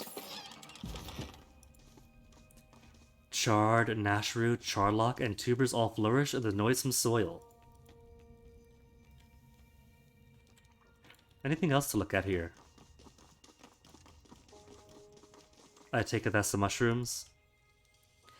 Little looks appealing about these rubbery, dung-scented mushrooms. It settles the wound. Care for them, as if they were finest fruits. Can't do that. They do got little pigs! See that? Oh, just a bow.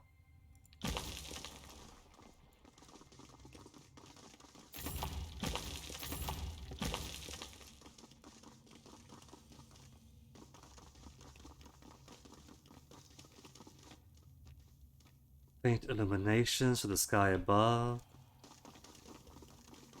Alright. Time to interrogate everyone.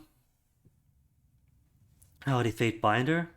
To be honest, I didn't expect a courtly type like you to show up in this piss hole. Would have thought you'd have been better things to do than check up on a few wilting greens growing in beast shit. What can I do for you? How'd you end up in the wound? I came in, what, 2 years back? With 3 Blade Marauders. Been in the wound ever since. Who or what is a Free Blade Marauder? Nothing but the finest of the many fine mercenary groups of the Free Cities. There's a Free Blades, a House of Broken Regents, a few others. Aren't the Bronze Brotherhood out of the Free Cities? The Bronze Brotherhood? Those fucking fucks can go fuck themselves. Especially Ratterman, whatever his fucking name is. What a huge cock. And crazy as a beast woman's raised on batshit. One of these days he'll lose his head to one of his own people, you mark my words. We can't tell it's already happened. What you do around the farm? Well, I used to have to patrol out of the ruins, keeping the entry free of any unwanted visitors with Silstrider and her crew. About a year ago, though, my damn fool husband didn't pull out in time, and the wound itself had another mouth to feed. Of course, the worthless bastard would have got himself torn to pieces fighting Bane, so I'm up here tending crops and in my sword I'm going to waste, so the kid doesn't grow up an orphan. Don't get me wrong, he's a good kid for a babe. I'm just damn glad he's out of me. Tycho's got me on vegetable duty, which suits me just fine. Don't know if it's some post-pregnancy bullshit or something, but those creepy glowing mushrooms make me want to lose my lunch and dinner. She's been hovering more than usual as of late, like she thinks I'm slacking off. So, Tycho mentioned problems with the crop. Smart odds it's because that asshat Klytos' fault. That pile of pork chops can't tell his head from a hole in the ground. If anyone's fucking up the water, it's probably him. I know someone's tapping the water for the crops. Grab her by the collar. You better start telling me the truth, or your child's growing up an orphan. Lying is a much smaller check than athletics or lore here. See, that's funny, because Clytos just spun me an interesting tale about how you're the culprit. Clytos doesn't water the plants, he's on mushroom patrol. And I don't remember saying anything about the what was it that easy? Have we found her? Is she the culprit?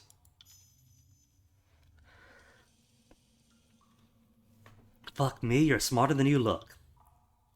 We can't all look as brilliant as we are. Look, the survival of the wound's my top priority. The wound and my son. Since I can't be out there blade in hand, I want to be good and fucking certain the wound's being led by someone who can keep everyone safe. That's Wagstaff. He's got the experience, and he's got the sorcery. I told him as much, and he asked for my help bringing everyone else around. He thought if the crops all started to fail, people would blame it on that northern shit-stained Jaspos, and turn to Wagstaff to fix things. Wagstaff, I was already willing to let you have things because of Jaspos. Jaspos is garbage. You don't have to force the settlement to starve and create a disaster. How'd you keep Tycho from discovering that the water was different color? Do you realize that sabotaging food supply doesn't just hurt you and the wound, but your kid too, right? Why do that? Because it's the only way. People have to realize that Wagstaff is a better leader. If we rely on Jaspos, every fucking person here will die. And my son is just fine, thanks. Do you really think I'd do this if I thought I'd hurt him? People will go to Wagstaff for help any day now. And everything at the farm will go right back to normal. Don't worry, the older and more annoying your kid gets, the less you feel that need to do crazy things to protect them. How'd you keep Tycho from discovering the water's a different color? Wagstaff's no idiot. He gave me something that makes the enscrolled water, ensorcelled water, look like that filthy forge-bound water. Don't know if that'll help you, though. No one will believe Wagstaff sabotaged the crop without proof, Fatebinder or no. I can't let you keep doing this. How exactly are you going to stop me? You don't know what I'm using or where to find it. You have no proof. And if you try to spend little Fatebinder capital punishment without proof, I think you'll find the whole wound against you. I'll find something incriminating, knock yourself out. Maybe we could talk to Wagstaff, right? Get him to admit it. Report to Tycho.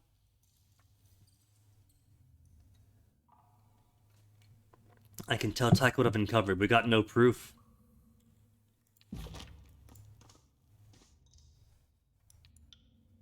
Human smells of flame mystic power, of singed fur soot and pummeled smoke, gloom smoke, yet looks small and frail like hairless whelp. Manta-born beast woman, knows not human who smells a Fatebinder. Alpha to kills in shadow, can be forgiven for foolishness. Once. Shadowhunter calls human alpha, but perhaps human strength smells true. Or Shadowhunter gone weak from time away from tribe. For what does human disturb ocean fury's prowling vigil? Seen a lot of beastmen here. How many tribes call Wound home? One and more than one, like human tribes, but grown stronger in difference. One and more than one, what do you mean? One tribe called Woundkin hunt prey in bastard wound. All beastwomen answer to Woundkin name. All did look to Reef Talon as prima, before Reef Talon left it to Old Walls. What tribe did they belong to before they all became Woundkin? Ocean Fury and Reef Talon are Manta-born, first among tribes. Manta-born hunt sea as swift as sharks. Range long coast from stalwart to seed. Rule ocean where humans bring no war. West Reavers have fur like rust. Reigns northern lands, highest tiers. Not many days from Wound, towards sunset. Where humans fear tread, yep. West Reavers hunter than grassland. Good hunters in mountains. Poor hunters in sea salt. I noticed that the rumors that the sea beast women having gills appears to be false. Stone stalkers small, but roam in large packs. Strong mystics know strong song or earth blood. Good hunters in mountains. Not as good any other place. A few others stalk with woundkin. Chases cloud and gloom of darkness, gloom of dawn Katvana. Only few left. What was that about the tribe differences? Her eyes narrow. Each tribe knows its hunting grounds best. Mantiborn best swimmers. Small stone stalkers climb quickest. Shadow hunters blend with night and stalk with cunning. Simple. What did you mean by prowling vigil? Ocean Fury prowls Moon Farm. Hunts Bane with claws and fangs. Drives away trespassers with growls and knuckles. Old walls split down center like lightning fork stumped. Bane slip across gulf. Ocean Fury watches always. The crops are sick. Have you seen anything unusual around the farm? Chuffs. Ocean's Fury prowls on farm on hunt for Bane. Bane come from old walls, not farm. Still, Beast Woman does see things that pass. See small brood mutter. And slow humans sneak the farm when human called Tycho looks elsewhere. That's proof then. Tell me more about the small brood mother. Small brood mother waters green prey food. She lurks near tumbled down stones at entrance light. Hides a thing where no others see. The slow human, big and heavy, smells of hot metal. Hides a thing under rocks in dark corner near squishy glowy fungus where he whelps. Humans think no one watches, but Ocean Fury sees without watching. Beast Woman hunts Bane, but not humans. But Beast Woman care what humans do with stones. So we got some hiding spots. One is by here someplace, the other I couldn't quite make out. New spot. Discolored ash. Slightly warm to the touch. Color has been changed, likely through magical means.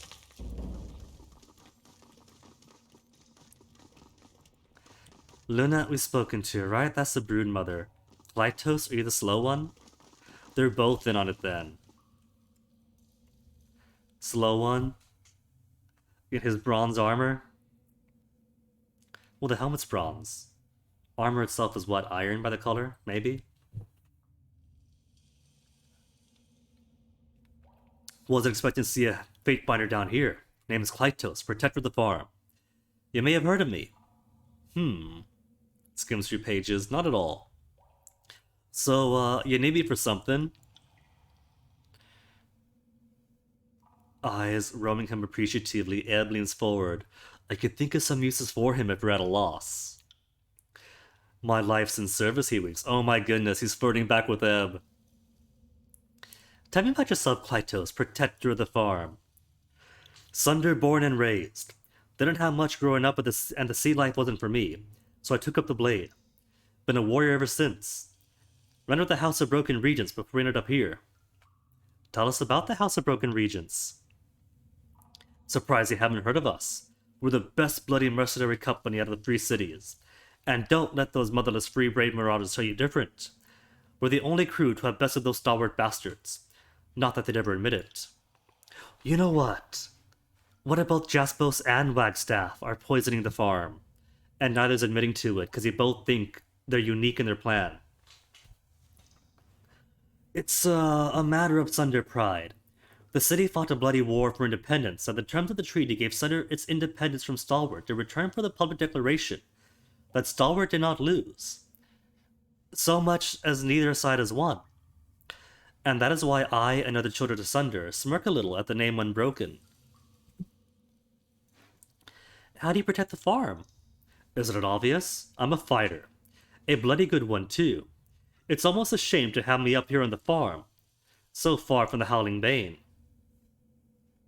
Subterfuge, want me to ask Tycho to reassign you?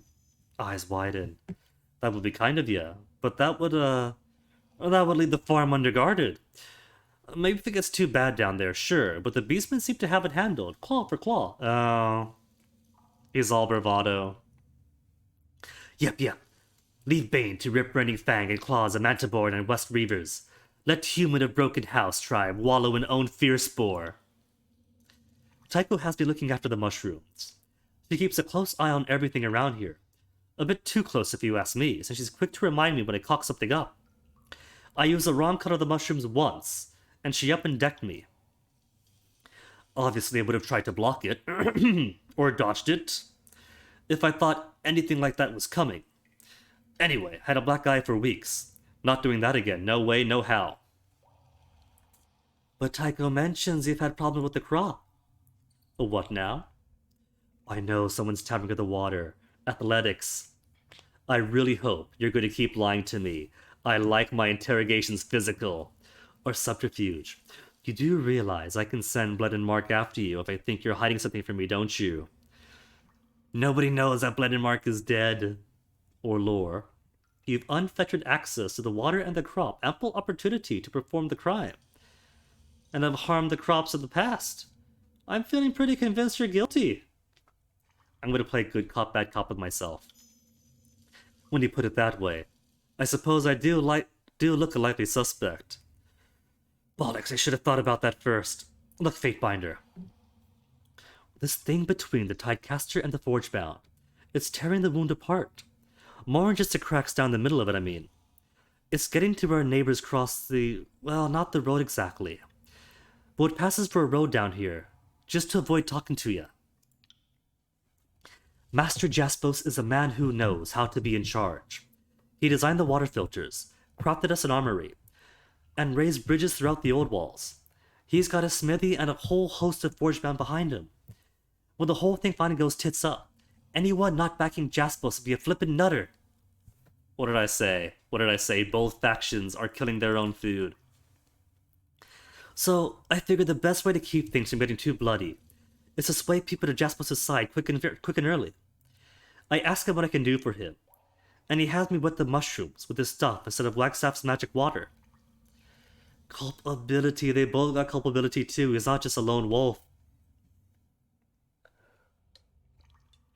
Way he sees it, if everyone thinks Wagstaff cocked up the one thing he's good for, then bam, Jaspos wins by default. Tycho said different water or different shades. Should have given you away. Now you see where his Master Jaspos' brilliance shines. He gave me something to mix into the water to make it look different. Don't see how knowing that'll do you much good, though, seeing as there's none left. And without that, there's no proving anything. You really think sabotaging our own food source is a good idea? I hadn't given it much thought. No, Master Jaspos wouldn't do lasting harm to the wound. He knows what's best, so I trust his plan. Even if I lack its every particular. This stops now. Stopped already, actually. Use the last of what Master Jaspos gave me just this morning. Can hardly hurt the mushrooms out that, can I? So, this bag of forge dust you hid isn't what Jaspos provided. Color drains from his face. Didn't mean anything by it, Fatebinder. I just want to help Jaspos keep the wound safe. Better than safe, great even. I figured once enough people turned their backs on Wagstaff, he'd ask me to stop, and everything would shake out fine. Grab him by the crotch and squeeze hard. These mushrooms don't start getting better immediately. I'll start removing pieces of you, beginning with the one you're fondest of. I'll let you go if you swear I never do this again. Actually, I don't care, but I can't promise you others won't if I decide to tell them.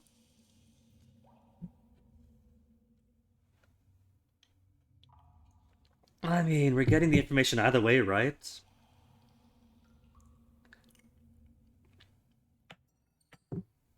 So, if we can get him fixing the mushrooms right now, then good. And then squeal on him. Loyalty with kills and shadows. Of course, Fatebinder. Anything you ask, Fatebinder. Praise Kyros toot on the Blood and Mark. Ah!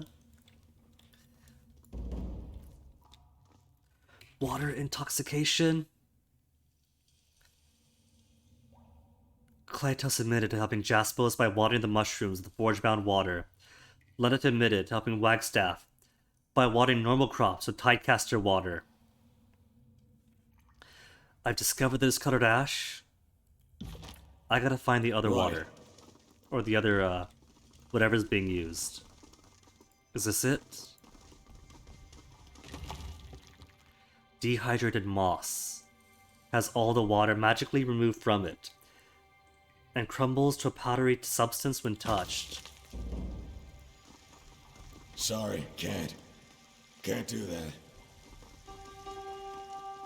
Now, where's the thing I'm supposed to find near the farm? With Lantry in party, because Lantry's in party. Lantry's been in party.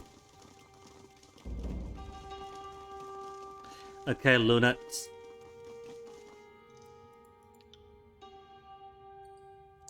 We can't expose the evidence?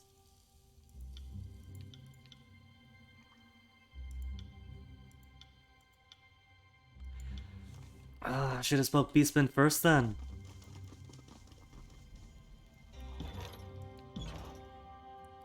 I'm gonna save, because maybe you can talk to Jaspit and Wagstaff as well. Since they are culpable in this.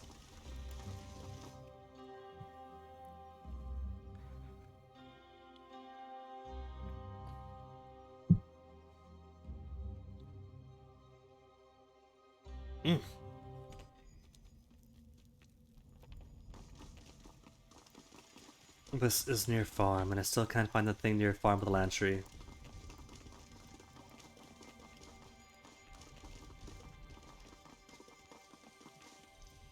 Weird.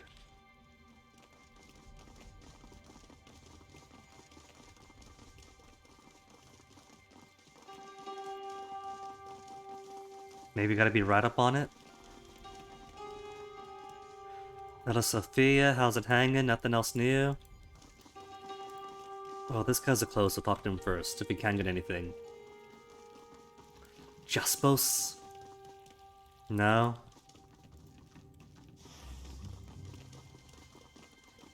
So maybe we can't get information out of him?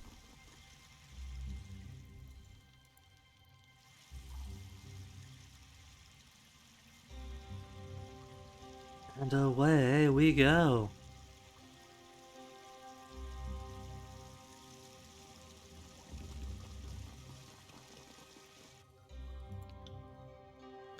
I'm aware of the efforts to undermine farming efforts. We could ask him, but not the other guy. Whatever it is you're thinking accusing me, I assure you, I think you're the wrong man. Your methods are unbecoming of a proper leader, and this at once or I'll end you. I'll make sure whomever is responsible is punished. Apologies, good fate binder. I should run a tighter ship around here.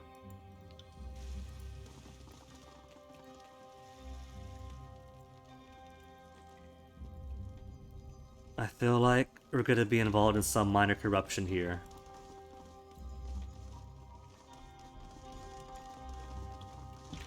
So where is this? Was it Truth and Reconciliation? First Chronicle is hidden in the Bastard's Wound Farm area. Bastard's Wound Farm area. Search the farm with the Lantry present to find it. We've been doing that though. We've been ever in the farmer. It's a small area.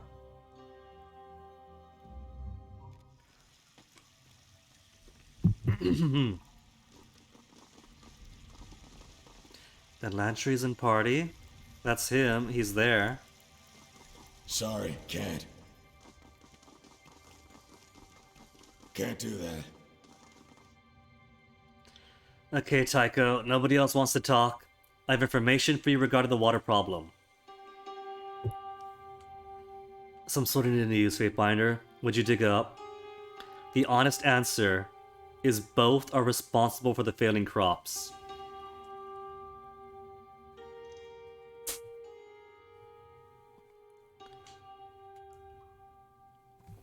What if I say Jaspos and Wagstaff both responsible? Surely you kid. There's no way they're both wrapped up in this. Plyatos is using this colored ash, obtained from Jaspos to change the color of the water for the mushrooms. Jaspos created this discolored ash to change the color of the water for the mushrooms. Lunette used dehydrated moss obtained from Wagstaff to change the color of the water for the Tears crops. Clytos, after all his mistakes, you think I'd have kept a closer eye on the musclehead. Jaspos, though, dealing with him will take a tenderer touch. Can't punish him like I could most anyone else. From now on, I'll have to wait. Clytos, though, I can deal with that boy with a swiftness. But you're saying Wagstaff also had his hand in this. Lynette was using dehydrated moss obtained from Wagstaff to change the color of the water. Lynette? You think her little boy had more meaning to her than whatever Wagstaff offered to do his dirty work. No matter. She won't see this farm again. The tide caster will be a tougher nut to crack. I have to think long and hard what to do about him. It'll be a task convincing the others that Jaspos and Wagstaff aren't the leaders we've reckoned them to be. For now, it's enough that the farm's no longer a pawn in whatever they're playing at. In clearing this up, you've helped the farm and saved a lot of folk from starvation.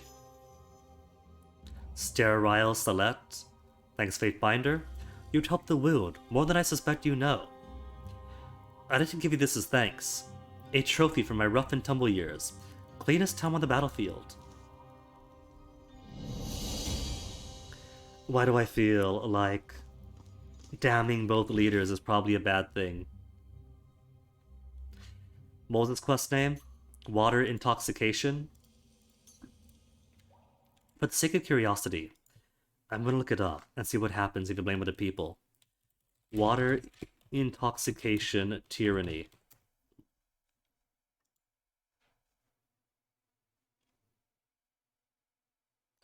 Complete this quest before completing History of the Old Walls Part 2. No problem there, we haven't done the History of the Old Walls. Lunette fight to Kytos, Kytos feign ignorance. Inform her nothing's amiss. Reveal Wagstaff and Jasper's involvement. I'll reveal and implicate Lynette and Klytos, ensuring they get shanked.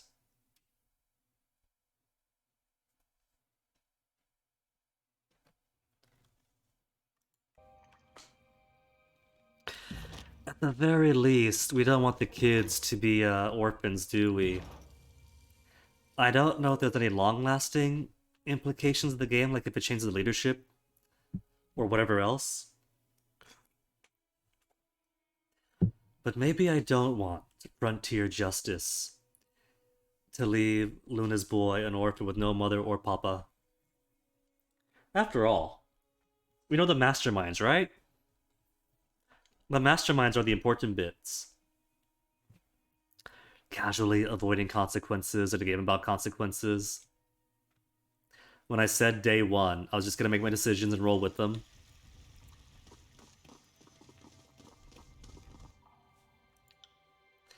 Information. Jaspos and Wagstaff.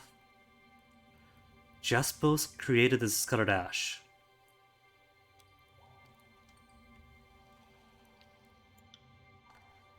And Wagstaff created dehydrated moss.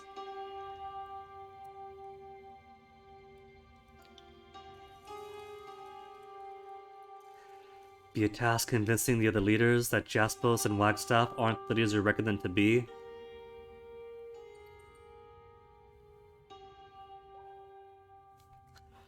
And I'm glad I could be of assistance.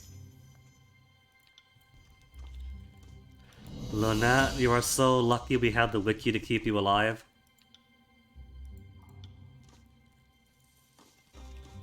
So, we're in the farm, right? So where the heck is this thing we're supposed to find? Where could this chronicle possibly be hidden?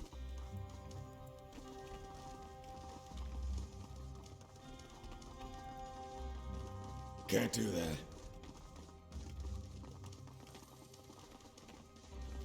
I haven't been to the pig pen itself. The pig pen itself, maybe? Can't do that. The pig itself. Is the pig itself? Oh, there it is. It's not the pig.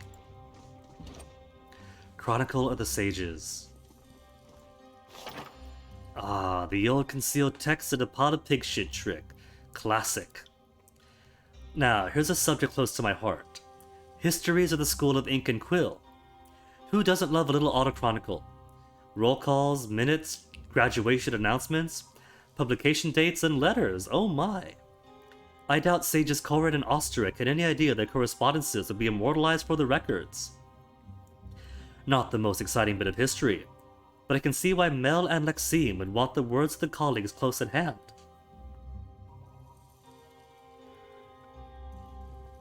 I take it this brings back memories indeed. Some of these notes even have my name on them. Ah yes, here's my series on bird anatomy. I did that back in 388? Where have the years gone? Do those notes include the parts where you conspired to steal our magic? Well, do they? Well, of course they... Nope, they don't. This is about entrapping an old dolt from the School of the Wild Wrath. An enemy like the Tidecasters. You fight without written record. I think I'm flattered? Come closer, so I can show you my appreciation. Nice try, old hag. Lantry never makes the same mistake 8 times. I know it's all so worthless in hindsight, but it is a record of our school. Whatever that's worth. I can obsess about these later. We've other things to do, right? We can pause. I'll look around while you read. I'm suspicious of everything I find in this place. Take a closer look. So you knew Kyros was coming. How many years of the making is a school tradition of stashing texts throughout the tiers? Let us keep an open, skeptic mind. And read. How could I say no to that order? Several minutes. Strange. All these names of dead people. Good riddance to some, others are lost. Kyros is lost. Anyone you knew very well? In a way, all of them. The school was never crowded enough to disappear into anonymity. But as a field scholar of sorts, I was as distant as it gets. Anything seem incorrect? Oh, this is odd. Find something? There's this passage here that isn't quite correct. See for yourself. The text describes a debate between the sages discussing the riddle of rings, and one sage, with the familiar name of Lantry, is arguing that the riddle of rings posits that Kyros has already conquered the tiers. Having spent a year with the Forgebound as governor of Lethian's Crossing, you've been subjected to countless hours of banter from the artisan magi, and know the riddle as a sort of proverb the elder Forgebound teach to their apprentices. Which melts first is a riddle of the rings. Novices often assume that common copper ring melts in a hot flame, the bronze ring in a hotter flame, and the lucrative iron ring melts in the hottest flame of all. But a trained Forgebound knows otherwise. The riddle is generally mentioned when younger apprentices ask too many questions about why others outside the guild seem, to Forgebound at least, utterly incapable of appraising and respecting good craftsmanship. Odd. I learned the riddle of the rings differently. Bronze first, iron last.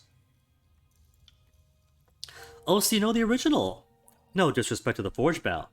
It's a great teaching tool. I just borrowed the term for rhetorical effect that day.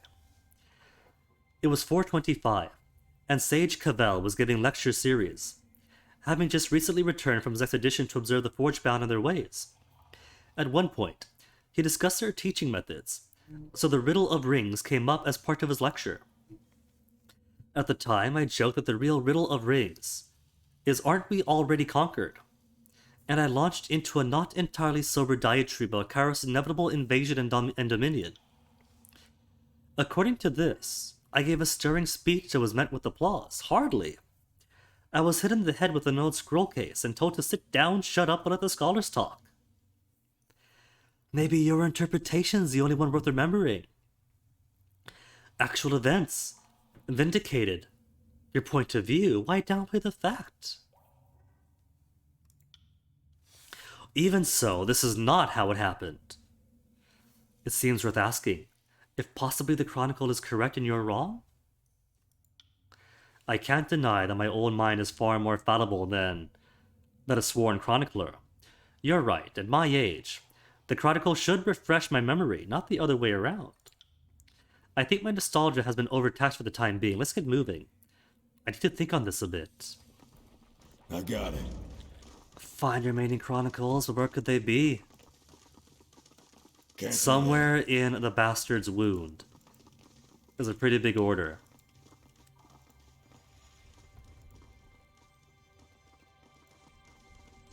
Do I get any hints?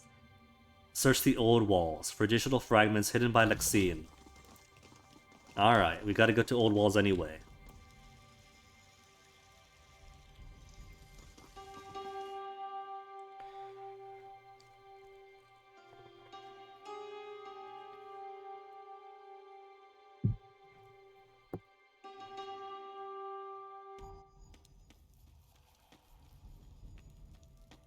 Are any going to print the minimap?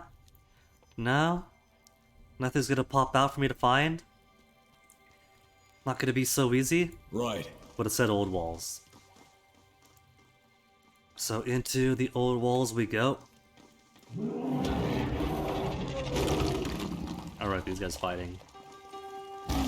Still nothing to say, Mantiborn Beast Woman? Gloom of Dawn?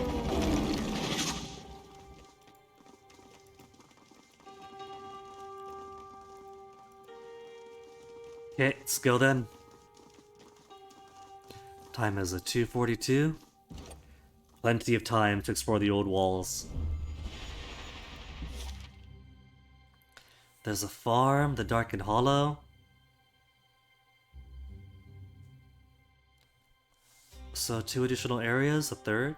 Alright.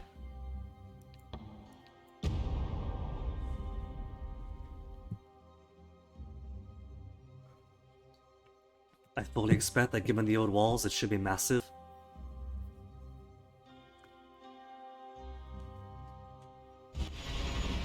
Because we haven't had a small Old Walls yet.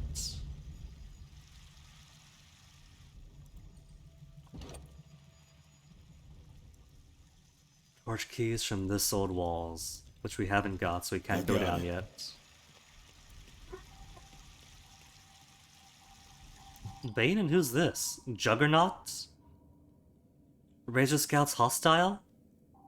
A sleepless? Or are you guys sleepless, is that why? He's kinda glowy, maybe they are turning into Bane. As I kinda guessed a while ago. Another battle. Alright, let me see. Swift Strike, Break an Iron? Is it just me, or the Primal Screen get a bigger range? First things first, mass fulminate everybody. I'm starting to think we're bad at making friends.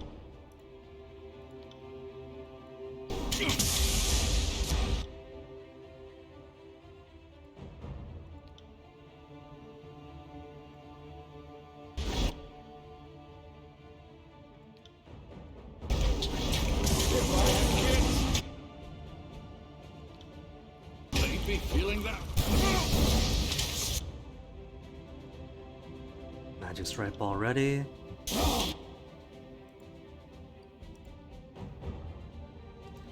Aba running low on stuff, grip him. Let him into the air. Oh, Stay. so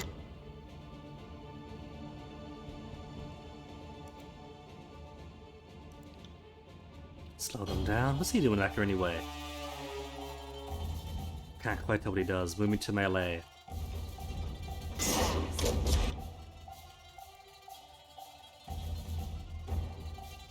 No, didn't lift him. He's just on fire.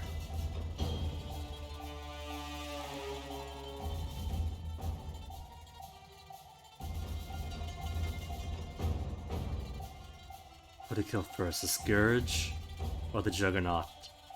It's attacking her directly, so start with him maybe, unless... multiple hits? Hits everyone?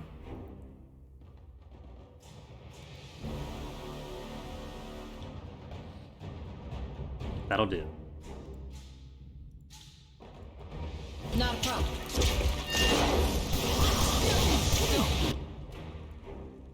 Then heal yourself, because halfway down's too much. We're all getting halfway down. Once per encounter is plenty fine by me. Can't be happening! This can't be happening! They're panicking so well. Still a bit more until our fulminations come back. Mine's back already.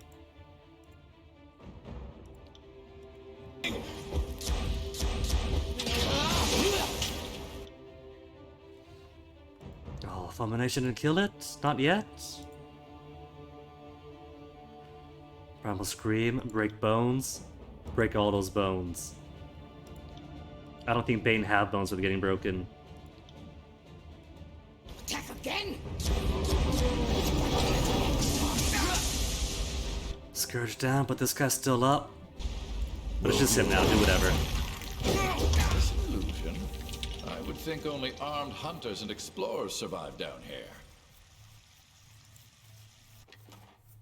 But surprise, Razor Scout Javelin. It's okay. It's loot. It's stuff for the selling. Now Sleepless, you've got your own faction? The Sleepless do have their own faction. The Drago-looking man shivers at the edge of the overlook, cloths damp and stained with inky black substance, moans softly to himself and occasionally mutters a few words in low, incomprehensible tone. Hey, can you hear me? I'm right behind you. You survived down here for some time. Why did the Bane leave you alone? Just wailing to himself. Poke him? His skin is unusually cold and to the touch, despite your persistence. Elicit little more than a grunt from the man, shifts slightly, and you notice a strap wrapped around one of his legs.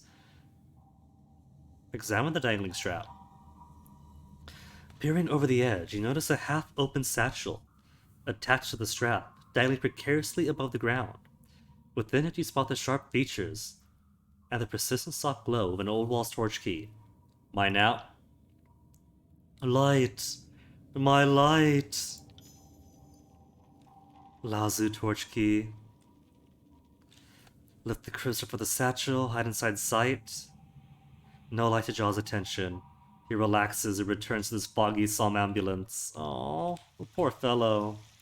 Will do. See, there's no need to kill him. Slow down. Let's take a closer look. Oh, we can't go through here, though.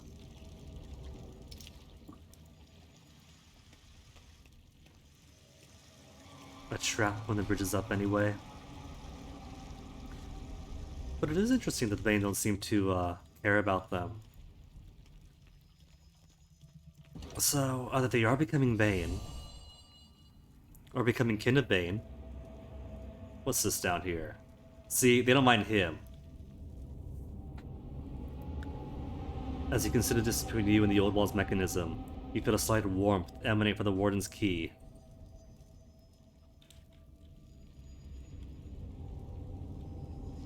Do I do anything with the key? Lazu is still here. We can't do a thing with Lazu. Is it open inventory, use key?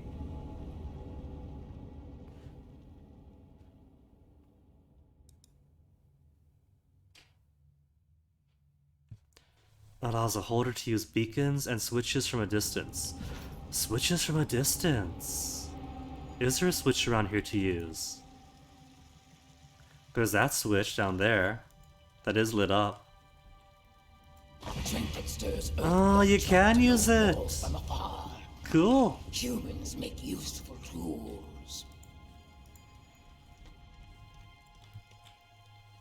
So who is this? A veteran. Right. To battle! Oh, there's many over here. Alright. Sorcerer Savant, so we do want you drowned. Ebb, could you drown from distance? Can and will. While the rest of us.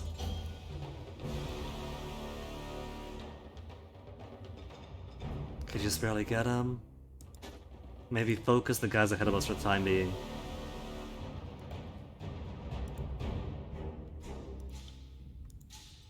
Put the fear into him. Whatever you need. Didn't drown him though, did we? No. Close to that. Ib. If it is your real name. Drown him.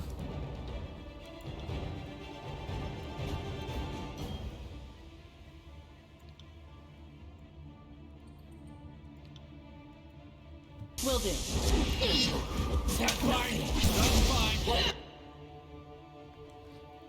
Almost dead again. Just focus on yourself. Heal thyself, woman. Don't need that rib described. Oh, didn't drown him. Didn't work.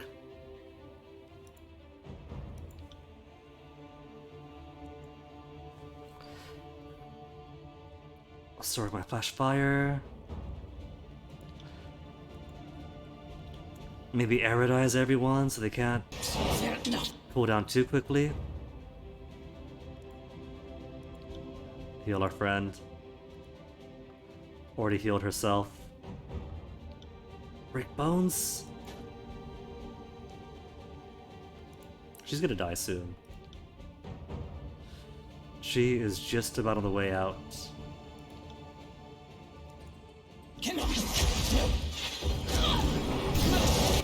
Barely alive.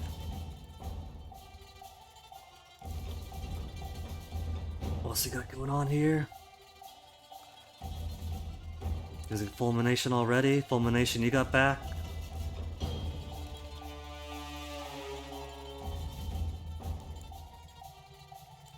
Want this scourge out.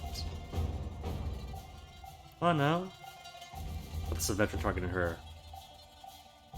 Scourge has too many spin attacks.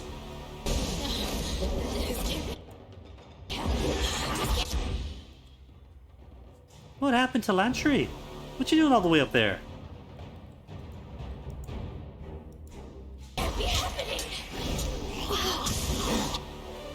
Here, once per encounter, heal everybody.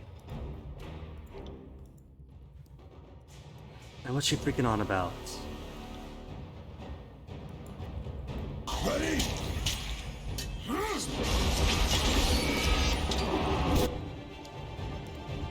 A level up for kills in shadow.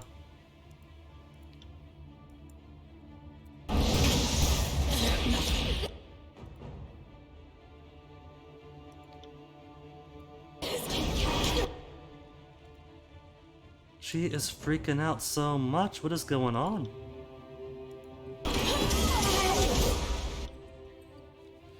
Two dead. Good. Makes it a bit easier.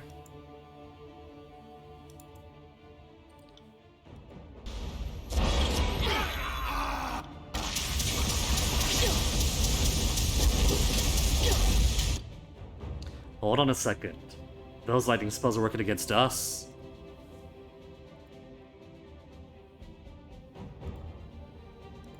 Gotta heal back on yourself.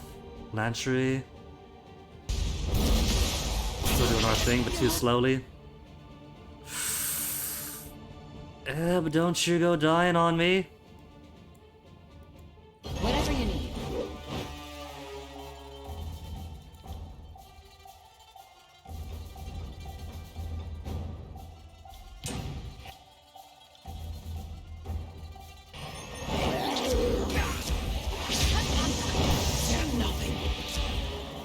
And now just the one left.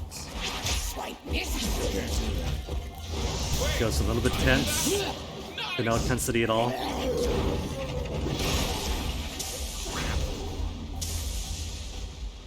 What's he doing? Another sleepless just hanging around?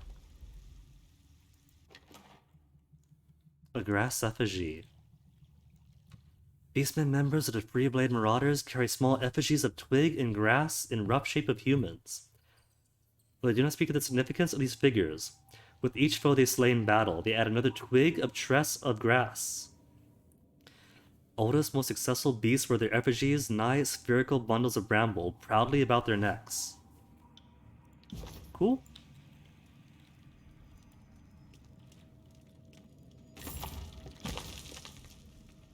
Some sell stuff for us. Potions I'll never use. Sleepless, what's going on with you, buddy? You alright there? I've lost it. Gone, gone, forever lost. It must be in the water. I should be swimming. I should keep swimming, always upstream. You there, have you seen it?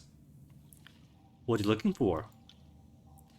I knew just a moment ago. I lost something important, I did. I'm so tired. The Bane are everywhere. How do you survive down here? Bane? Oh, they don't pay us any mind, not anymore.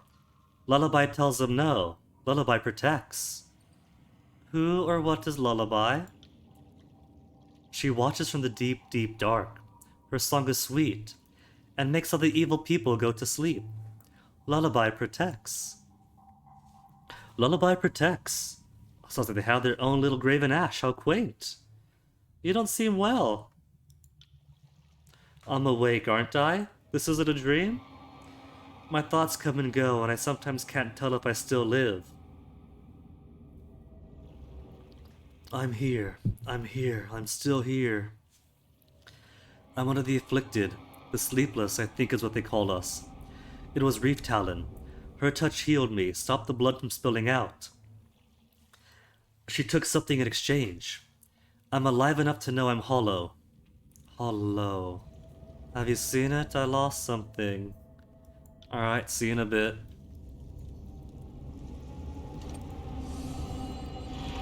Bridge across. But first I want to go here. I got it. What have we got? Scourge and a bunch of peoples. Sleepless, Skirmisher, Sleepless. And a level up for kills in shadow. What do I want to do with you? More spell stuff? Lore 57. I thought it was in the 60s. Really? Well, albeit it is 57. It dropped.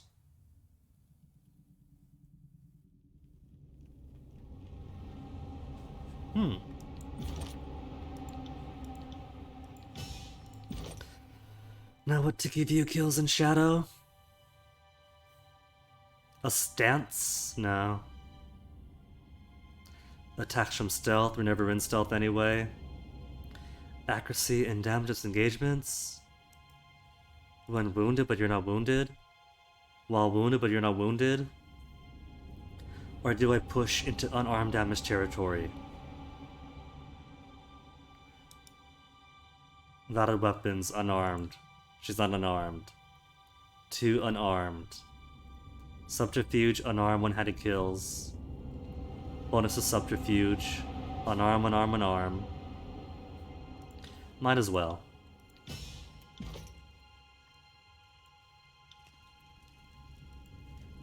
Yep.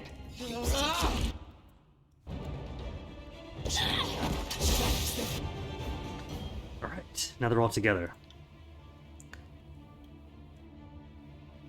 He is so far off to the right. We could still get him and everybody else.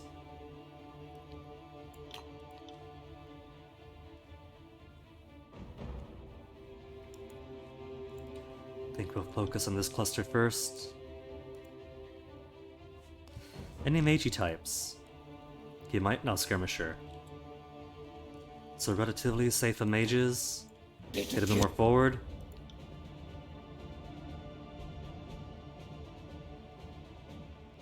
Could do the Bane on the left, or this guy on the right. Get the guy on the right.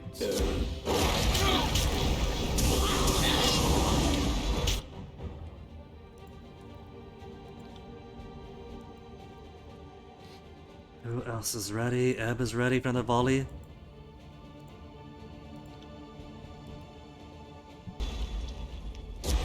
How am I so slow with my releases?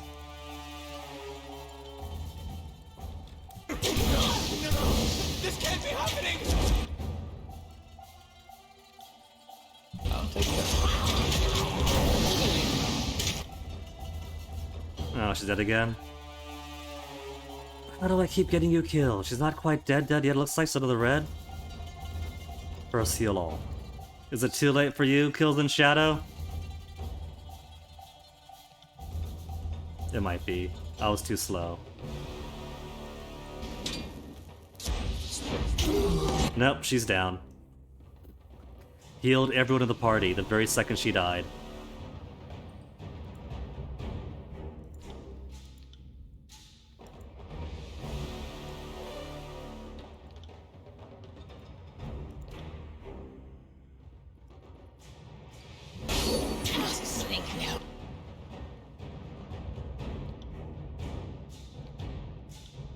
Revive her?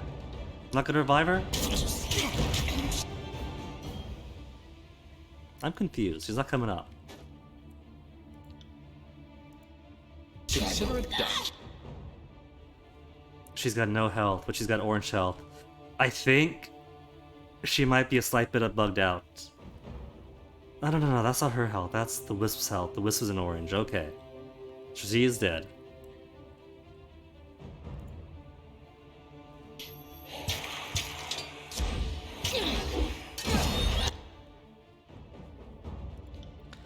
Fulmination is back up. Scourge is down here.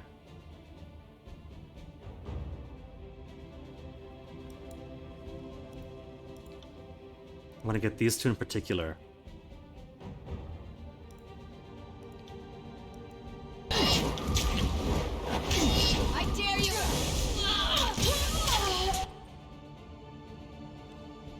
And we just keep getting wounded worse and worse. Who's doing that? Him? My light armor not good enough for him?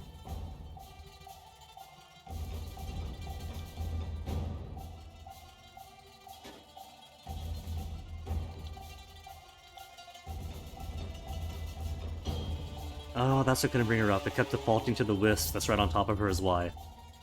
I got it. Good as new.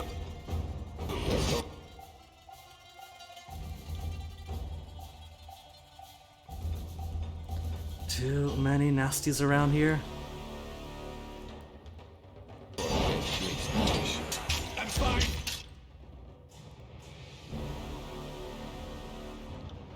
Break all the bones here. We all could have get in the radius. Not enough people to one radius. Break iron, swift savage strike. It's so tiny. 10%, 16%. Bone break is at least 42, 24.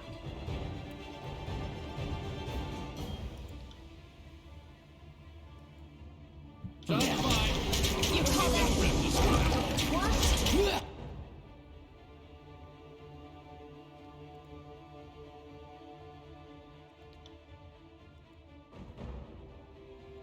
Looking a bit precarious again.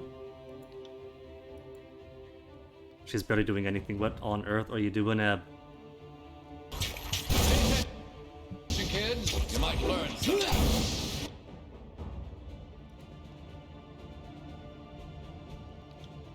Who else to heal? Who needs it the most? We're all gonna mid low.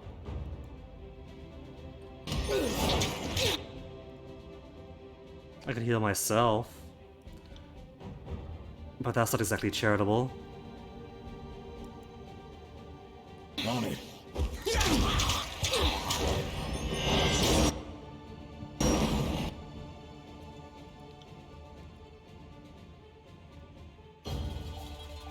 Oh, we are still looking as precarious as ever then.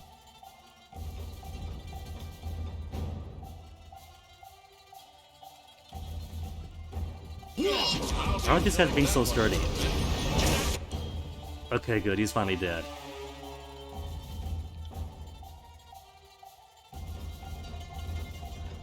Him dead, the other Scourge just pops, so just him now. So like that. Goes for precarious, so suddenly very, very easy.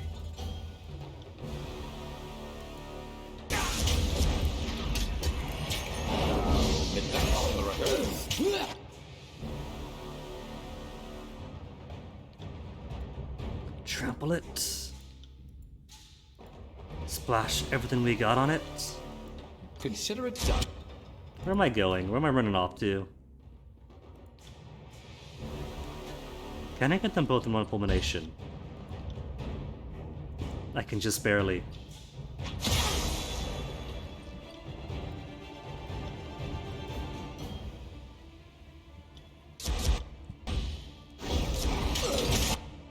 Speeding up 4 kills in shadows.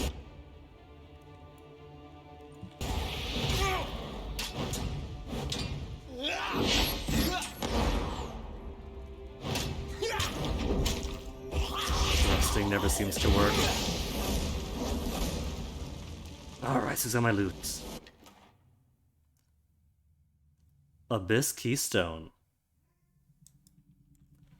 To activate the teleporter, the ambassador's little... Ooh. Teleporter then. Hey, Mace.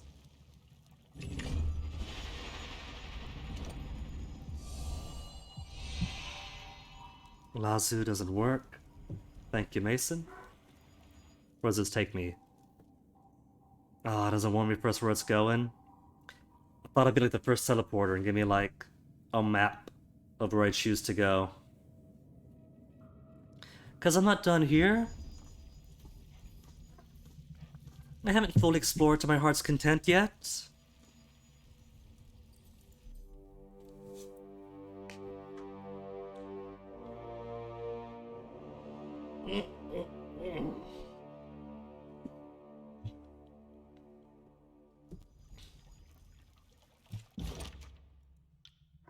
Lore at 60, see it has gained some. Right. Where else could we go? We spoke to him. We got this bridge across.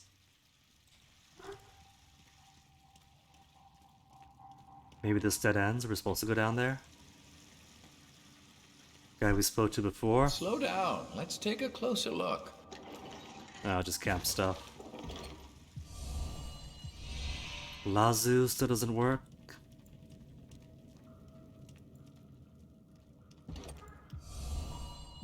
No. Need more, so I do gotta go down.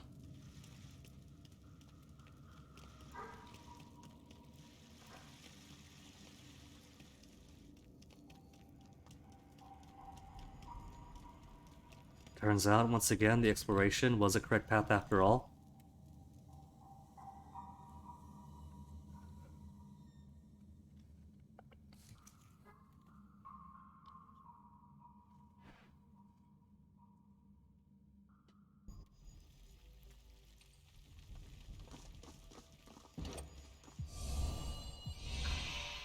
It doesn't.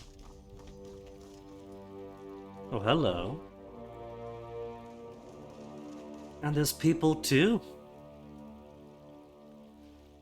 Who's that up there? Is that? We come a long way to find you. Why don't you save us all the trouble and come down here? So you're the old beast woman leader that healed everyone turned to sleepless, and I guess you're Jaspet's group? Reef Talon indeed.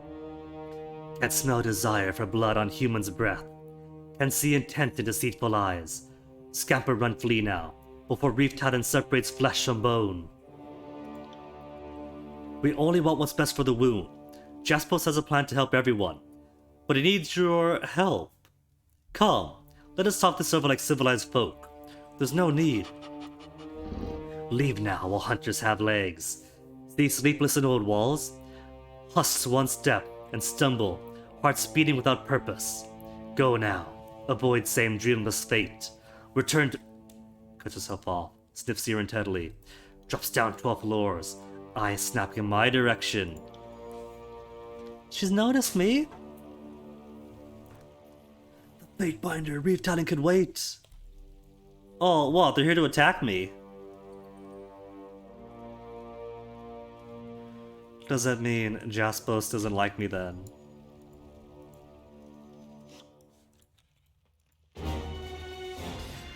Okay, what have we got? Juggernaut type. Apprentice. Beastwoman Elementus. Ooh. Their magic uses a Beastwoman. In that case, get everyone forward first. Who's being targeted? Lantry is? Lantry is no tank. Tanks, but no tanks. In that case, drown the Beastwoman. I see you're prepping a spell already.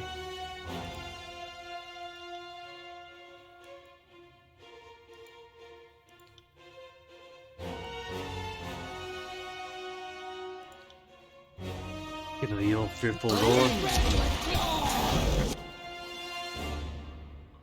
Nobody drowns. Drowning is working so infrequently. Nobody drowns.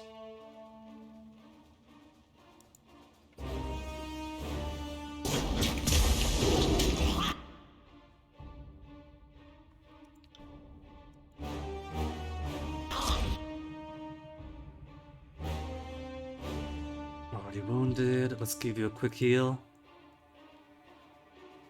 Then you can press a match of your own. Important thing is stay alive. What's this doing over here, concussive bolt? Go away. AoEs to the front. Single targets to the back.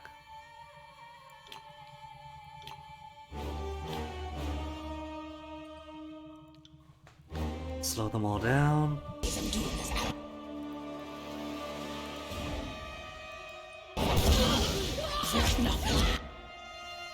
Shame these guys aren't Bane.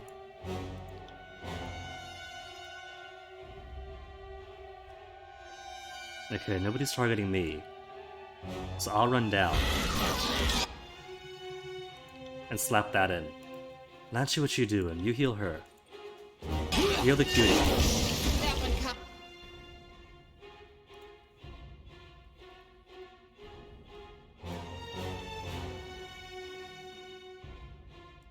Targets plenty.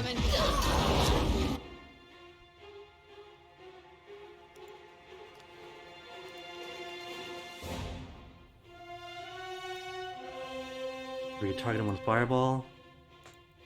I'll take care. And that's it? 2 already? Although Ebb is in a very bad way. How about once per encounter heal all? That which doesn't And kill she's dead. Never mind then. Lantry, forget it. You revive her instead. We'll attack who else? Sorry about that.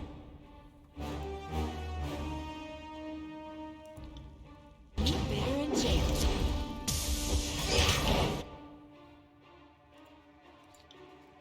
Everyone's picking up all sorts of wounds now.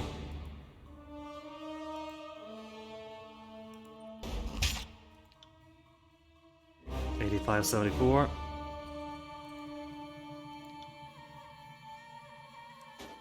I bet you if I move Lantry over here, No, sorry. we get all of them? Just too far away to see that. Just out of reach.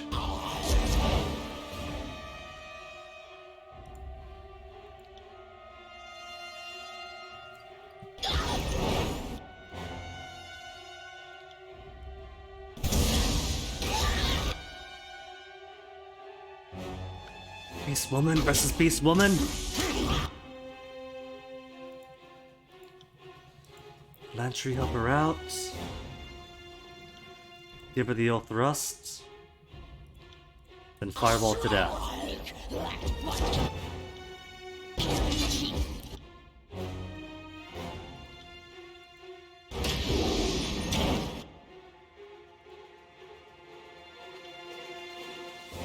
Rhyme Spike, haven't used too much in ages.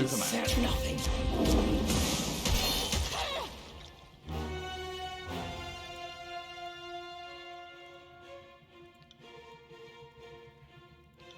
Consider it done.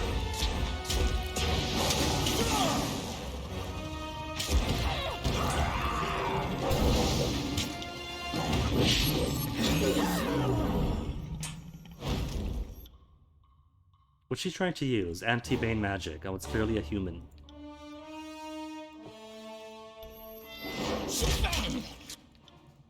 There's nothing. Idiot! Thank you. In our defense, they were trespassing. Nothing strike from rending claws. We friends, Reef Talon? We all cool down here? More Abyss Keystones. Is that their only loot? That's their only loot. Great, so we can go further in. Sorry, can't. Not gonna talk to us, Reef Talon? No. Will not perform many rites again. Hunter's lifeblood must flow. Quick. Away from Reef Talon's touch. They call human Fatebinder. But what does Fatebinder want? Wagstaff wanted me to find you. We didn't know if you were still alive. I'm not with those people. I'm here to find a way to help the wound. Yet Fatebinder does not smell of nest. Is outsider. Even a newborn cub knows to be wary of strangers offering help. Fatebinder smells of outside, can bring only danger. Go back to Wound, to safe lands above. Leave Reef Talon to the pit. Leave with Scourge and Sleepless. So you don't want to help? More beacons to fiddle with.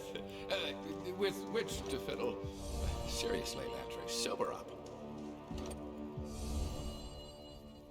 So there's no immediate failure for this one. No, try the wrong rune and it blinks away. Either way, this means at least 3 touch keys. Wait, so this is the Abyss. What am I to do then? We can't do a thing without...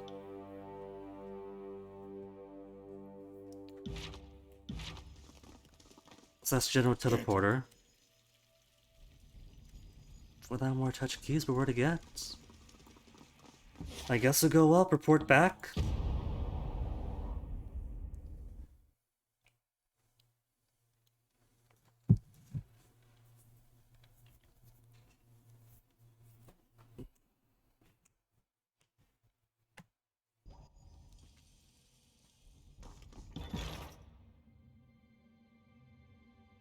Find the missing torch keys to reach Reef Talon's location.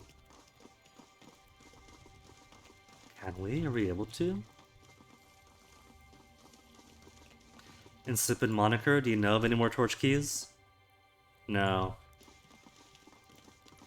Any for sale, Merchant Elegy?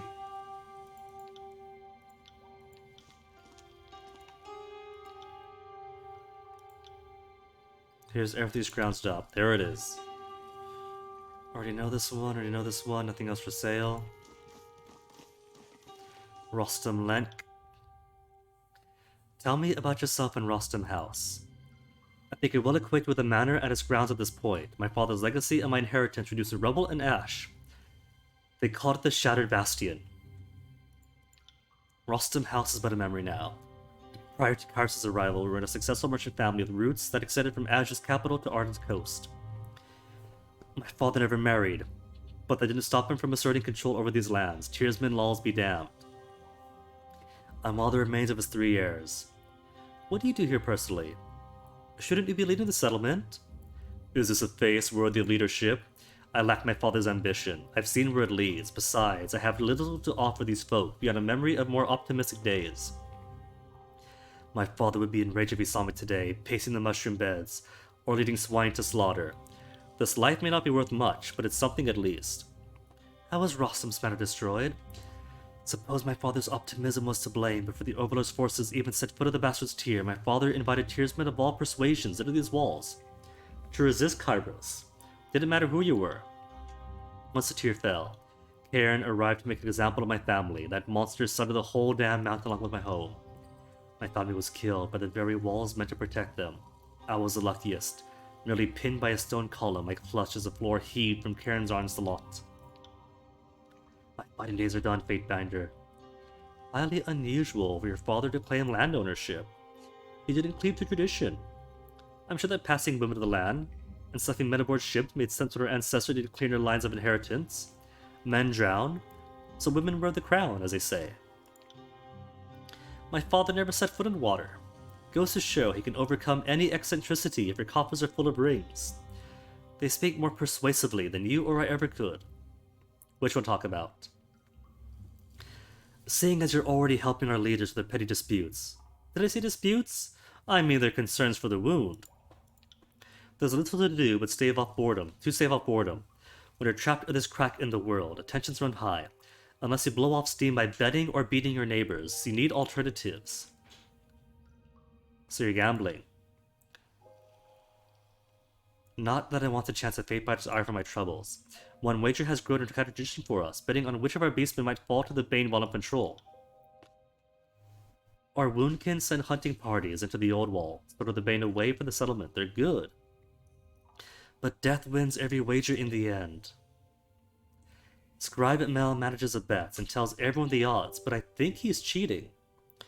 The results haven't made much sense lately, and people are starting to grumble. How do you know Mel is cheating? Too good fortune is how. We've placed our safest bets on the strongest beastmen, and as of late, they've been falling more often than the weak. It could stand to reason that they might be fixing the bets and possibly sabotaging the beastmen, but the trouble is, this is your defense, fools. The odds Mel said look right enough, but maybe that sage is being crafty in a way I can't understand. Something doesn't feel right. Any other settlers complain. Some of us have talked about it, yes. I suppose you could say I'm one of the devoted. And why not? There aren't many thrills to be had for me, for one, otherwise. I'm putting the remnants of the rostrum fortune to use. I mentioned my suspicions to both Jaspsos and Wagstaff, but the two fixate on one another to pay any mind. Alright, does Mel set the odds himself? Not Mel. Have you seen our disfavored guest, Telesofia? She's the one strung up like a decoration in the middle of the settlement. Not exactly tolerant for beastmen, that one, but she knows how to size them up. Mel's got the idea to use her insight, so she more or less sets the odds. You'll have to get the details from her, though. I'll talk to Mel about this. Thanks, Fatebinder. Right. Question Mel and Telesofia.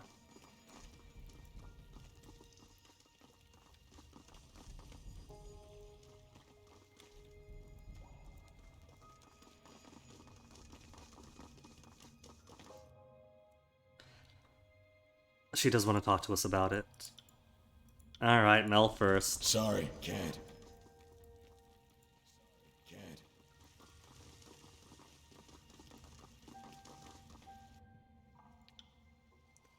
It seems Jaspos is rather furious with you at the moment. Not exactly what you did to enrage him, but best be advised.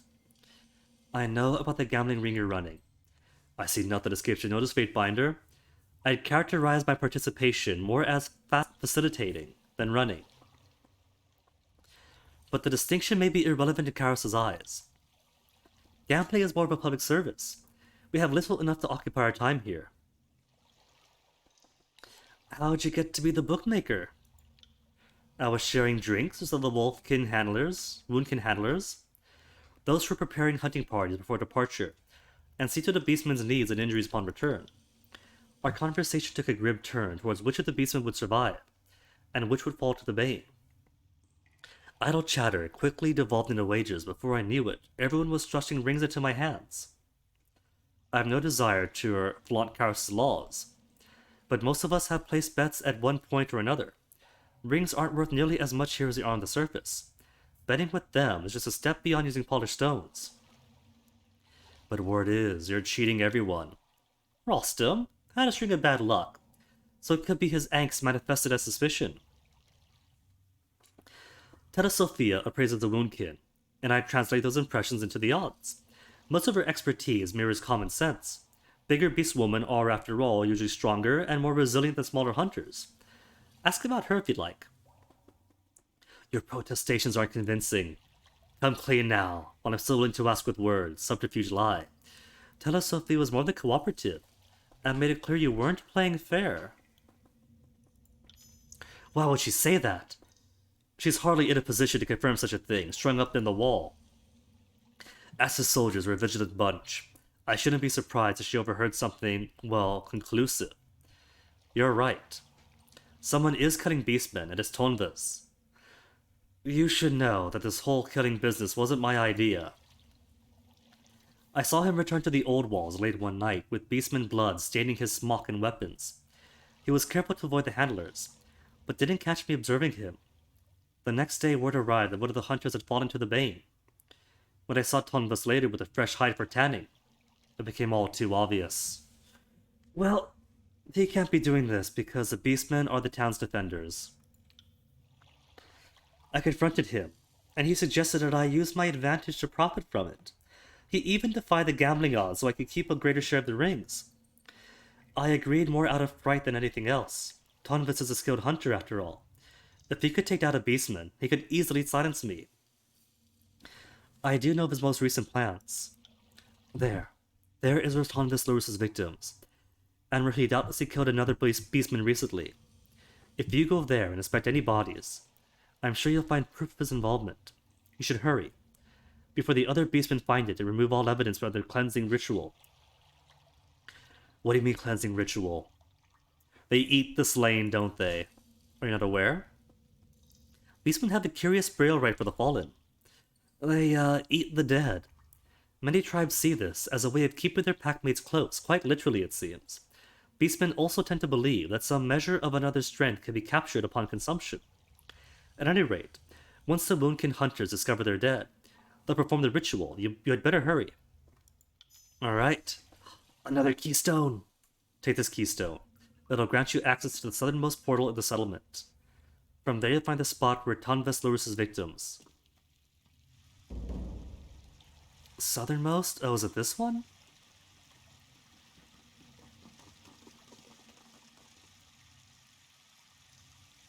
Consider it done.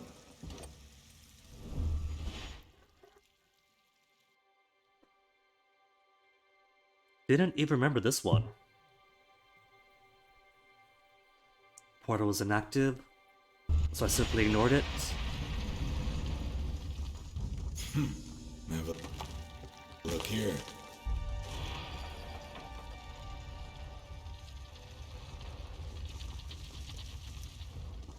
And that be the beastman.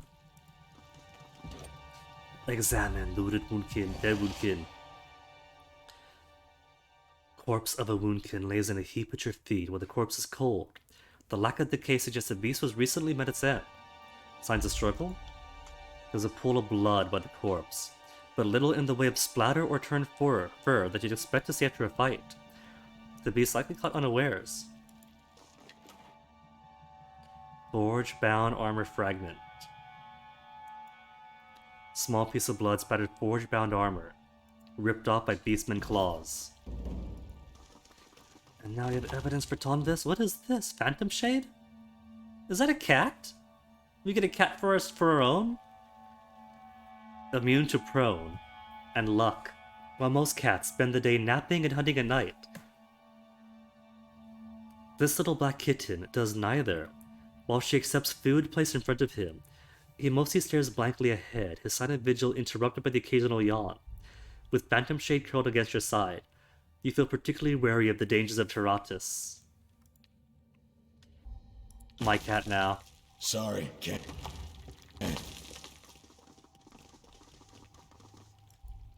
We can't get down there, there's nothing else here. So this is basically a dead end? A dead end with one story need? And now to kill ourselves some leatherwork hunting forgebound? Not that I mind, since Jaspus's group is already keen to be hostile to us.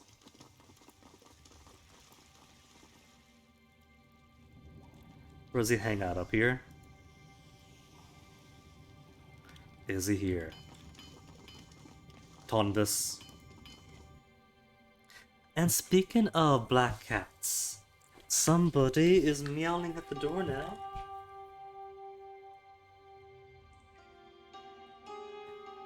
Meow meow.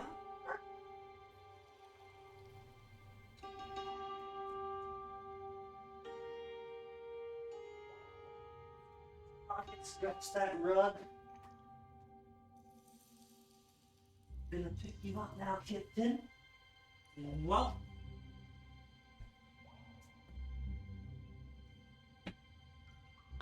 There, Onyx. Now that you're here, I'm immune to prone and have good luck.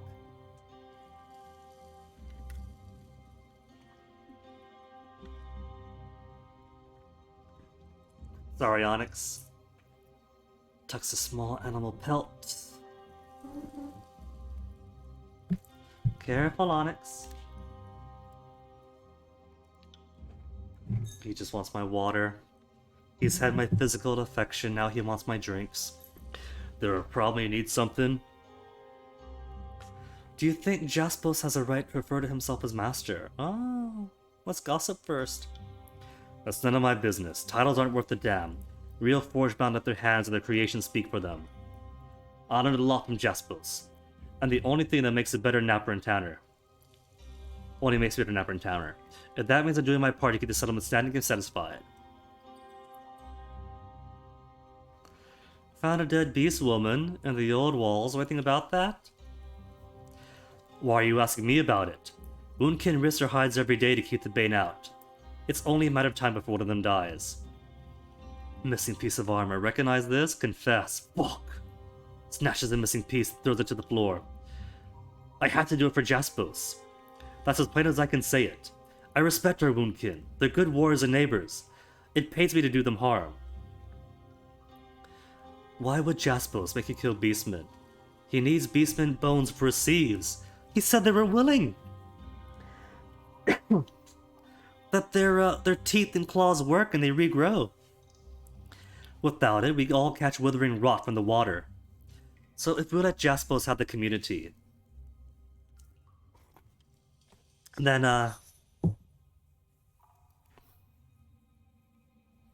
he ends up continuing to hunt down the beastmen who should be defending the town, and without them, the Bane get in. When Reef Channel was still here, Woundkin could donate teeth and talent and should use her magic to make sure they regrew. Between that and the beastmen sometimes dying on the hunt, we had enough bone to keep the sieves flowing all day. But with Reef Talon gone, our hunters can't donate anymore. Jaspos told me that I had to find a way to get beastmen bones or we'd all die. We're all gonna die from Bane now? You decide murdering beastmen was a solution? What would you have done? Jaspos made it clear that what we needed. If we didn't clean that water, we'd all either die or be forced to the surface. The truth is that the wound is still going because of what I did. The beastmen always eat their fallen, leave the hide and bones behind. All I needed to do was separate and kill an injured beastman out of the hunt, and let the others consume the evidence. I thought this was the best route among all shit routes. Why bring Mel into this? Why did I? It was that fucking bookworm thought to make a profit from this.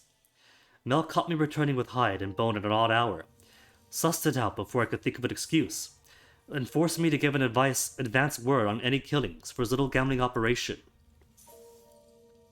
Bastard made me go after the larger and healthier beastmen, and for what? Just so he could buck up the odds and pocket more rings. I didn't have a choice. If I didn't kill the ones he wanted, he'd expose me.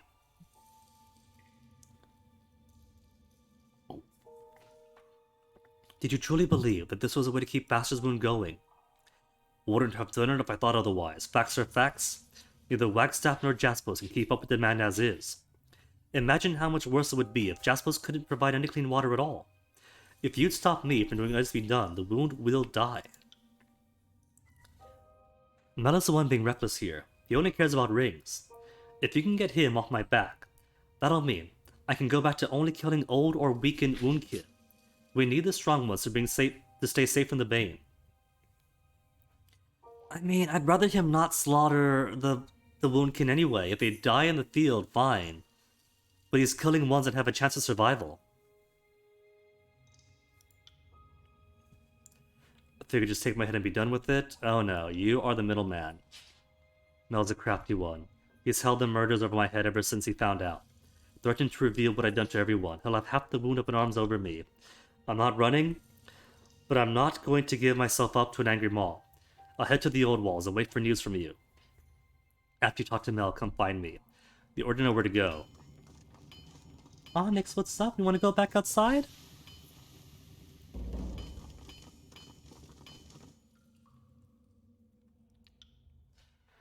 What do you want to talk to me about? Insipid Moniker is Wagstaff's prime lackey or apprentice, depending on your perspective. Heading into the old walls at the dead of night every night. I would have dismissed it all, if not for the fact she's taken Woundkin with her on occasion, none of which have returned. They're both siding again! Both sides are killing off the Woundkin? I've been really into my work lately, lost of the chisel, I guess. Finding myself up when most of the wounds are asleep. Not every task needs a workbench, so I take my chert, I take my grit, and I go for a stroll to see Insipid Moniker. I'll look into it. Alright, Onyx. We can go outside.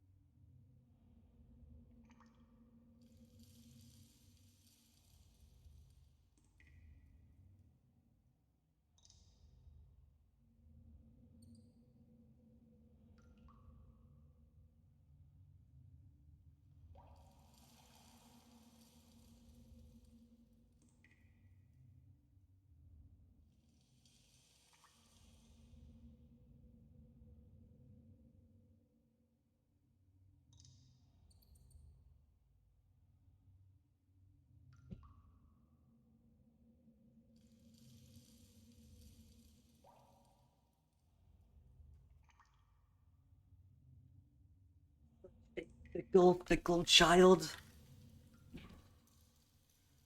Pretty habitual about her jaunts. Wait until the proper hour, or she'll see you and scare away, assuming she's at to hide. Alright, wait till evening then. Want to sort this out after all.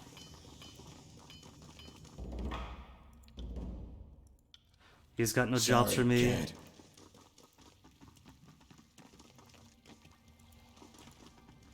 Follow insipid moniker? Well, let's go find her then first.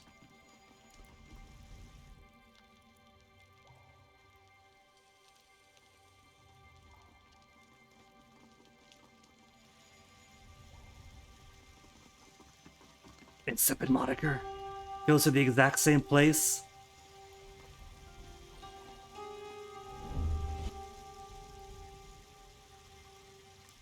This whole DLC really is both sidesing.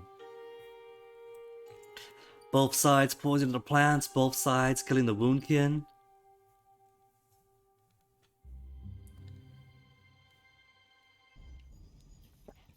Oh, what do we have here? Examine the barrier. Shimmer with heat, border flickering arcane fire, mark an impassable barrier. Prevents access to old walls beyond.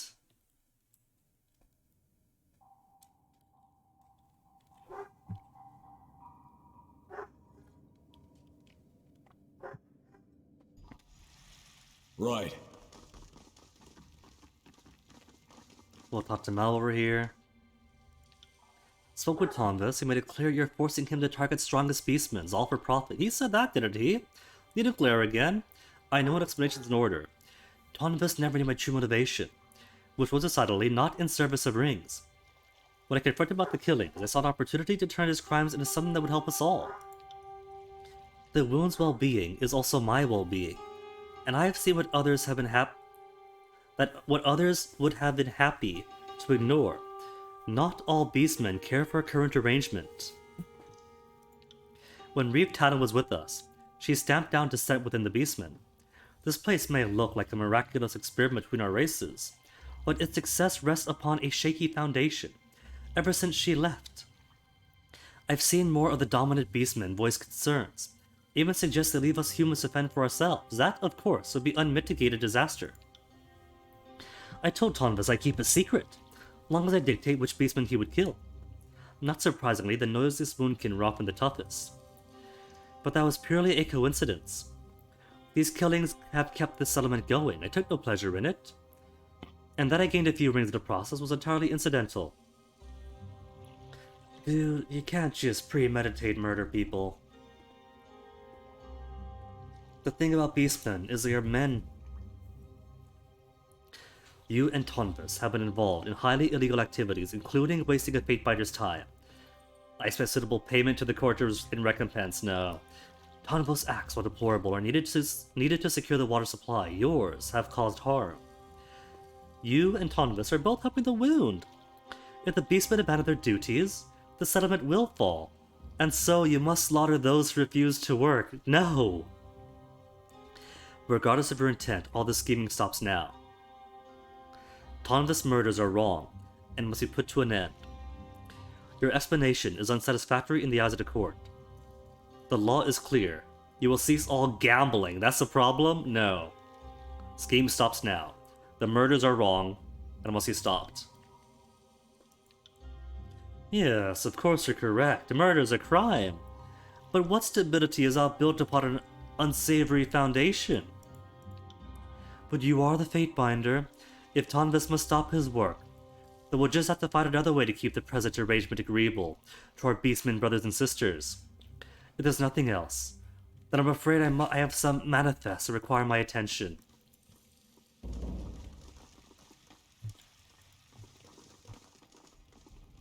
This is probably going to do the classic video game thing where you have to let an atrocity continue.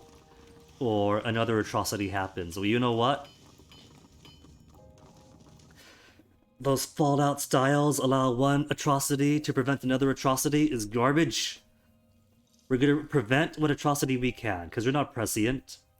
And if it turns out that Mel or whoever else decides to do something worse, that's on them. We'll stop them then too. Traced her path was blocked by a magical flaming barrier. I heard Wagstaff is teaching her magic, but no way she could, not by herself. Fire makes me think blood chanters. Maybe she liberated something from an old Chorus rival. Or she figured out a way to control an old wall's trap. But to my limited knowledge, those traps don't use fire, but some other sort of arcane energy. If you're short on ideas, you can always speak with the prisoner, Telesophia. She sees everything from her perch, and most everyone talks to her at some point during the day.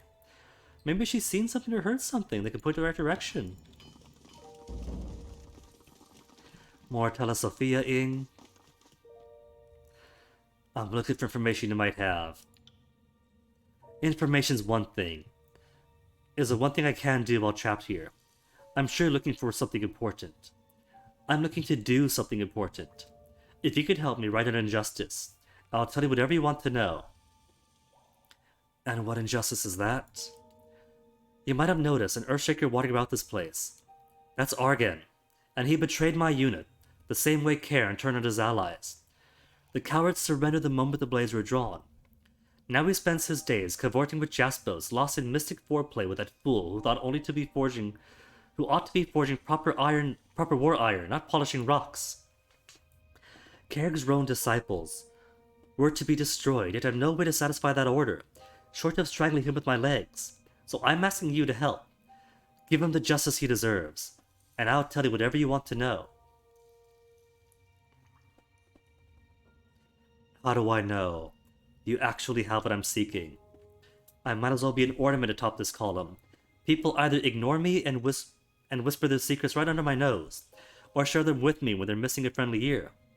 You'd be surprised how normal my presence here is considered. I know everything going on down here, whether I like it or not. I'll think about it.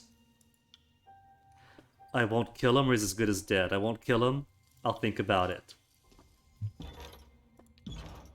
I'll save. And say I won't kill him. And see what that changes.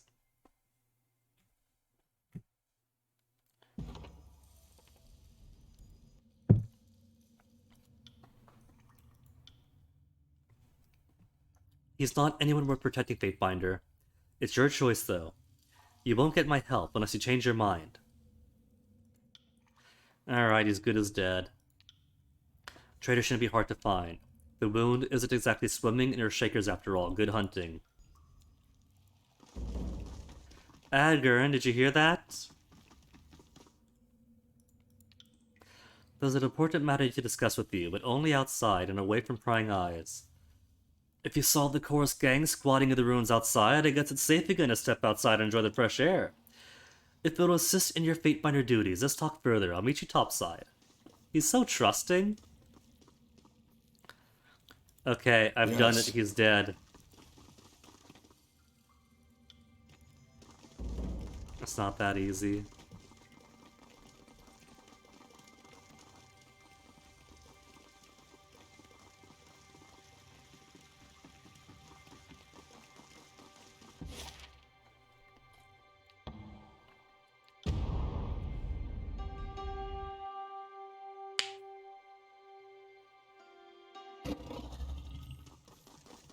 Sup, friends?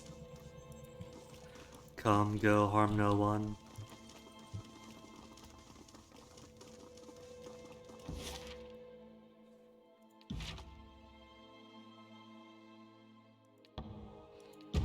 3 hours travel time, really?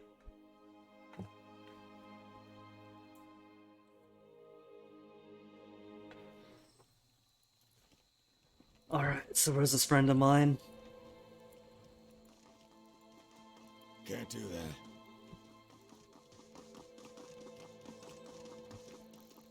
Top side, so I'm guessing by the entrance.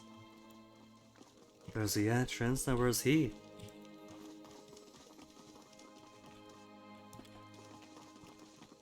He did say top side, so I assume this is top side.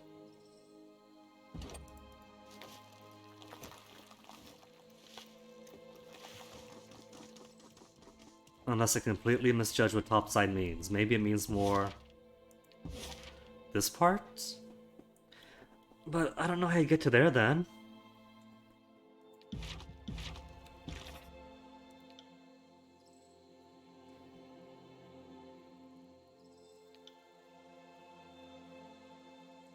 West side of the Shattered Bastion.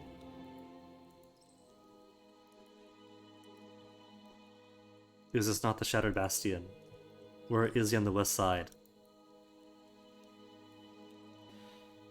Is he up here where the rope is required? It could be. Because I don't see him anyplace else. Can't.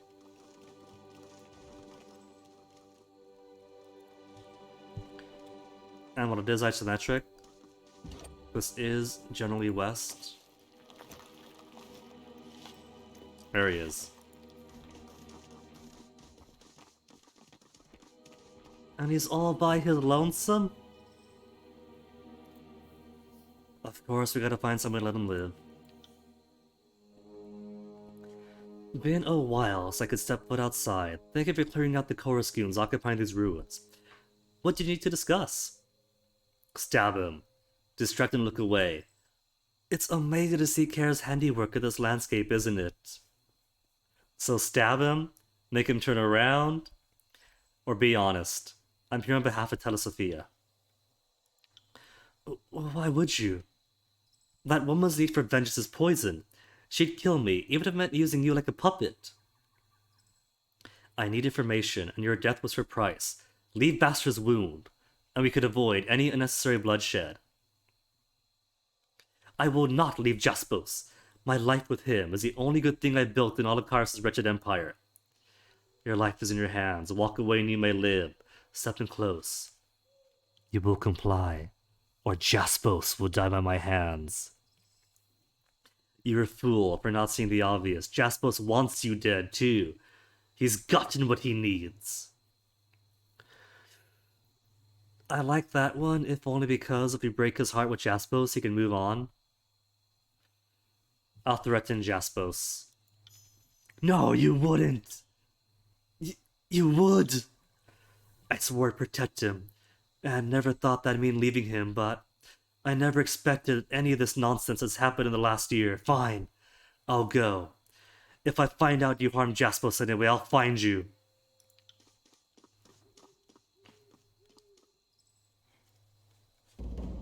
Can't do that.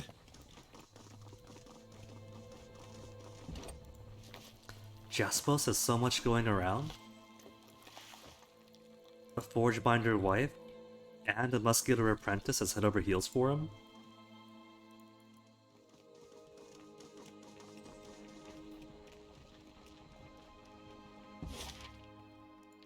Okay, back to the wound. 4 hours, 15 minutes? How's it get longer to go there than to come out? Encounter in the tier. Even in the midst of the war between the Archons, which is over, they're all dead. Travel along the long-conquered roads of the Bastard Tier tend to be relatively safe and uneventful. A river meanders slowly aside the road, and the plains sweep openly before you towards distant towering mountains and lazy gray lines of the old walls on the horizon. From your vantage atop the rise, you can make out a far-flung settlement in a small set of trees. On a log off the road ahead, you make out a young tiersman, not quite a woman grown, working at an object in her lap. When she spies you, she leaps to her feet. Waving to capture your attention, leave her be, speak with her. The girl smiles warmly at your approach, though her expression falters slightly when she sees your heraldry. Tall, and a tad lanky, The waif boasts an unkempt mop of brown hair and large eyes, the color of unpolished peridot. She asks if you're interested in a trade. An item she scavenged. For the handful of rings, she needs to purchase some chickens. She presents the object proudly, wrapped in a long sheet of clean cloth, and to your surprise, it's a well-kept blade of expertly worked iron. Well, she's clearly stolen this or killed it off somebody else. But that's fine. We're not bound to Kyros anymore. 10 rings only for the sword? Cheap? Examine it. You ask the young woman to see the blade more closely. And after eyeing you suspiciously for a moment, she passes you the weapon. It's a long, well-forged blade with a sharp shift in its length about halfway up the blade.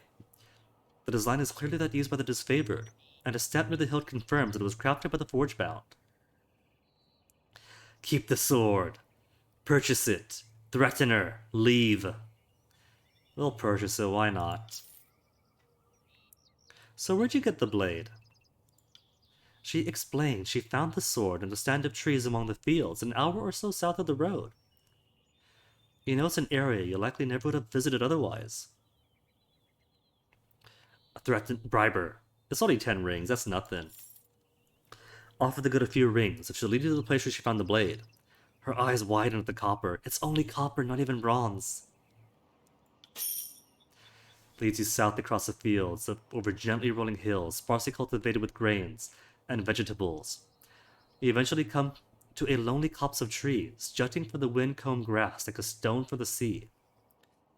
Within the shade of the oaks, you find a small squad of corpses, bloated and reeking, stripped to their small cloths. Search the scene, examine the bodies, question the girl. Examine the bodies. I look over carefully. There are 2 men and a woman, each slain by violent trauma. Both heavily scarred bodies that indicate they all been wounded by numerous times prior. The evidence strongly suggests these are members of Ash's disfavored legion that finally suffered wounds, against which Ash's aegis cannot protect. Bury them. Report my findings and leave. Search the scene. Well, I locate a few scraps of broken iron and shredded leather, and find more than a little dry blood. It seems these bodies are thoroughly looted. It's surprising that the girl found even this blade left. When you ask her about it, she says she happened to find it pressed into the mud under one of the bodies. Question her.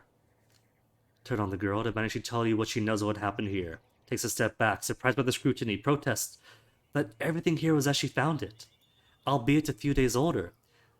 She doesn't know with certainty what occurred. They'll mention Scardicorus raiders or a common side of the Sparts. That's believable. Scardicorus are supposed to work for Kyros, but their biggest target is a disfavored. Bury the bodies, be nice. Dig graves for the departed.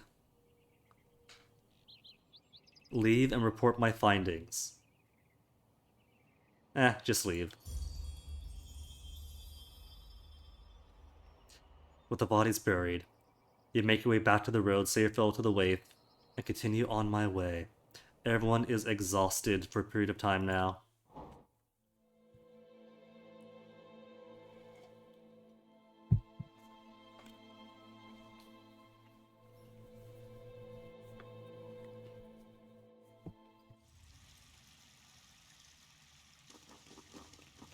It's daytime now? But either way, we chased off the Earth guy. Earthshaker? I was almost gonna say Earthbender. Which is effectively as good as dead at long last, thank you Fatebinder. The shame of this task left undone has eaten me more than the starvation or these ropes tied about my wrists. Thank you Fatebinder, my mind is yours now, ask what you will. Set the odds for Mel's hunting wager? How'd you do it? Try to figure out how Unsep Moniker passes through a magic barrier in the old walls. Any ideas? It's amazing what people will say around a prisoner.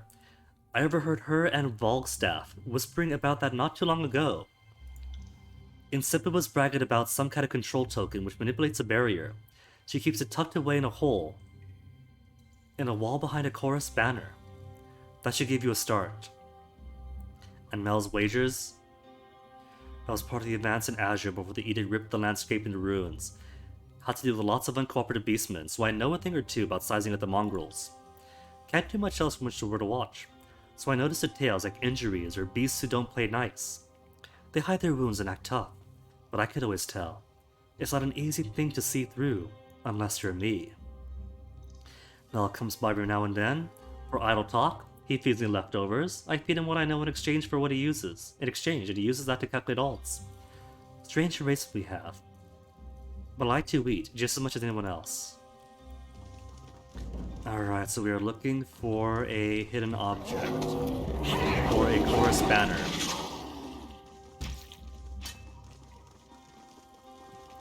If I were a Scarlet Chorus banner, where would I be hiding?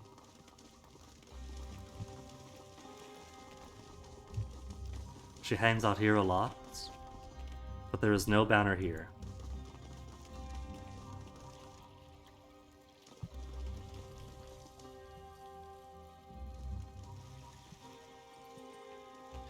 It might be topside though. There's Insipid Moniker. There's a banner.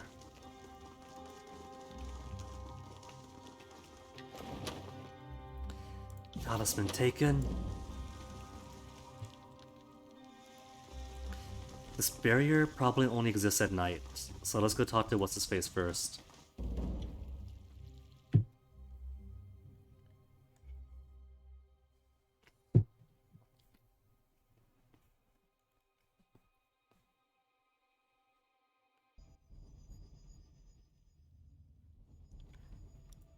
See? Different area in day or night.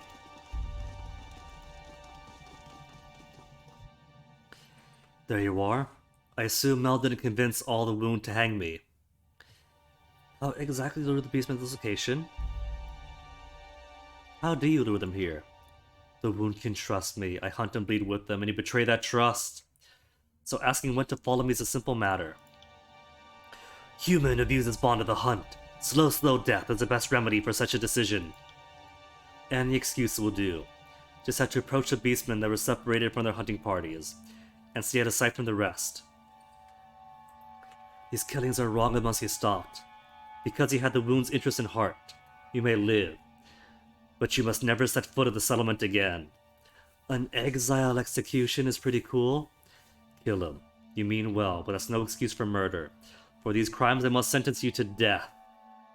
You did the best you could, given a terrible choice. The killings must stop. But you may remain in the wound. Now, I'm going to be merciful, but I'm going to be just. The killings are wrong and must stop. Because of the wound's best interest and heart, you may live, but you are exiled now. It's a fair judgment, Fatebinder. I was never suited for this kind of work. Nothing here ever sat right with me. Guess I needed to shove in the right direction. I can only hope the wound will find a way forward in my absence.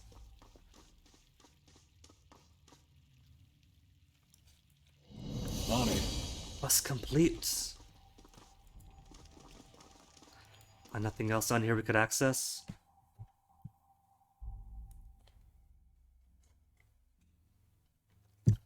Guess the only thing now is wait till nightfall again.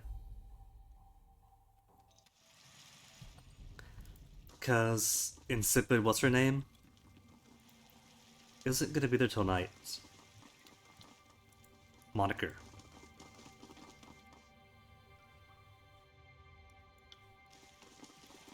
Blackstaff, could we talk to you about killing off our staunch defenders? No?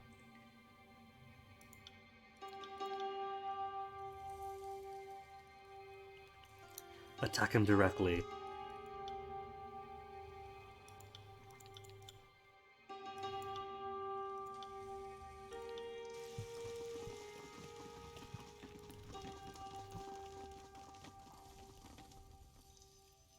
Can we get a free rest until night again?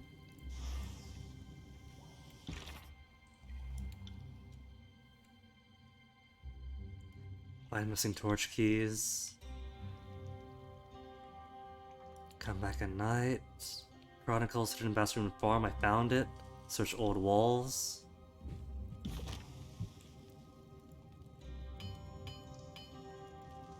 Esley, could we wait till night again? Have I seen Agern recently? His duties normally keep him near the forge. He had enemies in the wound. I sent him away for his own safety. He's gone? But he did him a kindness. Jaspos couldn't protect him forever. With luck, he'll be able to return in safer times. Wait until evening? The only way to wait till evening. Expand a bunch of camps or talk to her.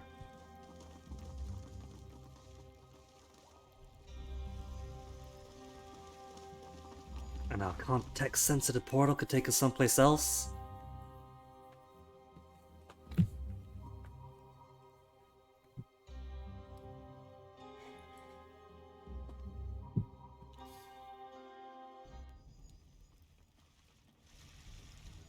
You know, this does end up a kind of scenario where Bastard Moon does need both Jaspos and Valgstaff to purify the water in their own way. And without them, the settlement falls apart. It's not the end of the world.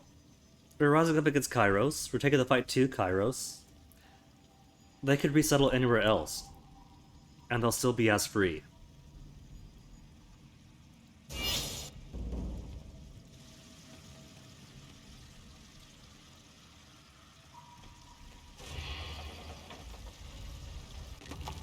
What's this? Cloth tunic. A basic cloth tunic, but patterned purple. I've heard rumors of blood chanters doing this sort of torture, but you assume nobody could actually bring themselves. So this is how Wagstaff keeps his supply of blood? He's got... So the one faction is murdering, the other one is merely torturing them. I'm gonna have to fight everyone here, aren't I? Horde, horde, horde, horde.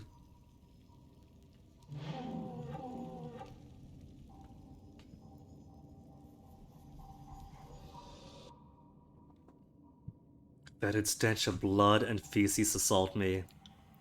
No, no, no. Don't keep cutting that mongrel to the same spot. The scars will get knotted and tough, and we'll lose a bleeding site.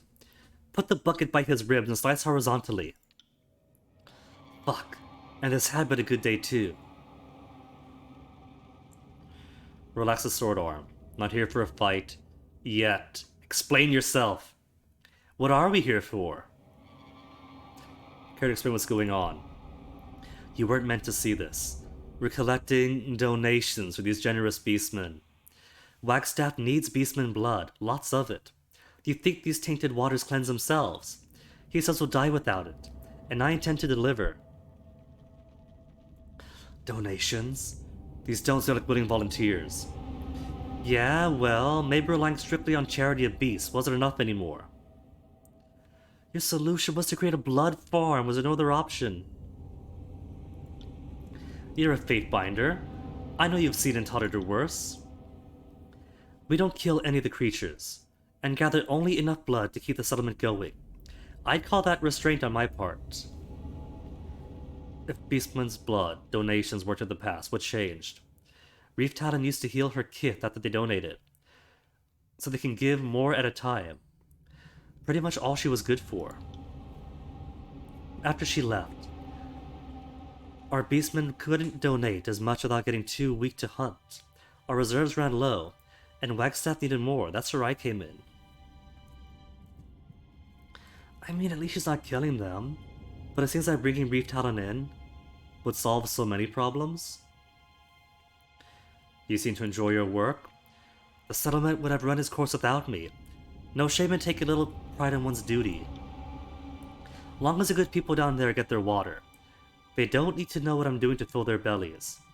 Explain why I should allow this. No dancing around it. Someone's going to suffer. Only a question of whether it's men and women or beasts.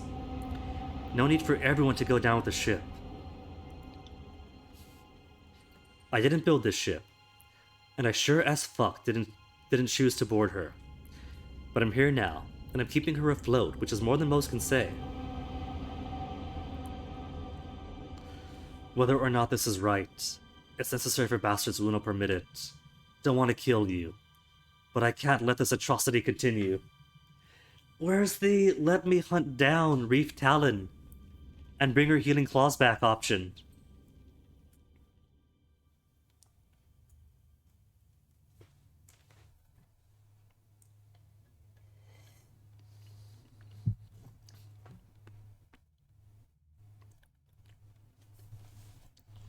What if I permit it for now?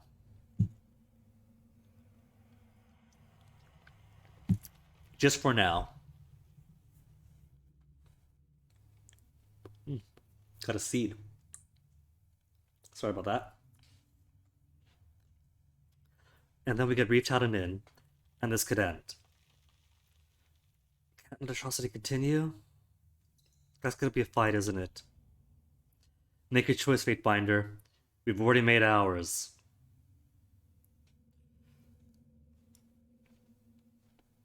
The sooner we find Reef Talon, the sooner we put a stop to this. Work never ends around here. We got Mel's Keystone. Thanks for helping me out. At least I could do is scratch your back. Found this keystone and don't quite know where it goes. But I'll leave that to you.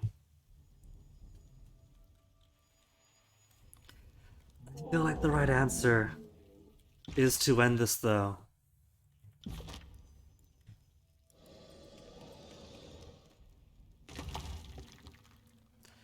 Stalker, Shaco, Shrouding, Invisible. Well, 5 whole seconds of invisibility.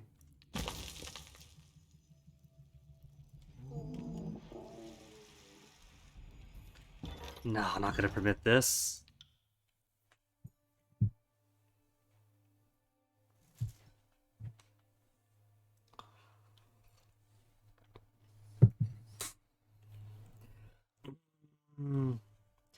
See, the conflict in this for me isn't what's right or wrong. It's what does the game allow?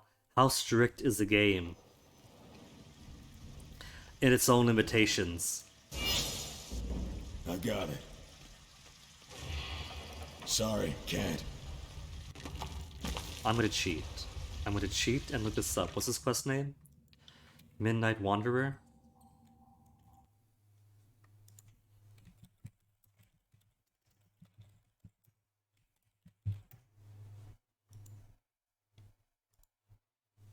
And I read a thread. What did you guys decide?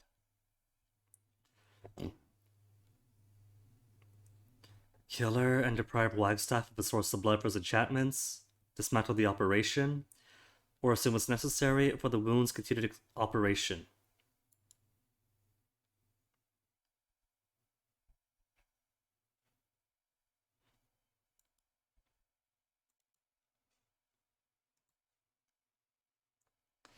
Took a break last night after this quest, killed in 7 Moniker 2.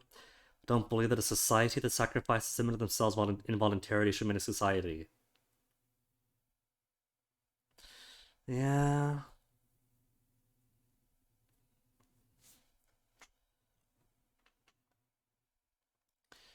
Bastard wound, seen as a metaphor for modern society.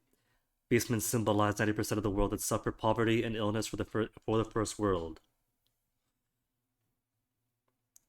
Reef Talon as the leader won't let that happen. So lets it happen for now because there isn't any better options.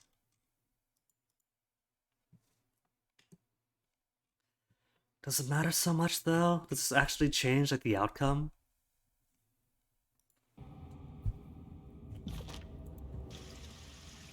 Well, this is fucking twisted.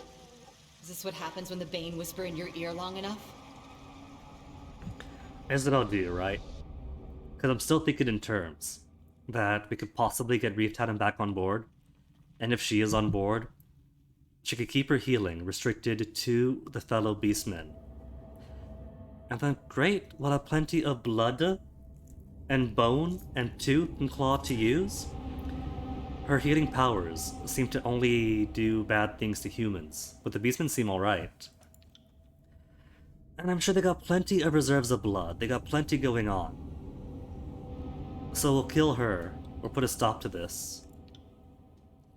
And, you know, if they run out of blood to use for the water purification, all the more reason to quickly find Reef Talons, right?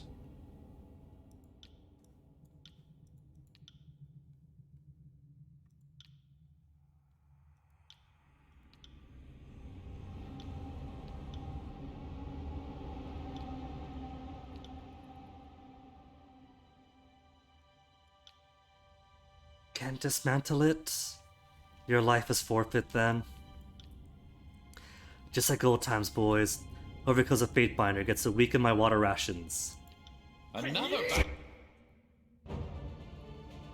Alright, so what have we got? There's nothing resembling Blood Chanters, right? Except for her herself. Prepping a fire strike. Drowner!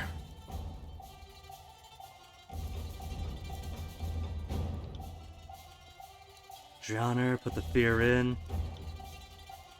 And then torch everyone.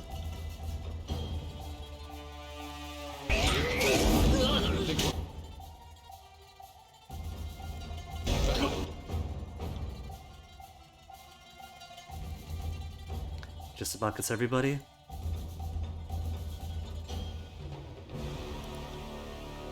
making friends.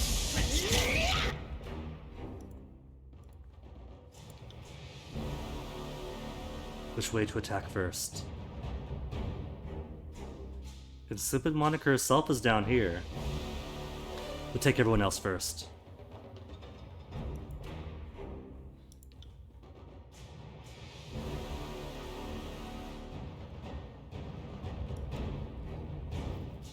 Run!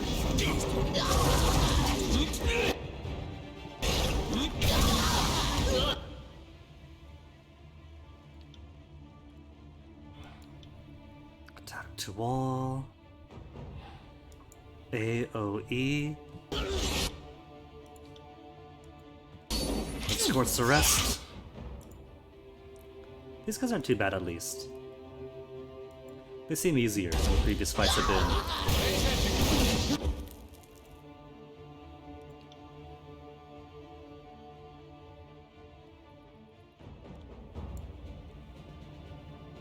Will do. Alright, over here. It's one down. And right away switches to the big guns. Hold off.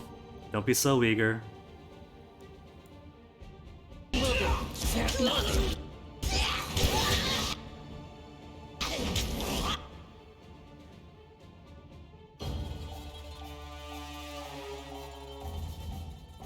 Let's have you two focus on this fellow back here. While Kills in Shadow and myself will deal with these two. And by chance, Fulmination reaches as far back as there. Not a problem.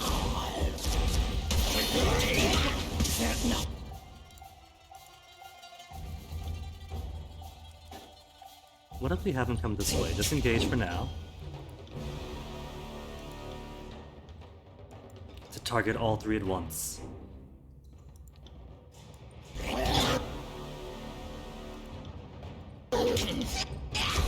Nothing.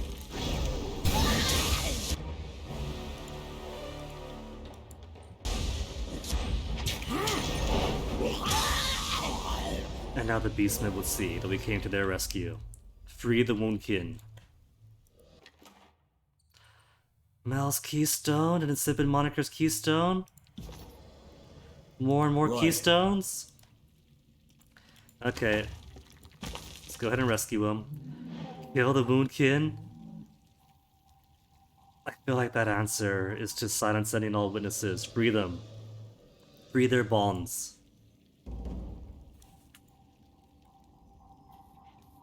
Right. Got myself an army now! Oh, they disappeared.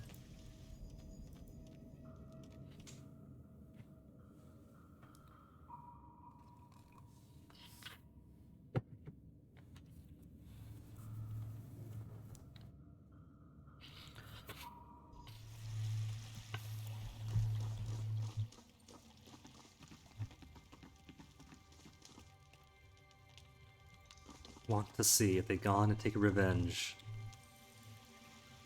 on Wagstaff himself, who I thought was gonna make a fine leader, but this game keeps two-siding him, both siding him, and he's just as bad as Jaspos apparently. Fatebinder, been meaning to speak with you. I don't suppose you've seen Insipid Moniker, my rather foul-mouthed apprentice. She's missing. Any knowledge you have of her would be most welcome. She's dead. Apologies, I know not where she is. I'm sorry you misplaced your thug. I'll keep one eye open for her. She is dead, be honest. Dead, you maggot, how dare you? I see. At least you have the decency to tell me to my face. You've done enough, leave. I wish to be alone with my grief. I know he doesn't like me either.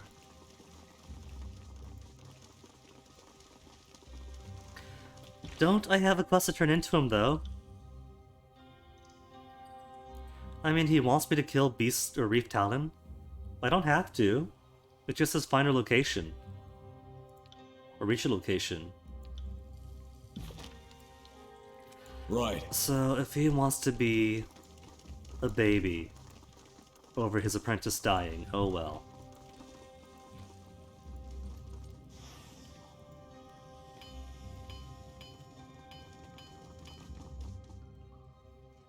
Baitbinder, sorry, he's distracted.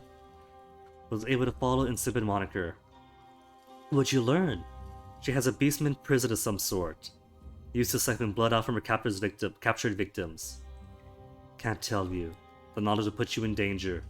Just know whatever Insipid was up to won't be a problem anymore. Let's take that answer. Let's not gossip.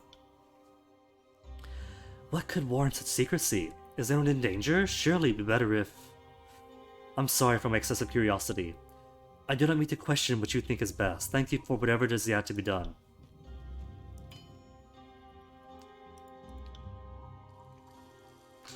And that is that. It's done then, right? Quest complete.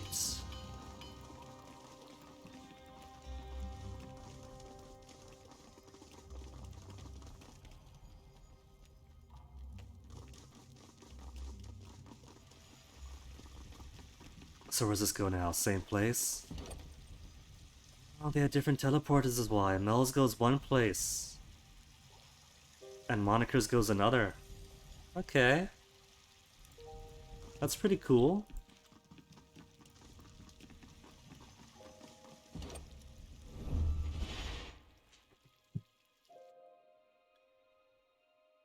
Didn't realize the keystones themselves give destinations. Thought each teleporter had one destination. That just goes back here. And this is all done with. Found something. Sorry, can't. But reason to come back in, what we get? Merchant Tunic. Iron Currents it. Oh. Just low level loot, there was no reason to come back. Maybe the beast will like me more? Now that I've freed their kin and released them? No. Probably doesn't change anything. Sorry, can't.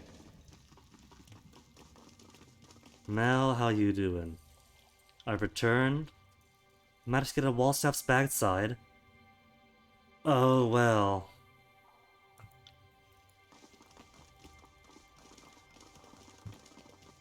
At least if this community ends up falling apart and dying, they can rejoin the rest of society.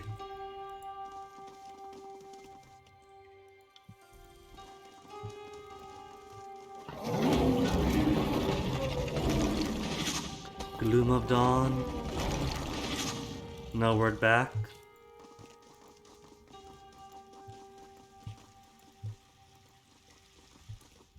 Guess the only thing to do then is just go on in. Dark and Hollow, Abyss. Thing is, I'm not sure what else there is to do. Because Abyss, I can't go further, right? Pretty sure I'm stuck here.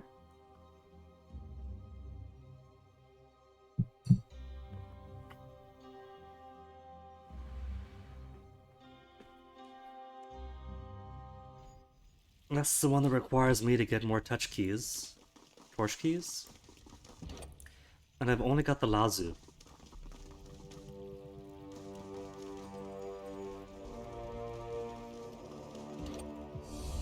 And Lazu won't get me anywhere. I need more. Need more, but don't know where they are.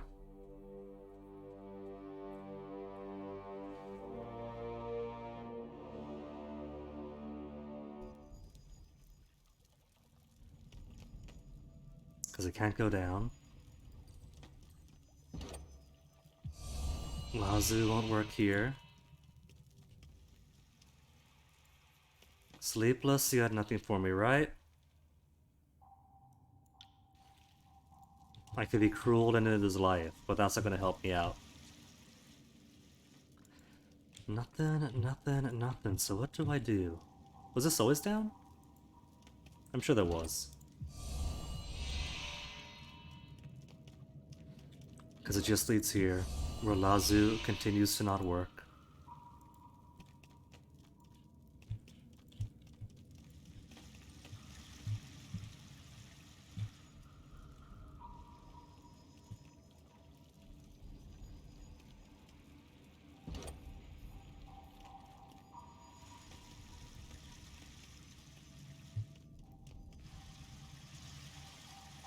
And Can't do that. more things we can't do. What can we do? Maybe a different torch key is at the initial one?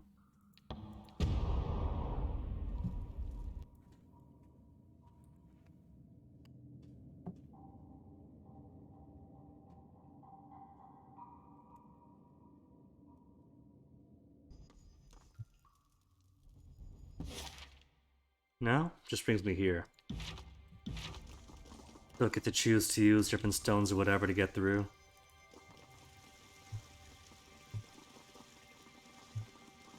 So what do I do? Unless people have different... Unless people have the torch keys for sale. Surprisingly, he does not.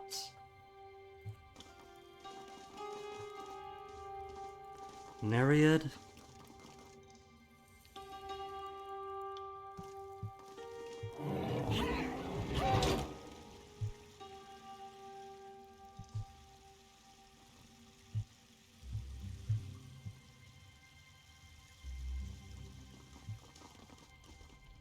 The number of available merchants so I can check in are few.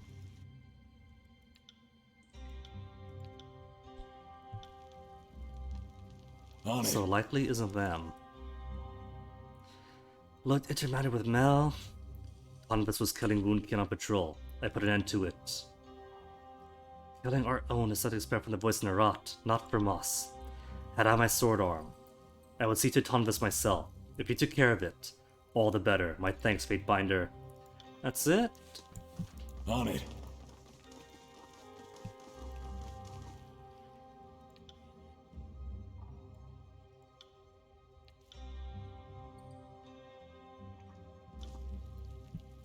Naturally, doesn't say anything else. Not got any torch stones? No torch stones?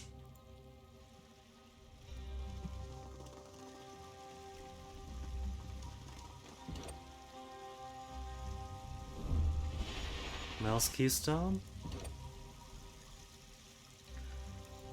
What if I use them both together, huh? Maybe? Sort it out? Combine both? And open a new area? No, that can't be it.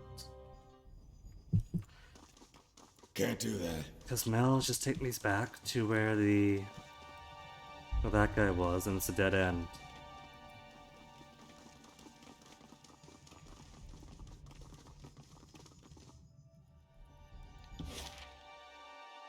This is in the hidden unknown area here we haven't been to officially yet. There's so much to explore that we can't.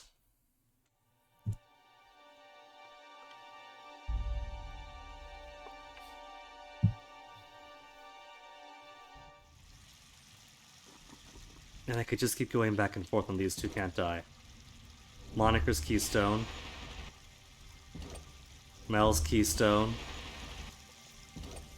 Moniker's keystone. Just changes it red to yellow. On it. Sorry, can't. Otherwise can't combine them.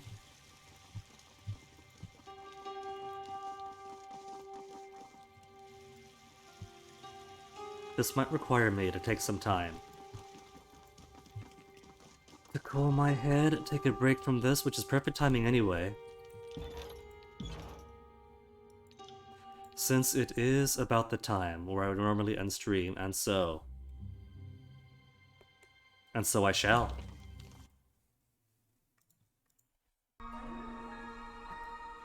Now, I would say we'll continue this tomorrow, but tomorrow I am meeting up with somebody. A friend from university. It wants to interview me about something. Nothing big, just small class project.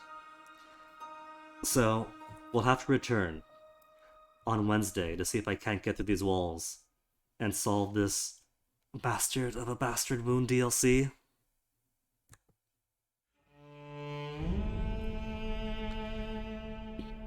For now, who's online? MP's on, Beijon's on, Moth is on. Think I'll drop a little random to Moth. Because Moth is cool people, Moth is playing Half-Life 2. Could you believe that I haven't really got into Half-Life much? So let's go check him out. You folks are duty bound now to enjoy the rest of your day, and the rest of your tomorrow. We'll come back in midweek and sort out this DLC. See you guys then. Take care.